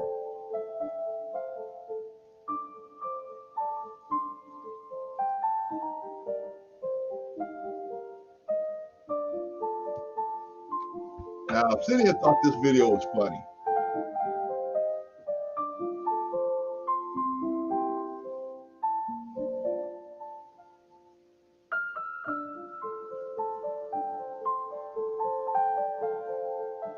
Black men, be in the middle. Travel the world. Be you, but stop tearing down our mother and sisters. Tell them the truth. It's not safe like that. We are seen as Vicks. Now, it might not be right, but it's the truth. We are the biggest Vicks. Why? Because all you want is some fucking pussy. All you want is some goddamn Latina pussy. That's all you show. Just like here. Just like here. Now, that doesn't mean you can't find a woman over there that loves you. Of course you will. They all want a damn passport. I got fucking played. And speak the language fluently. That's how big the game is. You're going to spend your money, and you're going to marry them, and you're going to get them out of poverty. The same thing you can do here for your own black people. Same thing you can do. Period. And I'm going to stop right there, because you know what? This is not to go down on my black brothers. I'm going to be honest with you, because I'm a black man from Chicago. And even though I'm one of the righteous ones, I'm still a black man, and I cannot unmarry myself from the ridiculousness that we're showing to the world the last 15 years. I still love you because I'm you. I'm just not going to do what you do. There's some of us in the middle, and you know what? I love my sisters. I love my mother. Her nappy hair, her big lips, because it's mine. Stop tearing down our fucking people. You don't understand. I'm a high school teacher. Everybody in the world sees us as fucking buffoons. Stop. Yeah, they beautiful over in Colombia. I love my sisters. I love my mother. Her nappy hair, her big lips, because it's mine. Stop. Stop. Stop. What in the? I know. Oh, okay, so he do that mocking what that brother just said. Correct. You must have just been dead. Okay, real quick. Yeah, real quick to Rico. Rico, I'm a guy that has done all three. I've had whores, I've had girlfriends abroad, and a wife. All three, not one, all three. What you do is what the quote unquote white supremacist does. You do not allow black men to be full human beings. Okay, I want you guys. What? Okay. What? Now, Rico had been saying from the beginning. That's ridiculous, man. Come on, that's ridiculous. I don't Brother care. Clarence, you know that's ridiculous, right? I know. That's why I was fun. I mean, talking about laughing. I was laughing. I was laughing so much at this. I felt so bad for I sent Rico up there, man. I felt so bad, but I still was laughing. It was so funny. And then Well, you know, Rico's not gonna stay on the porch, so you know he ain't gonna stay on the porch. You had enough fun. Come down. Rico still stayed up there. All right, but anyway, he didn't tell you that part, did he? All right, so let's continue with these guys. Now remember, Rico has been saying from the beginning, hey, you guys can go out there and do what you want to do. Just be careful. You know, tell the young guys that don't have no clue about what's going on, tell them the truth so they can stay safe, right? That was Rico's whole point. But they're saying Rico don't want them to travel. Rico don't want all this stuff. This is why comprehension is very critical in the Black community. Critical thinking and comprehension is very critical. And when you comprehend something, that yeah, because that's the first thing he said. He said, of course I want them to travel and get culture and experiences. Right. That's the first thing he said. But what they're doing is what they was blaming him for doing, and they moving the goalposts now. Now they saying, oh, okay, well, since we can't refute what you're saying about the passport bros, now we got to move this. We're gonna say your objective is not this anymore. Your objective is this. Same thing they used to say to do to Jesus, right? Well, since we can't say that you're wrong about what you're saying, we're gonna just discredit you. We just gonna say you know, look at you. You riding a dusty donkey. You dusty, right? Why should we listen to you? You know, anybody riding up here on a dusty donkey talking about I'm the son of God, right? The son of man. What? Right? So they try to discredit you, and they do the same thing to Prophet Muhammad. They said we can't say that he's lying, so we're gonna discredit him instead, right? So this is what they'll do. They start to try to discredit you now by moving the goalpost. Now this is one strategy they're using, and that's by moving the goalpost. They're gonna also use the conflation and the deflecting and all these other different things. But I forgot they called him a coward. I forgot that here's a man jumped out of hundreds of airplanes. This is a man jumped out of airplanes. Anybody want to jump out of airplanes? Moving airplanes, in flight, in the sky airplanes, not on the ground. I ain't doing it. I ain't even jumping out of one on the ground, right? I'm not doing it. Unless it's on fire, I'm not jumping out of no airplane, right? Even if it's exactly on the ground, right? But here's a man been 20,000 feet in the air, jumped straight out of airplanes many hundreds of times, right? But anyway, they can't call him a coward, right? But anyway, okay, we're gonna move on, y'all. We're gonna move on. Let's see where. Oh, here we go. Sex, relationships, and marriage. Some want one, some want two, some want a little bit of all of them. And it's despicable that you get up here and try to regulate us to the point where we got to do what you say we ought to do. There's that word, despicable. We are free now. We are not subject to other people's rules. We're not. We get to be full men like the rest of the world. Donald Trump has had whores, concubines, prostitutes, porn stars, and 2 or 3 wives. Why I can't have them? Now stop right there, because see, that's the part right there. Stop right there, because you're coming in heavy. You're coming in heavy. Stop right there, because see, that's the part right there where he tried to say Rico sounds like white supremacists. That's white supremacist talk, because why are Black men trying to mimic what white men have done for centuries? To me, you're the one that's trying to be like white supremacists. You're like colonization, right? Exactly. Like, okay, whatever. Anyway, Black man, go ahead. Shout out to Robert Watkins, glad to have you in the building, my brother.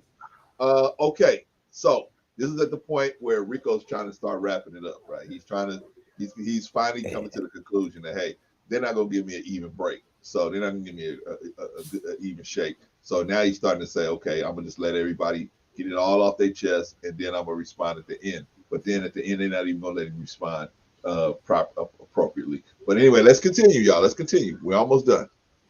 Let me just say this, because I think this is where everything gets off the wire. I don't think at any point in time have I ever came in this conversation and said that Black men shouldn't travel. I encourage all 5 of my sons to travel. Not only should I travel, I should fuck them hoes. You say what? You gonna let me finish? Not only should I travel. Wait a minute. Did I stutter? Not only should I travel, I should fuck them hoes. I don't care, sir. At no point did I say Black men shouldn't travel. And when I'm done fucking them, you know what I'm gonna do? I'm gonna find me a girlfriend. Okay, and when I'm done with that, you know what I'm gonna do? I might find me a wife. Do you want me to respond or not? I won't say anything if you're not trying. If you're not trying to hear me respond. At no point can anybody, if we roll the tape, have I ever said that black men should travel, nor did I say that. Is that your dog barking in the background? Yeah, let me put it up. But maybe your dog got something to say about this whole thing. Now this is But the third while time he's Rico, taking care of that, here's the thing, and that's the third time Rico has made it utterly clear that, hey, I've never said you guys shouldn't travel. You guys shouldn't, do your most, do your whatever, do your best, and then he's never said any of that, right? They love pushing false narratives. That's what they do. Because, and here's the reason why, and this is for all of you guys that go out here on different panels and you think, man, what they must didn't understand what I said. No, they understand. They heard what Rico said. They understood what Rico was saying. They don't want to let the logic connect. If they allow you to connect all the dots, then that's going to be a bad situation for them, and they ain't gonna be able to crawl out from under that rock. So what they're gonna do is they're gonna interrupt you. They're gonna throw all this different. They're gonna deflect you. They're gonna, and which is what they're doing to Rico. They're gonna deflect you, and then they're gonna change the goalpost. They're gonna change the whole narrative of the focus of the conversation, because they can see where it's going. They can see. When I used to get on these panels, I used to do the same thing. I used to be like, what? Maybe they're not understanding what I'm saying. I finally figured out they know what you're saying. They already know where you're going. They're not going to let you get there. So they're going to blow the train up. They're going to put the dynamite on the tracks and blow the train up so you can't. Exactly, bro, Clarence. Exactly. It's a semantic tactic, and a deflection tactic that they do. Yes. So I want all of us to watch out for this when we go on panels, especially these large panels like this. That's what's a lot of times going to happen, especially if you're bringing an alternative opinion about what's going on. They're going to, and a guy like Obsidian is going to promote the dogpiling that they're going to do on you and all of these different things that they're doing. He's going to promote it. And so he probably thought, hey, they're going to do the same thing to me that I did to Rico. But we weren't. I wasn't. I was just going to ask some questions and let him and Rico respond to each other and give both of them the opportunity to talk. But he never showed up. A clear, honest debate, which is fair. That's not what they do. Brother Clarence. Yes, I think Don Q wants you to, GQ wants you to drop the link. I don't know if you want him to come up, but he's in the chat requesting the link. Yeah. Okay. All right, Don Q. Yeah, let my brother come up. You talking about the brother that's never here? Yeah, he was never here, so we're not going to dispute Correct. That. All right. Well, we're not going to dispute it, but dang, man, I know I seen that studio one time. Shout out to Don GQ for that studio, man. Outstanding. Oh, shout out to Robert Watkins is in the chat. Salute, brother. Yeah, shout out to Hey, what's up, brother? Listen, but let me just say this real quick too. One thing that I notice about these type of panels, it's very Stepfordish. Like the Stepford wives. It's like they sound like clones of each other. Right. And they talk the same talking points, and each one, it seems like they were brainwashed into this type of thinking. It's like they can't think outside the box at all. Right. And I find that to be very strange. Exactly. Like your mind should be open to some point. You see what I'm saying? Because everything is not everything. Well, Vaughn is follow the leader. As Simon says. Simon says, put your hand on your head. Remember that? That's all they do. As Simon says, put your hand on your hips and jump and hop on 1 foot, and they all acquiesce. That is a very down to earth vision of it, and that is correct. What they all do, they follow the leader. Whatever Obsidian's gonna say, they're gonna roll with that, right? Yeah. But okay. And so Rico really made the conversation challenging, because other than that, it just would have continued to echo. It would have just been a continuation of echo chamber, you see. But now they loved when they had some fresh meat, in the midst. See, so now they can all attack and say, yeah, and make their point, which their points are just very frivolous to me. I don't see anything substantial about what they're saying. Listen, if you want to go to another country to find a wife, well, make that your business.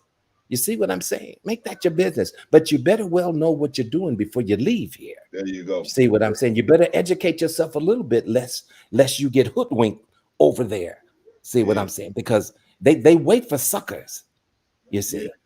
If you going to Walmart and you looking for tires, don't go in the bread section. I'm just saying. Bread over there, right? You want tires, you got to go where the tires are. So, but I wanted to make that clear that this, I blame Obsidian for this, because Obsidian never qualified when Rico asked him, "Hey, you guys open for another an opposing opinion?" And they said, "Sure, come on up," right? But they never said, "Okay, Rico, you need to have all your all your videos in line, all your articles, all that lined up." They didn't say that to Rico. They just said, "Come on up and Right, all your data, all your numbers, all your statistics. And he ain't pulled up and showed nothing. All he did was a bunch of videos. That's all he did was a bunch of videos. Exactly. None of But they didn't present anything either, though. Huh? That part, Bond. I watched it also. They didn't present anything either. That's what that was the point, and that was Rico's point from the beginning when he said nobody else had to do that. Why do I have to do it? And right. So they say, you came up prepared. Why? Oh, we got to get to that. You came up prepared. You came up here unprepared. All right, let's get to it, y'all. Let's get to it. I want to get ahead of it. The problem is that, at least for me, no one said that. No, you said that it was argued that you didn't say men shouldn't travel. You made a blatant. The man just talked. This guy down here just said that, right? Sure did. I don't know. Something wrong with them. They don't comprehend very well. No, man, it's not. It's not. So that's why I was laughing, because I was just watching all this menagerie of buffoonery. But anyway, let's continue. Let's continue, because we got to get there. A very bold and upfront, direct accusation. And then instead of just saying the Passport Brothers, you said most, which, let's be fair, I'm going to be generous. Most is anything over 50%. So we don't know how many brothers are you including in that most. But you made an accusation of brothers are going over there and they're going for sex. Okay. I'm one of those people. I'm not with that. I don't think that's cool. And for me, that's a moral issue. To other brothers, that might not be a thing. I'm not doubting. That's between you and Almighty at the general judgment. You got to figure that out. Having said that, there is an untold number of brothers who are going legitimately to have relationships. They're going to build families, even in the documentary. And I keep citing it because Al Grease was the first one to expose the counter talking point, which was Jet and Ebony writing hit pieces about Black men going into Brazil that are going to get the women they want. And mind you, these were women who had some of the same features that you get in the States. Nappy hair, big lips, big breasts, big behinds, you name it, they got it. So it wasn't about the physicality while a lot of these brothers were going. They were going for a peace of mind. Hold on, Brother Clarence. I'm listening to this rhetoric that this brother's spewing. A big butt, big this, that. But he said nothing about the character. See, this is what these guys are caught up on. It's the outward appearance, but they don't have enough understanding to know that what's really important is what is her character. What is her character? You see what I'm saying? You can't trust a big butt and a smile. Come on. Yeah. But see, that's what I'm saying. This is the whole point, Vaughn, is that instead of saying, the reason why you're striking out in the U.S. is going to be the same reason why you're striking out in Thailand, same reason why you're going to be striking out in Colombia, is because there's some work you need to do internally to get yourself together where somebody's going to say, you know what, you're the type of man that I'm looking to spend the rest of my life with. If nobody's telling you that, then it's probably because you're not that person yet, and you might need some work, right? But they're saying, oh, okay, you can fix that problem. Just fly over here where you can hold their poverty as a hot. You can hold them in tow based on their poverty. They will just submit to your whatever you want. That's how you get submission, is by creating this, going over to the seas, and that's how you get commission, by holding your wallet over the head of some chick, because you can't hold the wallet over the chicks here, because you got the athletes and all these other people that you can't compete with. So you can hold, but you can hold your wallet over there. Your little 50 $25 an hour is going to be like $1 million an hour over there, right? So you can go over there and do that. But eventually the women are going to treat you the same way because you're the same person, right? You're the same person. So you got to change who you are and how you are and what you bring into the table, not just financially. People think happiness is money, and that's what the American capitalist society promotes, is that you're going to be more happier with more money, but not necessarily. Happiness is something that you got to dig inside yourself and find, and that's the thing. It's a lifelong treasure hunt that you have to find within yourself, and then once you find it, you're to maintain it. Well, listen. I'm not opposed to. Hey, if you feel that you need to travel to find a wife, listen, I don't have a problem with that. You know, the only issue I have with it is this narrative that you're pushing, that there's nothing good here. See what I'm saying? And I disagree with that. But at the same time, you have every right. Wait, let me just finish real quick. You have every right to seek elsewhere. I don't oppose that. I'm not in opposition of that. Go ahead and do that. You know, but make sure you're doing it for the right reasons. That's all I'm saying. Because the same trouble that you're going to find here, you're going to find it there.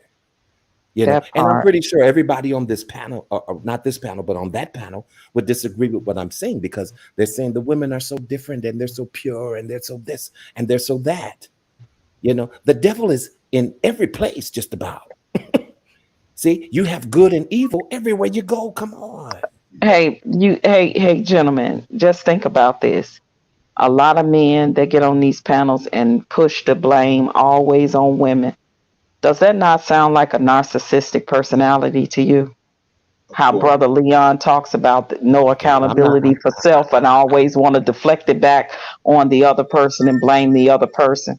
Yeah, I'm not. I mean, that's I'm not diagnosing them as narcissistic personality disorder, but that is a narcissistic trait to have. If you always want to deflect and blame the women for everything, I never hear any of these men on the panel saying, yeah, it is our fault that we did this or said that. Yeah, it's our fault that we not stepping into the leadership and leading in our homes, leading in our communities, leading, in society. I never hear that. All I hear is black women this, black women that. So to me, that is one of the character traits of a narcissist. I'm just saying, I'm not calling them narcissists, but we all can have some narcissist trait. And that is a trait of someone that is narcissist, that always want to deflect and put the blame on the other person, point the finger at them instead of taking that thumb and pointing it at themselves. Yeah. When we hear these conversations, that's all I'm saying. All they want to do is have a one-sided opinion about who's wrong. There's never an equilibrium. There's never an even playing field. There's never an even accountability and say, well, we're right. We have been dropping the ball, men. We've been dropping the ball. So if we're dropping the ball, who's the leaders and the cause for the women have to act masculine or step up and do this and that in the household and in the communities and take these political offices? It's women, because men not doing it. So again, that is a narcissistic trait, to sit up and always blame women for everything. All right, y'all. That's all I'm saying. Let me bring Don GQ into the conversation. Don, you got anything you want to throw out there, man, before we get back to the video? I'll go back to the video. I just come up here to support the channel. I just want to say what's up, everybody on the panel. How you guys doing today? All right. Hey, what's up, Don? How you doing? What's going on, man? What's up? Don always wasn't here when I come over here. Good to see you, man. Good to see you. Y'all make me feel welcome. Man, I like you. Right, man. All right, man. So Don is chilling with us, man, and he'll jump in when he wants to. All right, y'all. So we're gonna go back to the video. This is Brother Rico. He's on Obsidian's channel. And Obsidian told him, hey, you want to come up here with an opposing view? Come on up here. But when Rico gets up on the stage, they want all these receipts. They want all this information, all this extra stuff that nobody else had to present when presenting their position. So now Rico's like, what's going on? So now Rico's starting to figure out, okay, I'm not gonna get a break with these guys. I'm gonna let them all talk, and then I'm gonna just bounce out. All right. So right now, I think the Israel, the guy in the top right, is giving Rico's what for. So let's continue. And the reality is, if you're going to call brothers out onto the dais for traveling, then you got to explain why it is a better proposition to stay here. If that's the argument you're making, and I suspect that low key, that's the argument you're making, and you're not willing to be man enough, grab your nuts and say that's what it is. Because a lot of people who are making this argument, I'm amongst names. I've heard some sound bites from Fresh and Fit. I've heard some sound bites from over from the Wrap Up Crew show. Brother was just in the chat room earlier. I can't remember his name. I'm so sorry. I don't want to put something on the wrong people. Okay. And let me be perfectly honest, even Alpha Male Strategies had to do a 180. And initially, Alpha Male Strategies was poo-pooing on the Passport Brothers movement and turned around and publicly came out and did a 180. So thank you. I got to understand that, because to me, it doesn't make sense. Somebody said thank you. Who said thank you? Oh, that was me, Carlos. Go ahead, Carlos. You said thank you. Why did you say thank you? Okay, he admitted to a lot of the things that we've been saying for years. Okay, and he knows that men travel for all sorts of reasons, whether it be serious relationships or pay for play. It depends on where that man is in his personal life. Some guys are just not ready for a serious relationship, so they do the pay for play. But I agree. When I had my YouTube channel, I never encouraged the pay for play. I always encourage the guys go down there for a serious relationship if they can do that. And what the main thing I always said was, hey, learn those languages, the 3 basic languages: Spanish, Portuguese, and French. The more the young men know the languages, the less likely they'll be doing the pay for play. And I think that's the reason why a lot of guys do the pay for play, because of the language barrier. But when more young men learn the languages down there, you're gonna see more serious relationships. I actually have a book called "Don't Blame It on Rio," and it was talking about why brothers go to Brazil for sex, right? And the author talked about one brother that went to Brazil, and he had a wonderful time with a lady. He didn't speak a lick of Portuguese, and she didn't speak a lick of English, and they got along just fine. But let me ask a question. How is what he said anything different than what I said? Because again, at no point in time, I know I came up here to get ridiculed. I knew that I was going to be the opposing voice. That's fine. I'm taking it like a champ. But I'm saying, at no point in time has anybody said I made a claim that men shouldn't travel or men should not do pay for play. What we're not going to do is we're not going to pretend like from when black men were traveling from before to this latest generation of passport bros, which and the reason why the emphasis is that so many of them are strictly going for pay for play is simply because of the evidence that they is undeniable, are putting up online nonstop, where the majority. But you're not showing us any evidence. Let me say, where black exactly people before, right? If the evidence is so ubiquitous, how come you ain't got none? I ain't got no what? If you're saying you're showing the evidence all the time online, okay. If the evidence is so ubiquitous, how come you haven't brought it in? I wouldn't do it. First of all, I'm a married man, and second of all, what is you being married to do with it? Let me. Why the hell are you on here? If I was doing pay for play, I wouldn't be putting it online. Okay, so now they said, hey, if he said, oh, it's so ubiquitous, I go. Okay, so if it's easy to acquire, right? If it's so much around, so much readily available, how come you don't present it, right? When he was never asked to have that stuff ready. He was never asked to have that stuff ready to go. So now they're saying, oh, well, you came up here unprepared. Well, they haven't said it yet, but they're going to say it. Where they're saying he wasn't prepared, but he wasn't prepared because he didn't. He was never quite when he. But bro, Clarence, broke it. The thing about it, bro, Clarence, because he didn't have it is the reason why they tried to make it as excuse as to say his talking points wasn't valid. If he would have had it, they would have thought of something else. Come on. Exactly. They did it twice already. So, yeah, they would have thought they sitting up here now and saying that that stuff that he absolutely said about the young men traveling and even the pay for play. They trying to act like he didn't say that. So it again, pay attention to listen. They just want a reason when the opposition comes up and have and talk their talking points and give them pushback and give them things that are factual and legit. They have a problem with it. That it's people like that sits on panels, and a lot of them do it, and it's all because they just want to play the name game semantics. That's all they want to do. Play the name game semantics, and they want to blame black women. That's the name game semantics that they go with. And then without taking any accountability. And then it comes to this point, because this is where a lot of people, their emotions take over, right? I am not going to let you win no matter what. If I have to be irrationally, deflect you out of the situation so that you can't lay down your argument, because it makes sense. I can already see that if you're able to say everything you need to say, it's going to put my argument in a bad place. So I'm not going to allow you to even do that. I'm going to continue to deflect and put you and distract you and put you on the hold. And then got to the point where they just say, this is not what you're saying. We're gonna tell you what you came up here to say, right? It's just getting into a lot of different stuff. But I just want to get to the point where they told him that he came up here unprepared. Let's get to that point.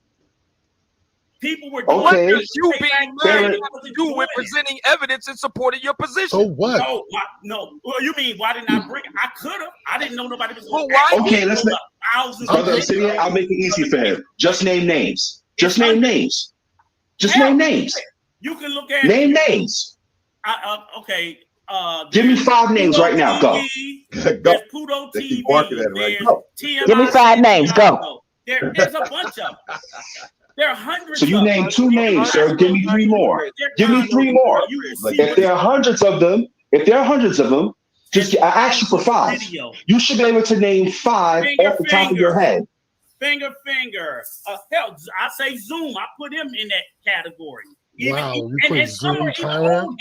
Taylor Made was doing it. So I ain't running for none of it. It's not even just young. Zoom to Thailand. Like I know people who met Zoom to Thailand. Doing it as well. Rico was promoting it. Rico. Zoom to Thailand is showing footage of black men effing on these hoes. That's what you're saying. Yeah. Wow. Okay. Liar. Okay, hold on. Because Zoom to Thailand is here. He has a right to defend himself. So, brothers, if that's the accusation put on the table, let everybody fall back and let Zoom defend himself, because that's a serious allegation. That's Don't very you just serious. love the flying monkeys? And I take offense to that. If you okay, so they setting Zoom to Thailand up to come in and stand up for himself. Don't you just love the flying monkeys?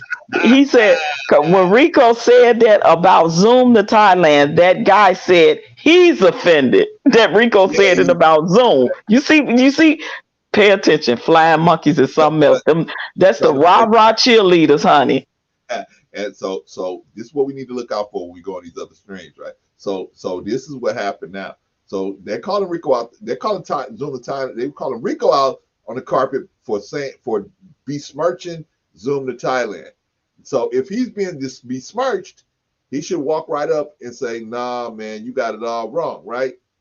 Let's see if we can find Zoom to Thailand. You're going to make an allegation and it's unfounded?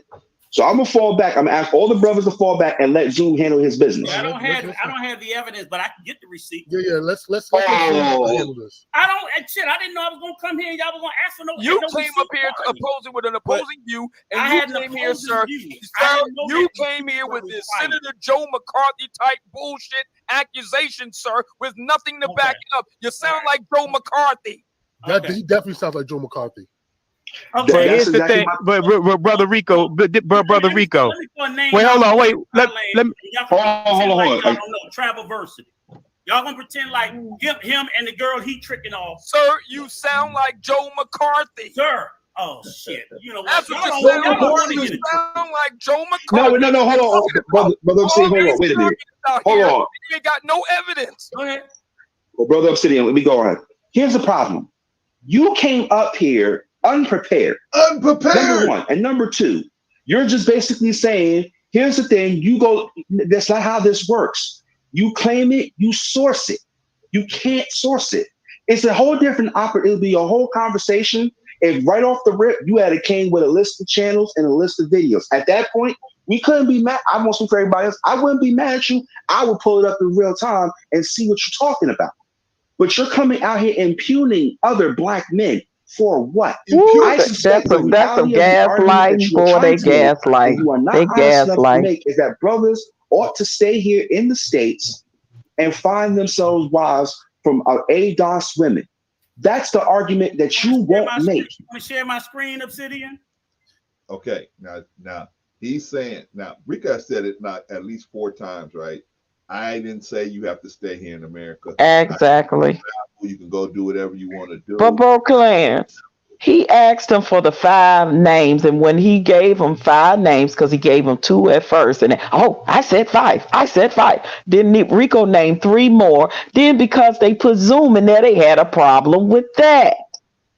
He gave them the 5 names, and now they still saying you come up here unprepared. Now one of them up on the platform showing any type of data, any type of statistics, and any type of numbers, but they accusing Rico because his talking points opposes theirs. Make it make sense. Remember, these are moral men. These are men of morality, right? I don't know if they're all Christian, but they're moral. They're men of morality, right?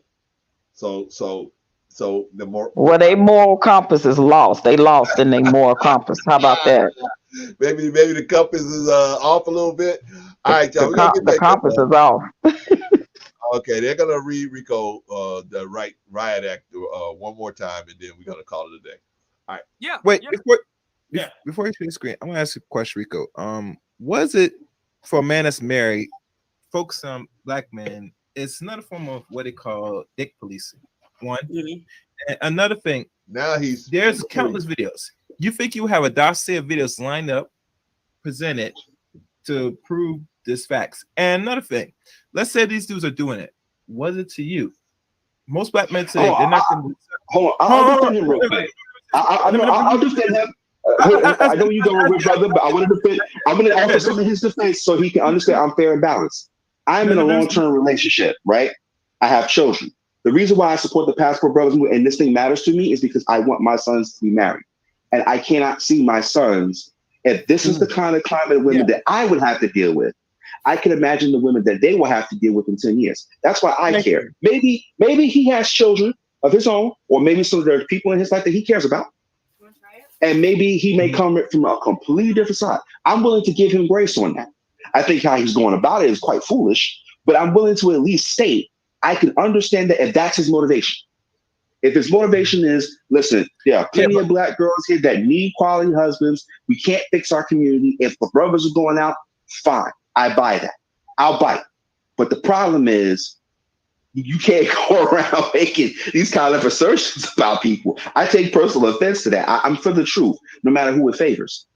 You see what I'm saying?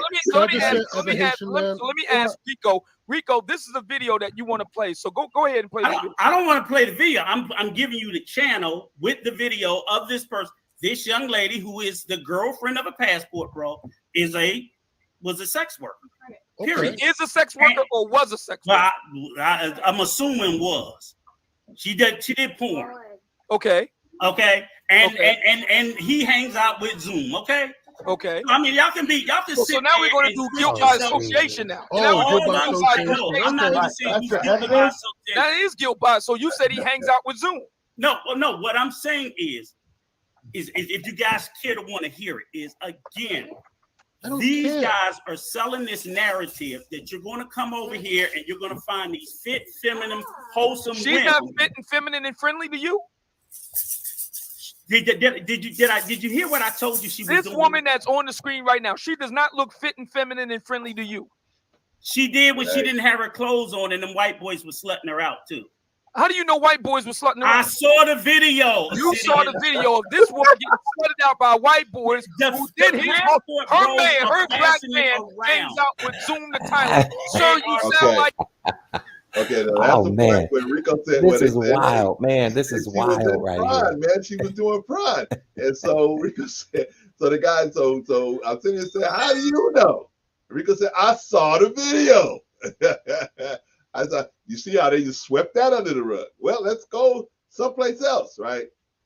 I think you guys got the idea. There's one other main issue that I want to, before we wrap this up, that I want to take, and that is that the gentleman, one of these gentlemen, I think the one that's been attacking him the most, said that he never made any claims. Well, if we go back to the beginning of the show where I played the video, he made the claim. He did make a claim, and so Rico was so frazzled he couldn't remember what the guy had claimed. So Rico said, "You made a claim too, and you didn't have to present no evidence."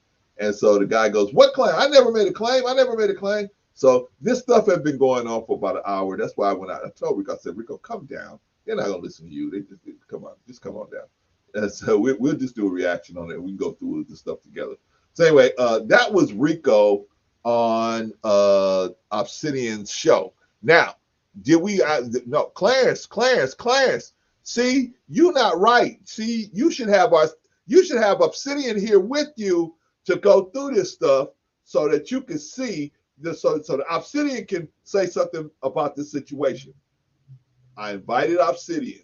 I showed you guys the email. He said, I'll be there. He said, tell me the time and the place, and I'll be there.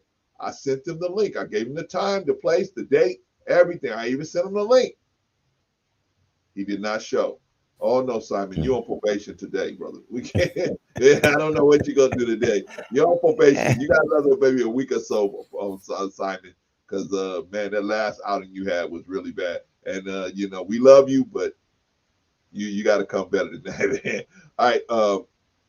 So anyway, shout out to Black Man Unfiltered. He said, why not invite them over and have the conversation? Black Man Unfiltered, I did invite them over. He said he would be here. I didn't invite them. I invited Obsidian. I showed the email in the beginning of the broadcast where he said, I'll be there, Brother Clarence. Just give me the time and the date, and I'll be there. I said, okay. I sent him the time and the date. I sent him everything. He's the one that said he'll be here. Well, if the fearless leader didn't come, the flying monkeys wasn't coming, right? The rest of the troops didn't show up. Right? Exactly. If the fearless leader didn't come, his flying monkeys didn't come either. And Black Man, me and Rico, we fully expected his entourage to show up. So, but we was only going to take Obsidian up. But like I said, Obsidian didn't correspond. Hopefully, the guy just blew us off. The guy's okay. Hopefully, he didn't get in a car accident or something like that. Hopefully, the guy's all right. I'd rather for him to just have blown us off. That's cool. Ain't no problem. Ain't no love lost.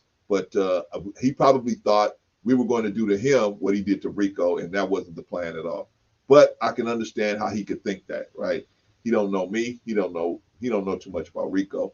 And so guilty people always think that you're going to do to them what they do to you. We remember Leon was talking about that. Leon talks about that. Yes. If you're narcissistic, they'll flip on you what they're doing themselves, right? So, but anyway, that was the issue. We tried to have a conversation, Black Man. It just didn't happen for whatever reason. Obsidian didn't show up. He did not correspond back with me and say, "Oh, brother, this came up. I can't make it." I just never heard from him again, right? So, we didn't hold our breath thinking he was going to come. Rico was adamant he wasn't coming. I said, well, you never know, Rico. He might show up. You know what I mean? But like I said, he don't know us. He don't know how we do things. So he probably thought we would do stuff like they did it. So, but anyway, okay, so that's the issue. That's the situation. Well, Rico went on Obsidian. I don't think he's going back on there too soon. I don't think he'll even be let up there. You think? You think? You think? Yeah, I don't think they're gonna let Rico up there too soon. So But that's anyway, another fine mess Rico has gotten us into. I love it when they say, Rico, how dare you? How dare you, sir? I'm not gonna. You know what? Maybe I'm gonna play that. Let me play that part. They say, maybe bros talk about going over there and finding wives. The mongers are the ones who did the paper. Thank you. They're the ones The who monger. pushed that. The whoremongers. Exactly. But You the passport bros. You said the passport bros. You put it on the passport bros. There is no whoremonger movement. The whoremonger movement is deeply embedded in the passport bros. Where and is you your guys are evidence just for that? denying Bro, it. do you have evidence to prove that? Oh my God. Where is your evidence that whoremongers exist among the passport bros? Because you're saying the same thing that Joe McCarthy said. We got communists in our midst. Okay, now Rico showed all these videos that's put up by the passport bros of all these red light districts, right? Where all the girls walking around with look like it's Figueroa, right? So, he put up all these videos that they put up themselves, right? That's the evidence right there, but they don't want to acknowledge that. Okay, you know what? We're gonna leave it here. It's already, I think, how many hours did we do, y'all? We did 4 hours. Let's leave it 4 here. hours. Yeah, 4 hours. Because I'm hungry. I'm hungry. Yeah. I want to go eat my oxtails. I got some oxtails. I think we cooked it. We definitely cooked it. So yeah. Give me the large oxtail for the lady that always comes in for the large oxtail. All right. Hey, do you got some hot water cornbread to go with that? I actually made buttermilk cornbread with mine. I love buttermilk cornbread too, even though I do love hot water cornbread. But I made buttermilk cornbread this time. Hot water cornbread. As long as you got some I don't cornbread. know about hot water cornbread. All right, y'all. Let's start wrapping up. Anything else? Anybody else want to say before we start wrapping up, y'all? Hot water cornbread. No, you know, just the thing is it's okay for the passport bros to feel the way that they feel, right? It's the problem that I have with their narrative is that they only want people to agree with them when they have a problem with people that oppose them, that have their own view about the narrative of said situation with going over there and the purpose of going over there. And when there's literally all on YouTube, if you Google in the algorithms, there is these men that are claiming they're going over there to find the wives when they are going over there to do pay for play.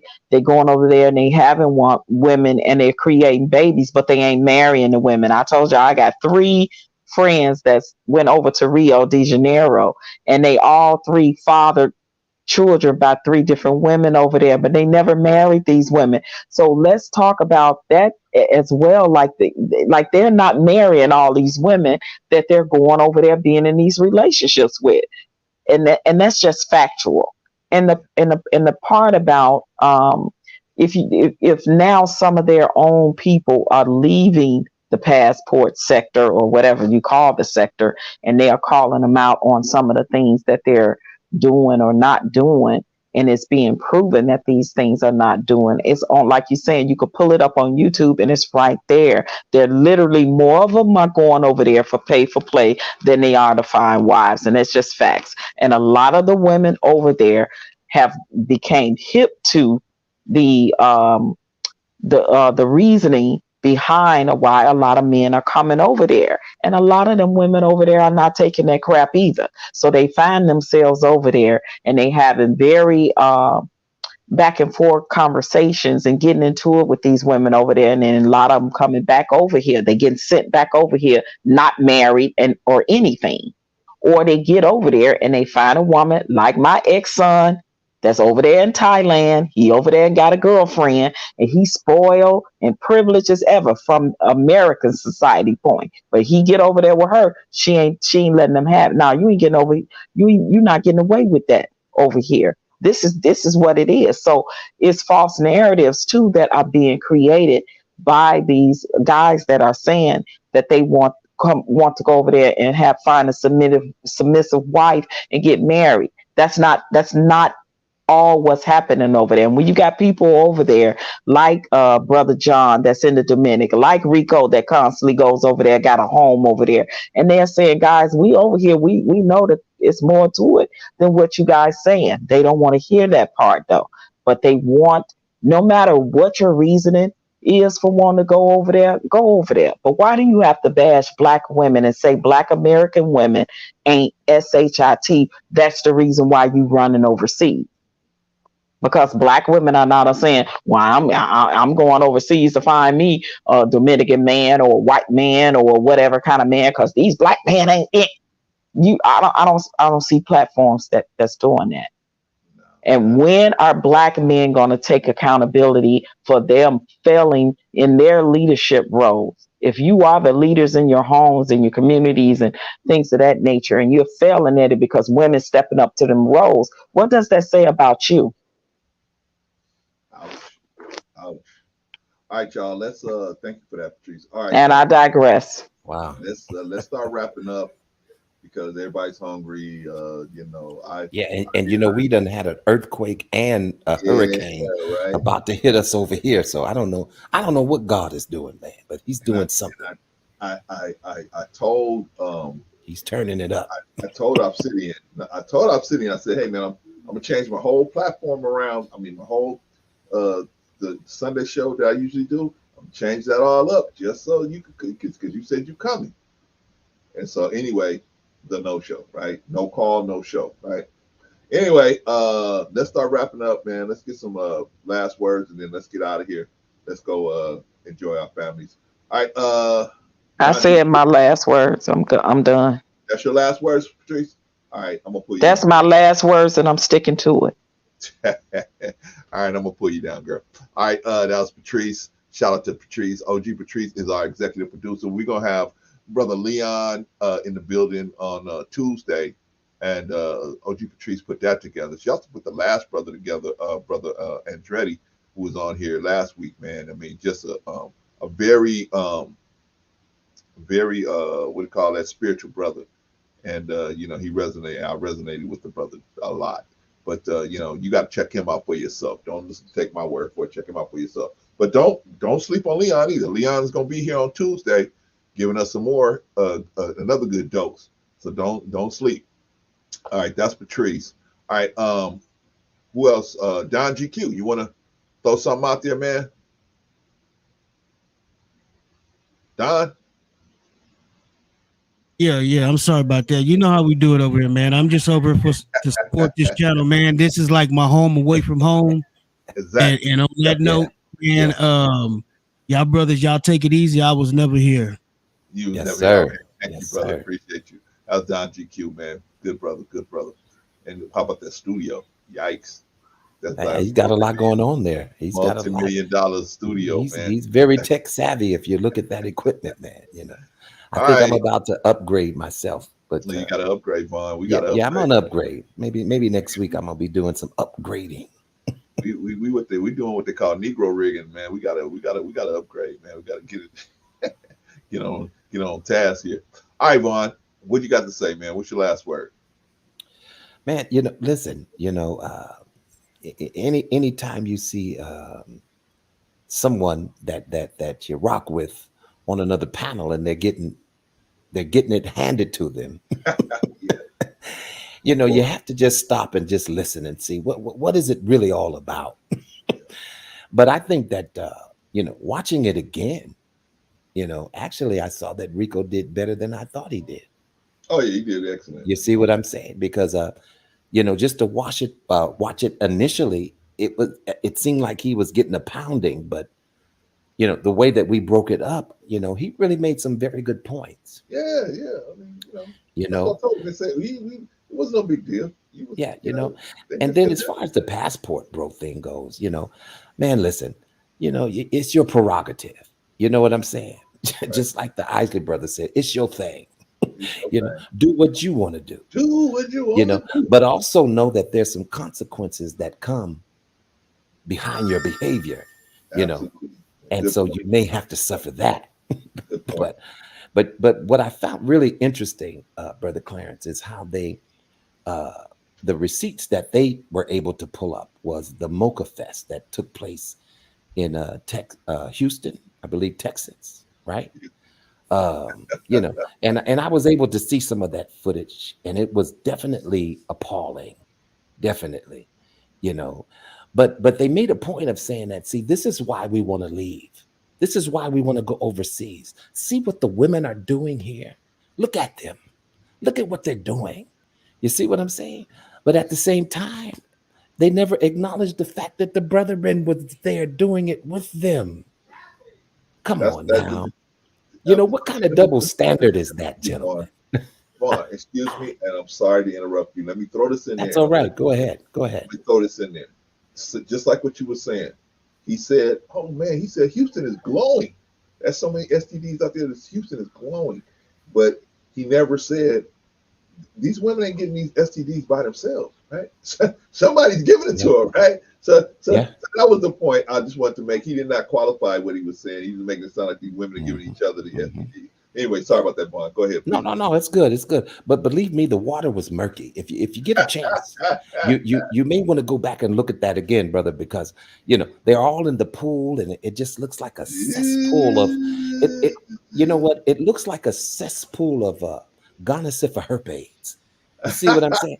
That's just some of everything floating around in the water. Holy smokes! You know.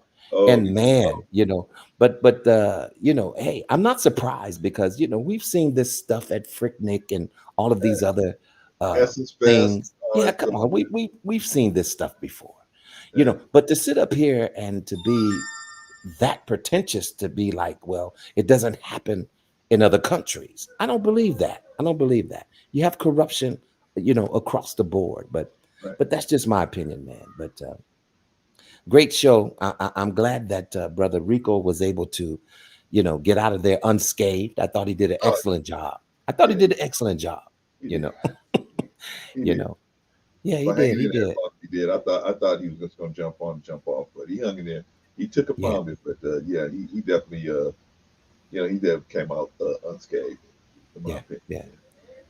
But that's pretty much it, Brother Clarence. You know, hey, if you feel like you want to get your passport and go find a wife in another area, yeah, do that. I ain't got a problem with it. Yeah. You know, just make sure you're doing it for the right reasons. Right. You see what I'm saying? Yeah, be your own man. Don't go along to get along. Right. And that's it, man. That's pretty much all I have to say, man. All right, brother. You and your family, man, be safe, man, because still getting these warnings on this hurricane, man. So yeah, man. Listen, you know, when the earth moved, you know, and I'm like, okay, so what now? So we supposed to have a hurricane and an earthquake? Because I know I felt the earth move. Yeah, man, I saw it move too. I saw my screen shaking around. So I'm like, well, what's going on, God? You know, I'm talking to God now. Like, wait a minute now, hold on. What are we doing here? I ain't ready yet. But we'll see how it pans out. I think we'll be okay, man. Yeah, we will. We will. You know, just hold on. If you don't do anything else, just hold on. Yeah, it's gonna get wet, but we'll be okay. Yeah. We'll be okay. All right, brother. Good brother. I'm gonna pull you down, man. Peace. Love you, man. Thank you, brother. Appreciate you here. All right, I'm gonna pull Vaughn down. That was Vaughn Bryant. All right, y'all. What y'all think? Right? So we asked Obsidian. We asked Obsidian to come. He didn't come, right? He said he would be here. He didn't come. Okay, no big deal. And we just went through it and we showed. Now, Rico never said that nobody should never go travel and you should. He didn't even say you shouldn't go to the red light district. He said, don't go down to the red light district. Think, you know, if you do go down there, I'll have your head on a swivel. You make sure you prepared for the kind of, you know, craziness that goes on in places like that. You know, don't turn your back on your drink. And he just was trying to give a general warning to a lot of these young guys that don't just go over there thinking that everybody's on the up and up, because most of them are not, right? But the Obsidian and the mob was like, nope, nah, we ain't gonna let you even connect the dots. And so that's what people do, man, when they really. Oh, you sent it to the back chat. Let's see. I gave them the link. Again, I think Sister Annie might be doing something, but I definitely gave Risa the link. But anyway, let's see. Yeah, so we're gonna wrap this up, y'all. If you're on the home team and you got the link, you want to hit us up here. We're gonna have a few more minutes. I'm gonna kind of close it up, and then we're gonna do the rundown, and then we're gonna be done. All right. Let's see. Because Patrice want to talk to a few of y'all back here, right? All right. So what happened, man? I gotta put some moisturizer on my face. All right. So anyway, what happened? Oh yeah, I was talking about the passport bros. Me personally, I don't have nothing against the passport bros. I could care less. If you feel like going to another country is where you can meet a wife, then hey, go meet a wife in another country. Hey, do your thing. I'm not gonna say, oh well, that's a bad thing because you do. I'm not. But I'm gonna tell you, you're gonna be more likely to meet a wife, like the brother was saying on the video, if you know the language, the culture, you have a better understanding of all that stuff. You're probably gonna do better at finding a wife. That's just my opinion. But if you don't, you got brothers like Zoom in Thailand, and I'm assuming that cats like that, they're going to take you to where there's a lot of women that are eager to meet American men. Typically, those are working women. Typically, do you know for sure, Clarence? I don't know. I don't have my receipts, right? How dare you, Clarence? How dare you? Right? But that's my estimation of what's going on. But I'm like, Vaughn, hey, go be happy, go travel, go do whatever. And if you meet somebody that's a qualified candidate, hey, you never know, right? But I don't think you're going to do good at meeting a wife for a candidate if you don't speak the language and if you don't know the culture, at least a little bit, at least half much of the culture. You're probably not going to do that well because you just go off of somebody's looks. Hell, man, some of these prostitutes are very attractive, but some of them are men, right? So you know what I'm saying? So we got to just do what we got to do, man, and just do things as best as we can. But tell these young cats to watch out. We try to tell them. Me and Rico try to tell them a lot, man. We just watch out for what you're doing out there because you can make one. All it takes is one bad mistake, and it can cost you a lot, right? All right, y'all. Let's do the rundown. Sister Annie, Risa, if you're out there, hit the link because I guess we need to have a conversation. I don't know. Maybe I'm in trouble. Who knows? But we got to have a conversation. The executive producer wants to talk to us. So anyway, let's do the chat. The chat is where it's at. The chat is where it's at. Shout out to Brother Watkins, by the way. I owe this brother fish dinner, man. I just need to go on and find out when the next time he's going to be in LA and then shoot him his fish dinner, man. Because I've been like, man, I need to. Every time I go get that fish, I'll be like, man, I should just order him a plate and leave it here and let him come pick it up. But I don't know if he's in town. So anyway, let me check with him and see what's going on with him. But shout out to Brother Watkins. Shout out to Black Man on Filters, by the way. Shout out to him. Okay. The chat's where it's at. The chat is where it's at, man. That's where everything goes down. It's all good in the chat, man. And we had no bots. We had Simon show up, but even Simon was on good behavior today in the chat. I wasn't gonna let him up on, Simon got about 3 weeks probation, man. I can't. I'm not gonna let him up. You know what I'm saying? Until he get some time to get himself together, man, and then come up, and then when he can come up, we love Simon, but we just can't let him run amok here. You know what I'm saying? We got a thing we trying to do up here, so can't let people come up here and just run amok here. All right, and I'm sure Simon understands that. All right, so anyway, but the chat was where it's at, man. Chat, you guys did an awesome job. We had both snipers in the building today. We had M Mills and we had Risa Neal in the building, man. We got those two snipers in the building. I don't think you guys are gonna you can't do better than that, man. You just cannot do better than that as far as guarding the chat. And so we do a lot of good chat guarding here. Then we got Vaughn, then we got Sister Annie. So we got a lot of good chat guarding here. And so everything was all good, man. So shout out to the chat. Chat's where it's at. Very strong performance from the chat. Very strong. very solid performance from the chat as well. Who else? Okay, so let's do the stage. Let's do the stage. See, I'm old now. I got to write everything down. Let's see who's on the platform today. Who else? Who was on the platform? Brother Rico was on the platform. Shout out to Brother Rico. He was on the platform today. How do you think Rico did? Right? We haven't seen Rico in about couple months, right? A month or two, right? So I invited him to come over and talk about the situation with Obsidian, right? I invited Obsidian as well. I just keep saying it for the people that just walked in the door. I invited Obsidian as well. Obsidian said he would be here, but he never showed up or gave me any correspondence reflecting otherwise, right? Okay, no problem. Hope the guy's okay. You know what I'm saying? Don't want him to have gotten hurt or anything, but hopefully he just blew us off. But that's that's cool. That's no problem. Just won't be listening to nothing he got to say no more, right? His word is trash, and he trashed it, right? He's the one that proved his word ain't no good, right? We don't need to. His word is nothing, right? He proved that.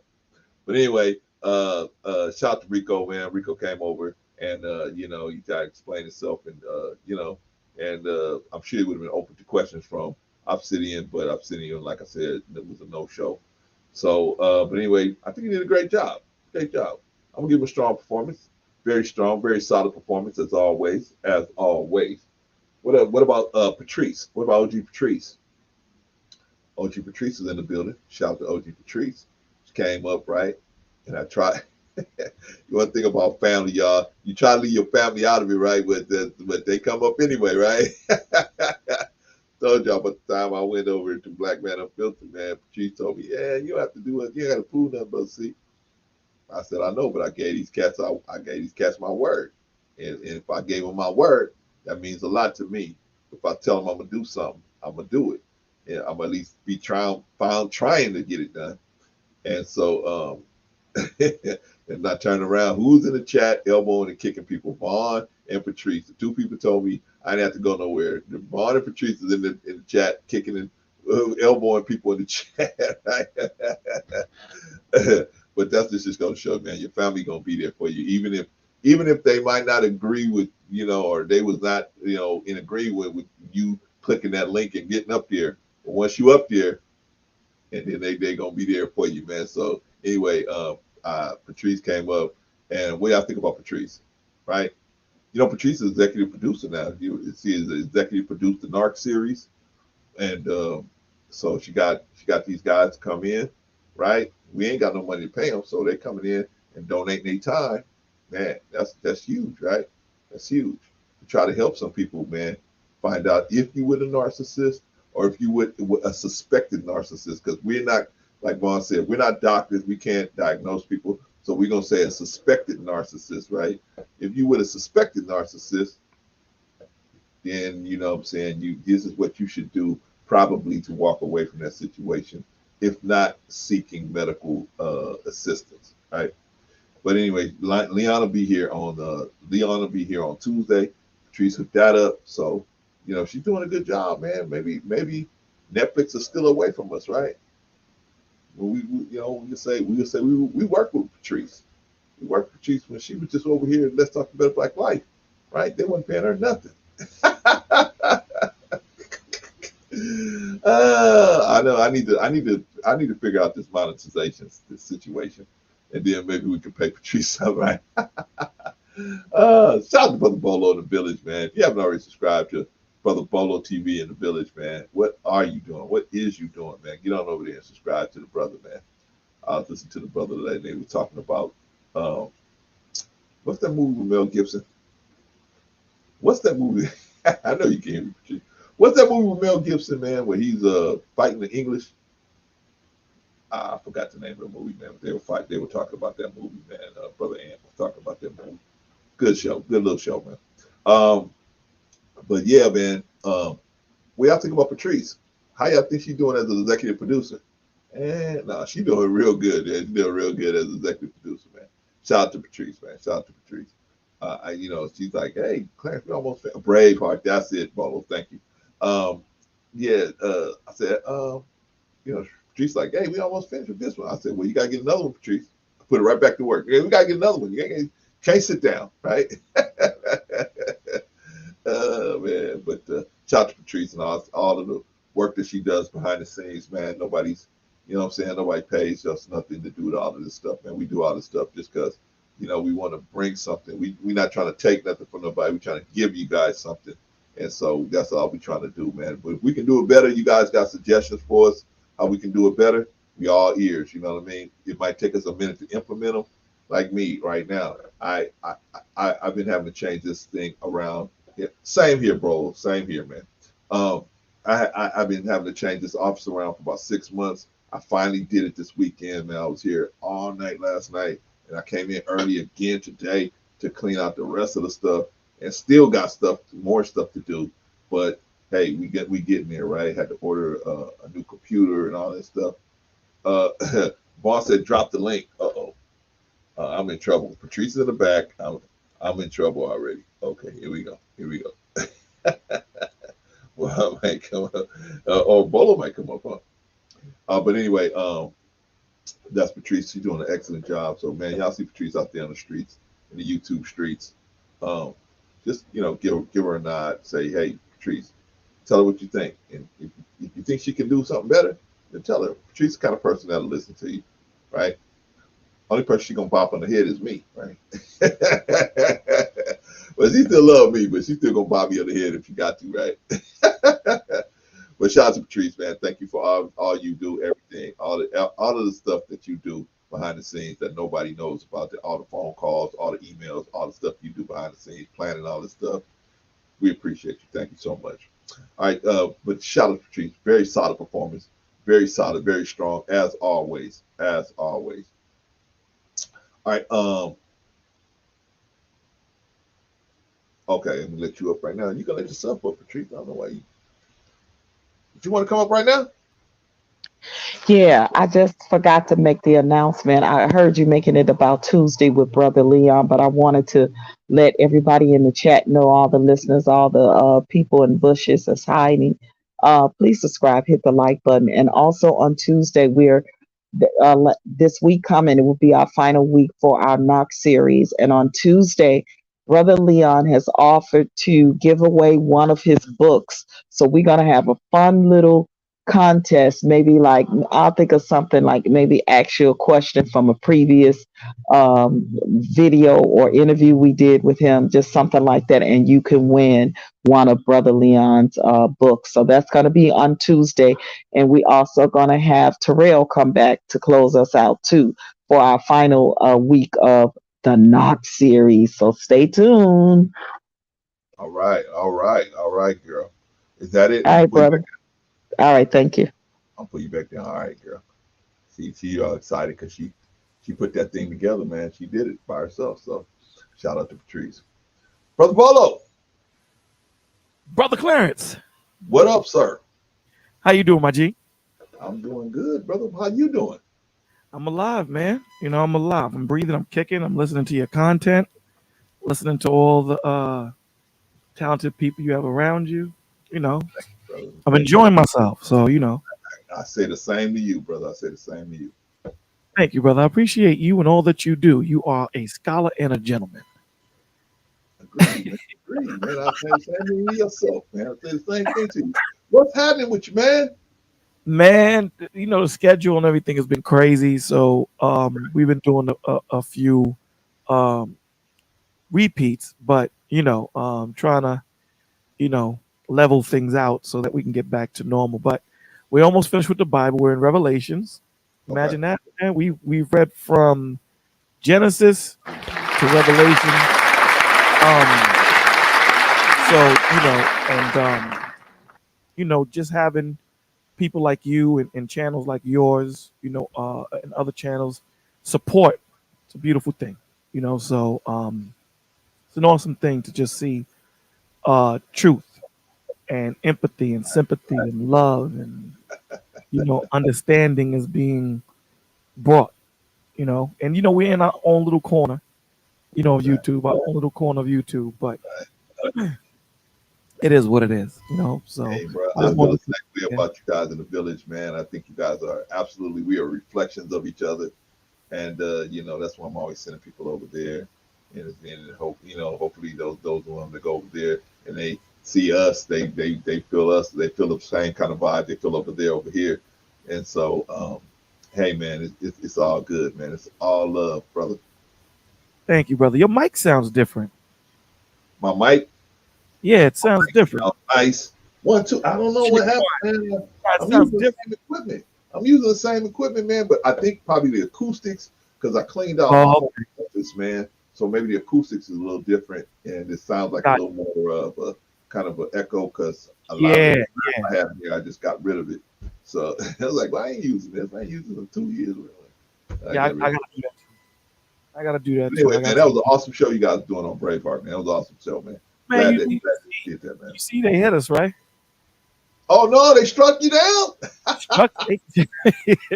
probably gonna get struck down on this one too. In the middle, they struck us down. They struck particularly Ant's show on Thursday. You know what I'm saying? He was we have a show called Redeeming the Times with host Anthony T-Biz. Okay. And what he was doing was he would take clips, because again, you see that people really connect when you show them, at times, movies that they might know and things of that nature. So we were showing them, he was showing them certain clips and that, and they struck the cats down, baby. Middle of the show. We came back, but BMU in the building. What up, baby? Thank you, BMU. I saw that, man.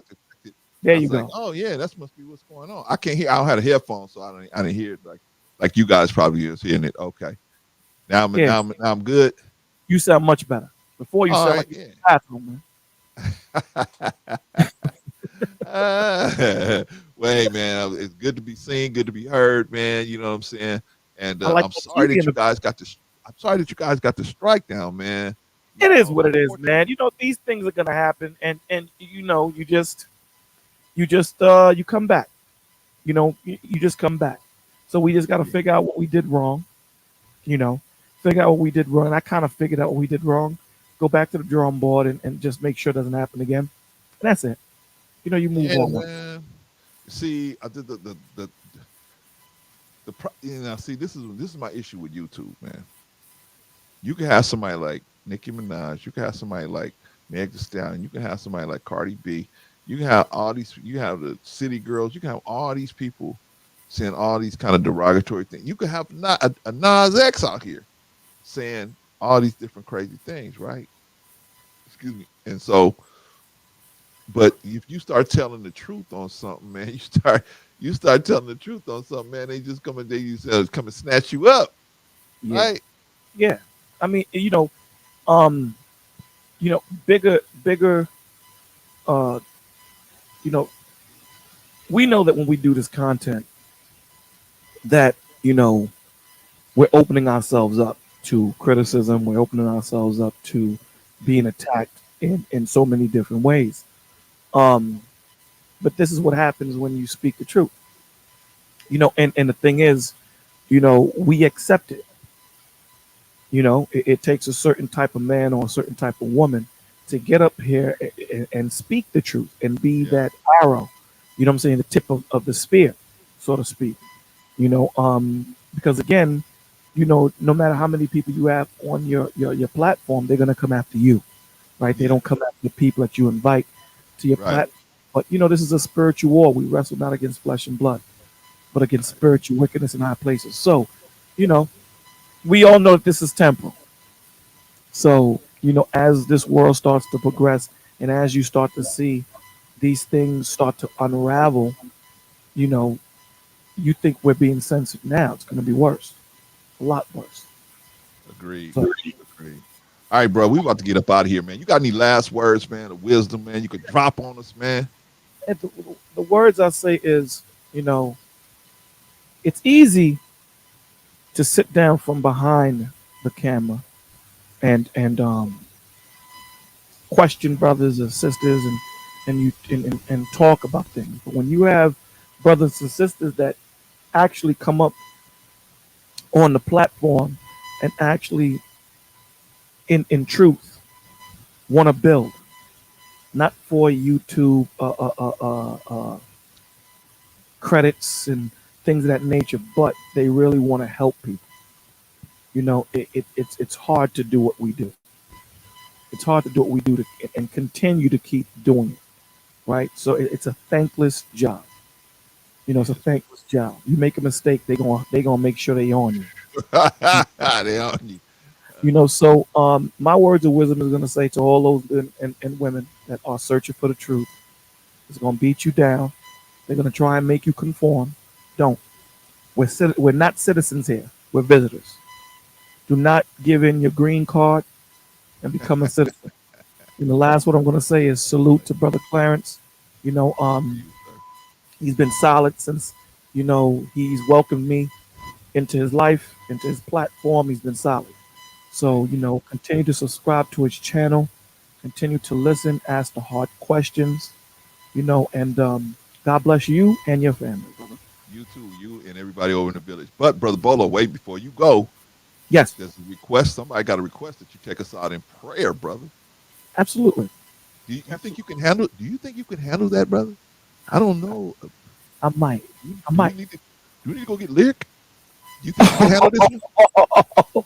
Well, Lyric give some dope prayers. I may not be able to I know, stand man. I know. prayers, but you know, I'll try, and I'll try.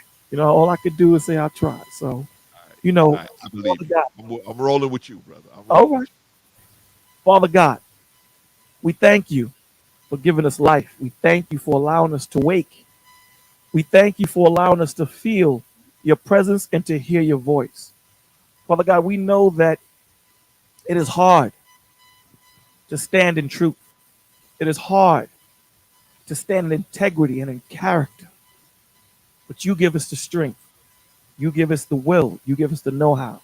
We ask, Father, that you give us the strength to stand strong in your wisdom, your knowledge, but most of all, your understanding. We ask you, Father, to please give these men and women and children strength and camp your angels around their families, around their bodies, around their minds, around their spirits, and around their souls. We ask you, Lord, to please help those that are searching for you in truth, that they find you. We ask you, Father, to please keep this brother's light shining. Keep all of the men and women that he has around him strong and honest, integrity. We ask you, Lord, to please give strength to those that are weak. We ask you, Father, to please keep those that are safe, that are on the road. Give them travel mercy. And that you give us another day to serve you. In Jesus' name we pray, amen. Man. Hey, brother, I didn't know you had it in you. Oh, I should have been asking you to pray.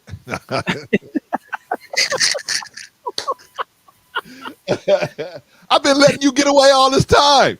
What's wrong with me, man? I've been letting you get away all this time. You can lay it down like that. I've been letting the Bolo get away. Hey, man. You know, we gotta set something up. We just pray, man. Yeah, man. Yeah. Yes. Just Let's pray. do Like, that. Let's do that. and we don't have to come together long. It could be a 10-minute stream where everybody just comes together and pray. There you go, brother. In unity, it's like a Absolutely. Yes. Absolutely. Yes. And there's some of us that might not pray because we fast moving but if enough of us get together, they'll fall in. Absolute. Absolute. And that was one of the reasons why we did the reads, why Lyric suggested doing the reads. A lot of people don't have the time. So if you take 10, 15 minutes out in the day, you see how far you come. So yeah, I'll call you and we'll talk about it. All right, brother. All right. Hit me up. Blesses everybody. Blessing to you too and everybody in the village, brother. Appreciate you. Peace. All right, that's Brother Bolo, man. That's Brother Bolo. Okay, I got to get out of here because Patrice is hitting the stick on the side of her leg saying, come on, psh, psh, come on, let's go. All right. But shout out to Patrice. I think it was on Patrice. Patrice did an excellent job. I got to move on to Vaughn. Who else? Oh, Vaughn. Did I give Patrice a very strong and a solid, very strong performance and a solid performance as always? What about Von Bryant? Von Bryant, very solid as always too. You know what I mean? And Von Bryant, very strong dude, man. Very strong dude. You know, and I see Von trying to practice, where to picking his shots. You know what I'm saying? Now sometimes we get on a certain subject, Vaughn will come in there. But I see Vaughn, you know, he's trying to, we all learning, man. We all learning how to do this, you know, do this the right way. People think just because we up here, we think we know it all. We don't know it all. We ain't ever said we know it all, man. This brother Bolo will tell you in a minute, hey, I don't know it all. I'm just up here trying to give you this information. You know what I'm saying? If you can explain it better, come on up here. We'll listen to you. But we ain't gonna let you say nothing crazy. But we'll let you come up here if you can do a better job than me, right? Right? When it was some people was complaining about the days that the Lord had made, and the Lord said, "Hey, you make one. You make a day. If you don't like the days I made, you make one. If it's so easy to make a day, go make one. You got all these complaints about these days, make one." Yeah, that never got answered, right? But shout out to Vaughn Bryan, man. Very strong brother, very solid dude. And we got some stuff that Vaughn keeps me straight on, man. So shout out to Vaughn. Appreciate that brother, man, for all he does, man, behind the scenes to help the show move forward. What about Diamond? Wait a minute. I didn't give Vaughn a very strong performance. Very strong performance. Very solid as always. What about Diamond X? Diamond X, man, he came through, man. But Diamond X, we gotta learn him, right? We gotta teach him. We gotta slow walk him down to, hey, bro, when you're not talking, you got a lot of. I don't know where you at, man. You at the, you know, the what is it? When they jump off those cliffs with those gliders or something? Maybe you there and all that wind is coming up there, man. But you got so much going on, man. You gotta what's it called that? Mute your mic when you're not talking. So Diamond will get there, man. Diamond's smart dude. He'll get there, man. But shout out to Diamond, man. He did a good job, man, today. Came on the stage, shouted, you know, he was very solid, very consistent with his program, man. You know, thinks the black man should be the focal point of change. I agree with that. Definitely agree with that. Shout out to Diamond X. Very strong performance. Very solid as always. What about Scam Likely? Scam Likely came up here. What do y'all think about Scam, right? Right. So Scam, you know, I mean, you know, at heart, he just want to help, man. The dude just want to help. Now, his own way, he used his own version of comedy to do it, right? But ultimately, I think his heart is in the right place. I don't know about some of the skits and stuff, you know what I'm saying? But hey, yeah, they know him, just like him and the guys at Black Man Unfiltered. Them guys know I don't have no problem with them, you know, clowning me or whatever, you know, making a skit about me, whatever. I don't have no problem with that at all, right? I don't take myself that seriously, you know what I'm saying? So, but anyway, Scam uses comedy to get his message out. So hey, man, have at it, man. We gonna need everybody. Everybody can't be like us. Like we are sharpshooters over here. We like the Harris tribe. We sharpshooters. We're gonna find where your hope, find where your position is weak, and get it. Especially if you out here telling the people something that you leading them into the slaughterhouse, we're gonna try to stop you. We're gonna try to say, hey, we're gonna try to turn you around. We can't turn you around. We're gonna try to turn these people around. So, but anyway, shout out to Scam Likely, man. Shout out to him. He has a new channel up. I put the channel in the chat, and so you guys go over there and check out Scam Likely. And who else? Oh, Don Q. Last but not least, Scam Likely. Very strong performance. Very solid as always. And Don GQ was never here. Very solid performance. Very strong performance as always. Don just said, "Hey man, I just came up to support y'all." And one thing's good about Don is Don don't, you know, sometimes he agree with me, sometimes he don't, right? But he always show that support, and that's what I can respect about Don, man. He always show that support. And so y'all, if y'all go over to Don's channel, check him out, support the brother, man, because he'll support us no matter if he agree with us or not. He'll still try to at least support us and just showing up and stopping by. So shout out to him. All right, that's everybody, man. Very strong performance for Don GQ. Very solid performance, and he was never here, of course. So that's everybody on the list, y'all. That's everything. Join us on Tuesday. We're going to have Brother Leon here again, and Leon is going to go over some more stuff about narcissism, and then we're going to complete our series, I think, I don't know if Terrell's going to come back on Thursday or maybe on Sunday. I think Sunday probably be a better day because all these days back to back, we can't do that. So I think Sunday would be a better day for Terrell if we can get him on another Sunday, man. But that is another solid brother. Leon, very solid. And Terrell, very solid. Those are very solid cats. And so they ain't just pulling stuff out their behinds, man. They've been through it. you can see it, and they have a spiritual connection to what you're talking about. Very important, because you can't stand behind something that you ain't spiritually connected to. So anyway, that's that. Okay, anybody else? If you on the home team, click that link now. Come back here, Risa. Come back here, any. If you're in the building, if you guys are still in the building, come on back here, because the executive producer wants to talk to y'all. Anyway, I'm giving you 5, 4, 3, 2, and 1, and we are out, y'all. We will see y'all on Tuesday. All right, y'all. Peace.